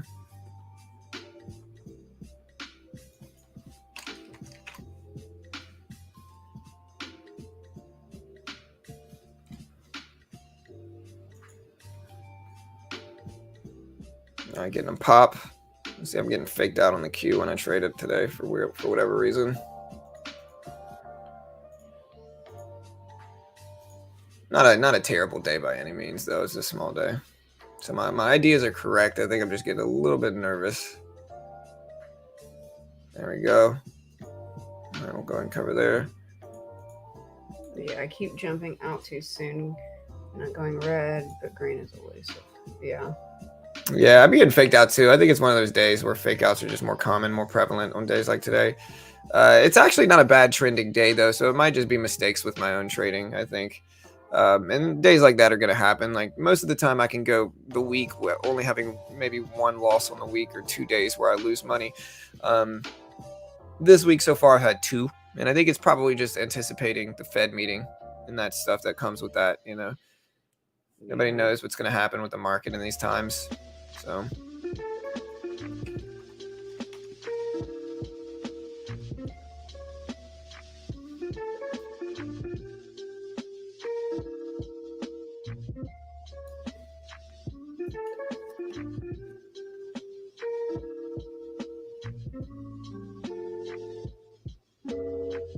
I think the last like 5 or 10 minutes has been hard to make money on too. KTRA. Yeah, I'm motivated. Don't get me wrong, but sometimes motivation can be a bad thing because you're so motivated to make money, you keep pushing on days when you shouldn't. You know. Yeah. So I'm motivated. Don't get me wrong. I'm trying to make the smartest trading decision I can. You know.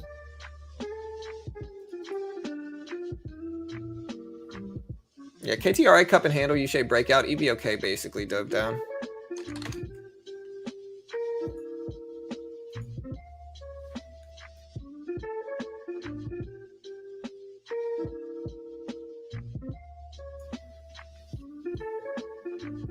IND. Oh, yeah, that's oil. Mullen. Yeah, look at Mullen. Struggling.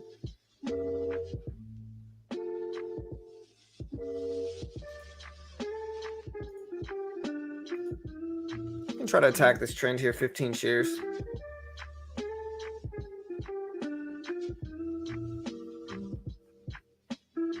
Cool, calm, and collected is the way. That's right. I believe it. You got to just be okay to take losses. I think a skill that isn't talked about as much is just your ability to take losses. Like you got to be able to take losses in this game. If you get emotional after every one, you'll just give money. You know. Cut that right there. And we're kind of grinding up some money on the SPY, so it's not a horrible day. Like we're making a little bit of money on the SPY bounces.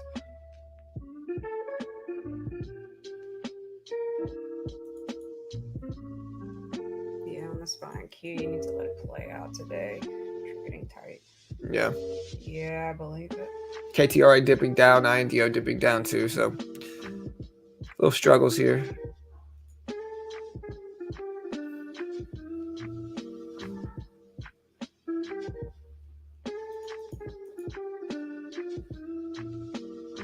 Redbox is still consolidating, which I think is a good sign. I mean, I think Redbox consolidating is what we want.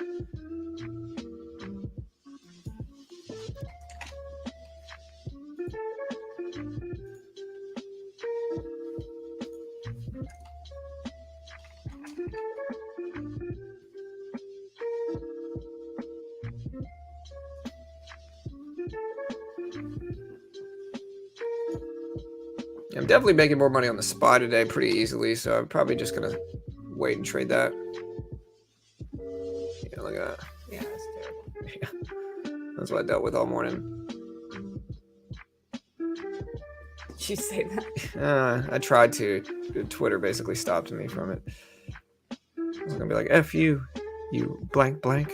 But, you know. It's hard to believe that there are people. Yeah, dude. There's still people like that out there. It's sad.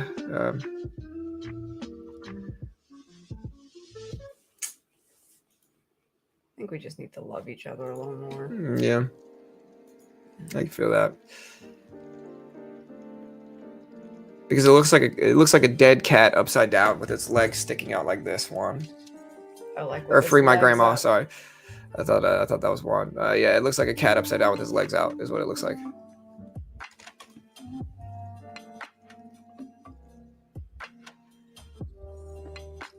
it's time to go watch Obi-Wan. I still haven't seen it, man. I haven't seen it. Yeah, John and Maddie are into Star Wars. Well, we used to be. Maddie's kind of too old for it now. We're gonna get out. Maddie's too old for it now. She's too cool for it, if you will. Jack is basically there. Yeah.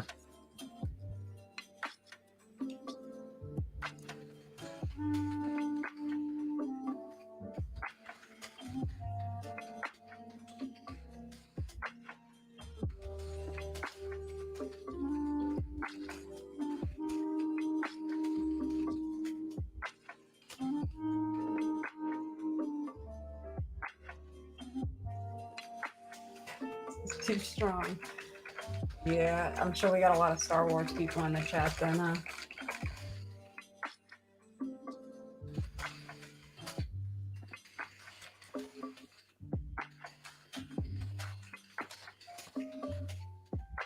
Next Marvel series out too. All right, Spy, pull it back down to the VWAP here. Maybe now's the time to attack the range if we're going to. Take 20 shares.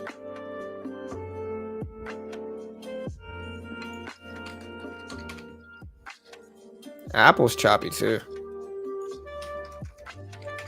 New Halo. Like Halo the series. game? No, there's a series out. Oh. Jack would like that. How violent is it though? Super violent then. No, Jack would weird like it. if- Jack and I could watch it if he's into it.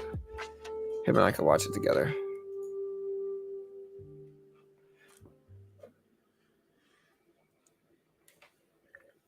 Yeah. Maddie's into Stranger Things right now. She is.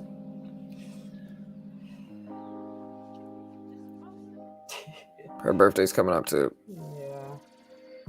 She's apparently got a crush on one of the kids from Stranger She likes Things. Finn. Is that his name? Yeah, Finn Wolfhard. Yeah. Bro, that's a funny looking kid, dude. I don't care what anybody says. That's a funny looking kid, man. You know? I remember this face. So. I can't even knock him. I mean, he's kind of got my hair when I was younger, you know? So, like, I can't even knock him. The Halo TV show has hardly any action. No worry about violence. Okay. Yeah, Okay, I mean, good. he's 8. So, like, we've been watching, like, Pirates of the Caribbean, yeah. and stuff like that. And that's even, I mean, it's got some violence. Nah, in that's it. fine. It's got some violence. It was good. I liked him. Yeah, it was good. But we're just trying to be mindful, you know? Trying to be mindful of what we let our kids watch. Although Stranger Things is pretty. Yeah, but past Maddie's season 13, is- basically. So, like, she's old enough to watch Stranger Things. Yeah. I just don't want him to grow up. I don't want him growing up too quick. I feel Yeah. like that's kind of what's happening. That's what right now. parents do, you know?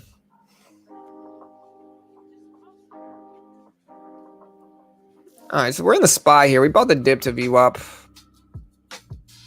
We'll see if it holds. I'll let it test. If it doesn't work, we'll just slow down. No. SIDU, yeah, KTRA didn't end up doing anything. SIDU starting to ramp. It's at 330s now, so that looks good. We'll add a little bit more to this now, 30 shares. Try to really attack this trend in range for the SPY.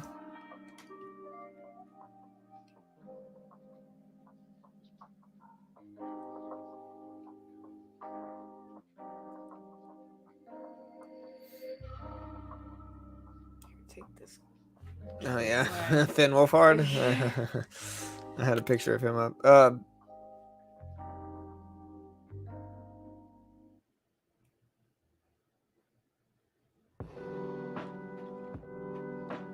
Yeah, Maddie's gonna be a teenager soon. Yeah.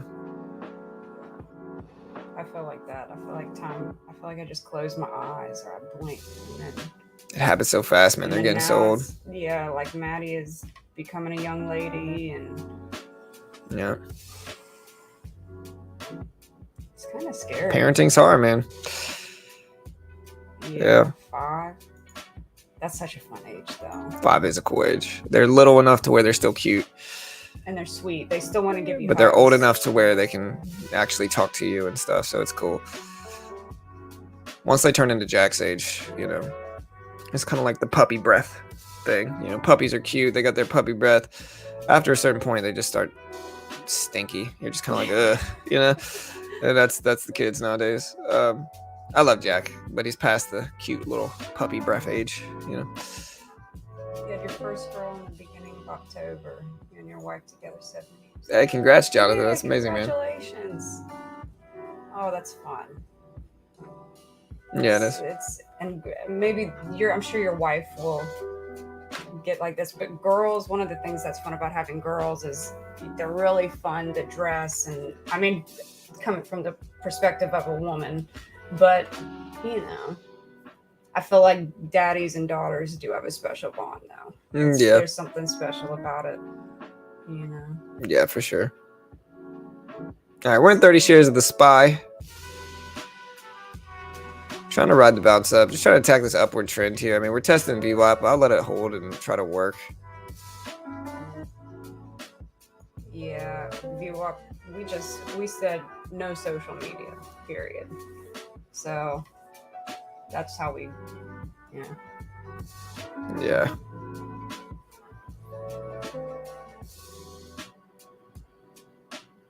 No, you're not late, Jonathan. I mean, no, that's not. My parents had me at 35. Yeah, and I have a bunch of friends now that are like just having kids, and and they're like in their early 30s. Yeah, and I think it's good. You're not young. So. Like my parents had me at 35, and I think they were more mature, and they raised me really well. Yeah,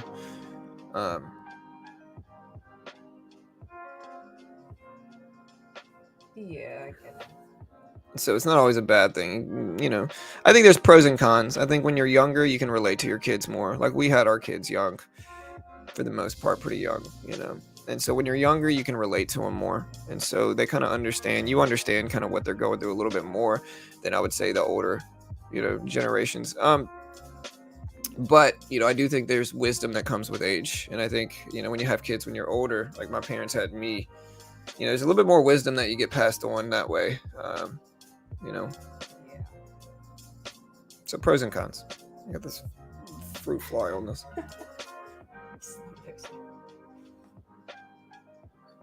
Yeah. Yeah, I understand, Jonathan. But honestly, what you go through ultimately, like, it either makes or breaks you, and then you grow from it. So John, you need to tell your wife how beautiful she is. Oh, dude, I always tell her you're beautiful. Yeah, I love you. I tell her that a lot, actually. Yeah, he does. He's very sweet. I just try to. I'm not a PDA person. Like, I'm not really a big PDA guy. Like, I never have been. I don't like to show PDA in public. I just never have been. And so, especially when we got 200 people here, it's just not really. As Austin Powers says, it's not my bag, baby. It's my bag. Yeah. Yeah, Carol is the more PDA person. I'm not, Well, it's not like I'm making out with you in public. Yeah, no, she's not, We hold hands. Yeah. Good, John. That's how it's supposed to be. And honestly, what John and I kind of figured is if you just, like, I feel like my parents, some of the things, it's not like they intentionally kept things from me, but they just didn't really talk to me about things that I would, once I grew up and, that I would be ready for. Nobody really you kind of just have to figure it out on your own. So the approach John and I are kind of taking is we just are honest with her. And of course it's age appropriate, and I mean, it's not like we're telling, but as she grows and we kind of have conversations about things that we think she needs to be aware of and just being pretty like open about it. And it's not like it's especially some of the harder things to kind of get across to the kids. It's not like a taboo thing or like a weird thing. It's like, this is what it is and this is what you need to understand. So yeah, so far so good. I mean, yeah. I feel like so far she's pretty rounded. She's a great kid, man. She's a great kid.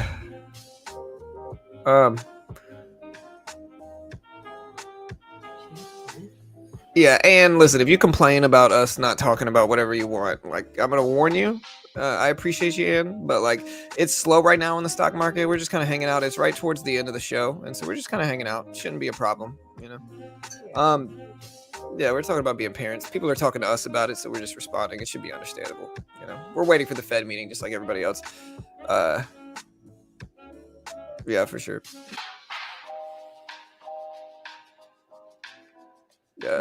Larry says no social media, no Instagram, no Snapchat at all for your 13-year-old. Well, she's not 13 yet, so she's 12. And But yeah, all of her friends have it. but we don't let her do any of that stuff. It's just too young, man. It's too young for kids, you know. It's simply just too young, you know. Yeah. Like she has some, like we let her have like YouTube. We have to monitor it. She's not Yeah. allowed to like bring her phone or stuff where we can't monitor her. Yeah. Essentially, But she's 12, 13. I mean, she's got a phone, which I was really against anyway. And so it's just, Well, it's just mainly for school when she started having Yeah, we'll sports and stuff like that. Yeah, we'll film the Fed meeting. Yeah, wasn't it at 2? It's at 1 p.m. our time.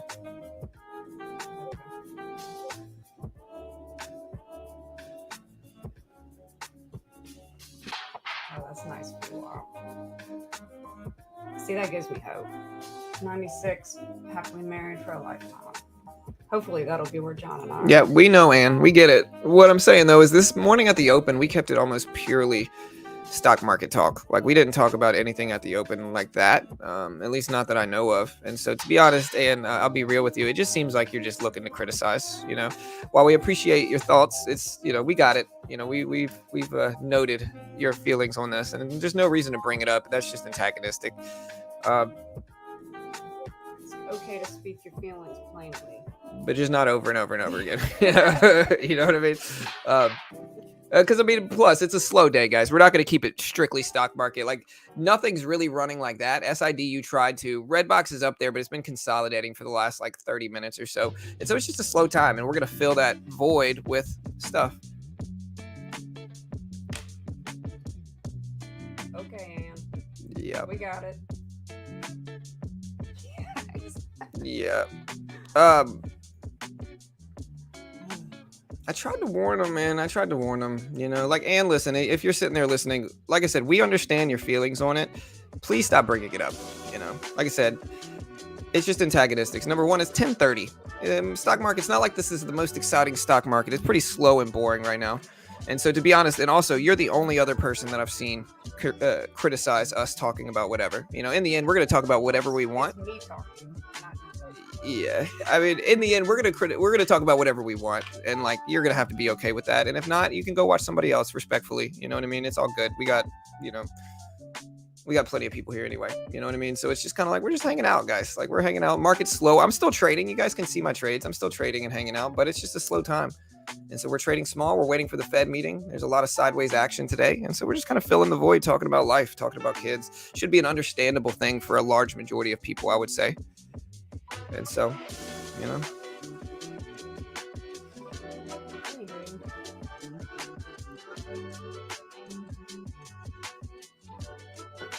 Thank you, KB. We appreciate you. Yeah, thank you, KB.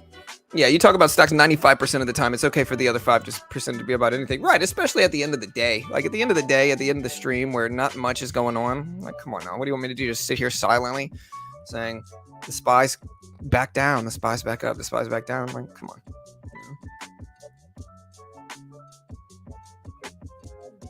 What happens when the company gets delisted? Well, it depends on the option. Sometimes the option contract is going to now reflect the penny stock market. And so I would just check the penny stock market, the OTC market when it comes back. But to be honest, I'm not really sure what the procedure is there regarding options.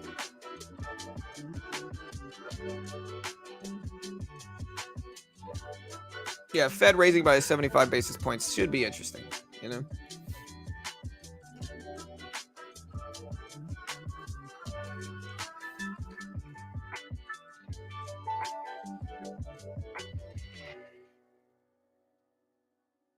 Jurassic World and Thor. Yeah. The kids were talking about them. Right, for sure.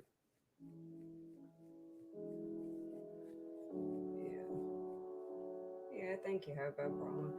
Yeah, I'm new to this too, and I'm here to basically learn like y'all are. I'm trying to understand what I'm doing. Listen. No, sorry for interrupting you. Go ahead. No, it's okay. I just, for me, I feel like I'm becoming more familiar and more accustomed. I'm kind of getting to know people the more I come on here. This isn't particularly a comfortable. It's not comfortable to sit here and Yeah. But I feel It's like intimidating. What I was gonna say is intimidating. it's intimidating to come on this stream, right? So this is Carol's like third or fourth day, and so like I just don't understand not being supportive of Carol, who is coming on stream in front of hundreds of other people and talking about stuff and learning in front of hundreds of other people. Like in that aspect, people should be supportive. Like if you're critiquing us talking about other stuff aside from streaming, like I said, it's a little desperate to criticize. Haters gonna hate. Hey, I don't think Anne's really a hater. That's why I didn't ban Anne. I just put her in timeout for 5 minutes because she keeps saying the same thing over and over again, even when we ask her to stop. And so I'm sure she'll act like I am being so, tyrannical with, putting her in timeout. But again, I mean, we asked nicely and it kept going. So it's all good. But yeah. Yeah, thank you, Tiny. Thank you, Jonathan. I'm going to be here for the next.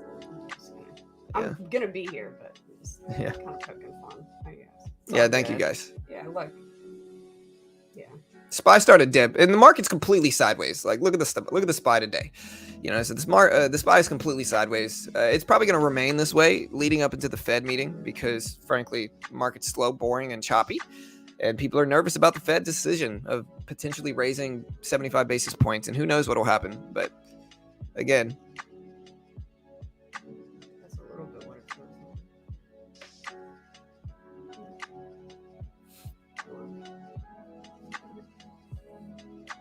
Yeah, for sure.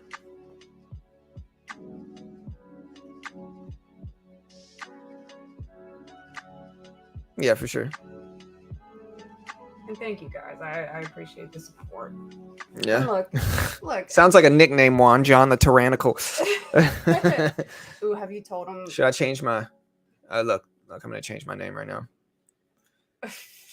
Yeah, I gotta do it. It's time, I think. Right?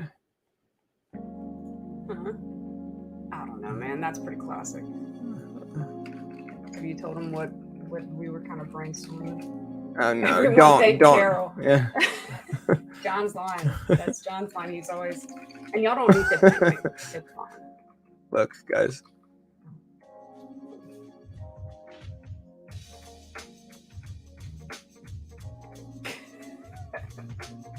All right, guys. Look, I've changed my Discord name. You know what my Discord name is now? Oh my gosh. I gotta do it. Oh, it changed. Why did it change, bro? Come on now. How do I get it to change? I just changed it. How long does it take to change? Oh, well. That's good enough. Oh, thanks, the stash. My new name is John the Tyrannical. You'll love to see it. I don't mind Carol being here. I think show production would benefit. Yeah, for sure. John the Tyrannical. Very menacing name. Yeah. He loved it. Anyways, I'm probably gonna close it down, guys. There's just not much going on. It's sideways. We're gonna be covering the Fed meeting later, and so stick around. Hit the subscribe button. And yeah, we'll see you guys next time. Good luck, y'all. Hit the subscribe button. Hit the notification bell. Appreciate the love and support, guys. We're gonna end it with an ad, as we do here for BitGet.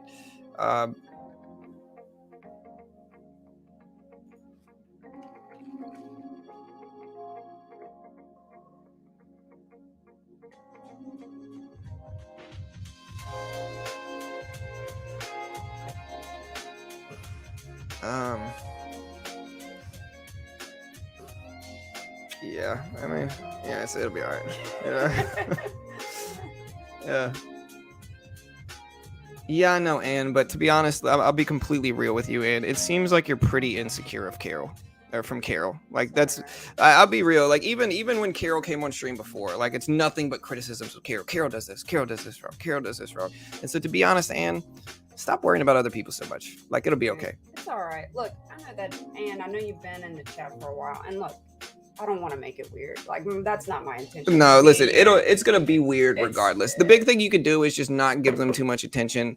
And like I said, Anne, I appreciate you, but like you got to know your place in this situation. Like I will ban you, Anne. You know what I mean? Like don't be disrespectful to my wife. Don't criticize criticize my wife. If she comes on stream, you need to just allow that to happen. I get it. You don't like it. I get it for whatever reason that makes you insecure. But again, we appreciate you here, but you're crossing the line and it's just not acceptable. And so I hope you understand that. You know, and I get it. You're going to act like I'm tyrannical or like I can't take constructive criticisms.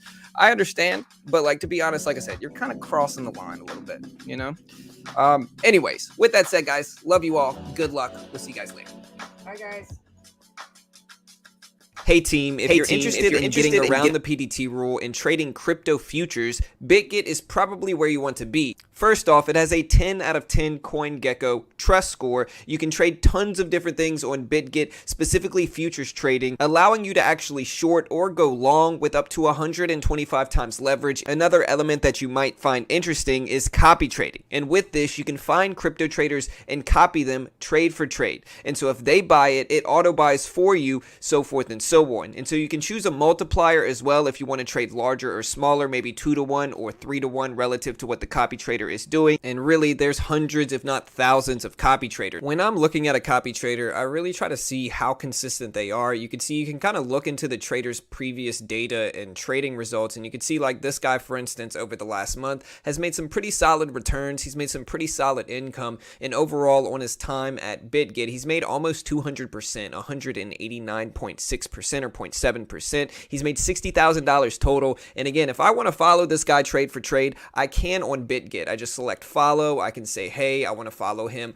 with 2 to 1 size, 3 to 1 size, 0.25 to 1 size, or whatever I want to do. That way I can take larger or smaller sizing depending on how confident I am in the trader and what my risk tolerance is like. Something else you want to understand if you're going to copy a trader is you always want to make sure to check their orders and check the copy trading right here to make sure they're not sitting on a bunch of losses. Some of these traders, in order to maintain a high accuracy rate, never sell, and so they sit on tons of bags of losses and just lose. And so don't follow those. Make sure you find a trader that's not sitting on a bunch of losses, that is cutting his losses. Plus, all of this is available if you're in the US as well. They do have KYC verification, which allows you to use them in the US and verify and all that good stuff. Plus, you can be a copy trader as well and earn 8%. And there's a lot of these copy traders that aren't trading huge. They're trading with small accounts. Maybe they're trading with only a few $100, but their accuracy is really high and they're earning 8% on their copiers. So if they earn their copiers 100,000, they keep 8,000 of that in profit. And again, a lot of them are doing it with a small account. Outside of that, you can just regularly invest in crypto with spot trading, so you can buy some of these altcoins, and they do add a ton of these altcoins pretty consistently, and so it's a pretty good place to invest in crypto as well if you're interested in finding some of these niche coins that come out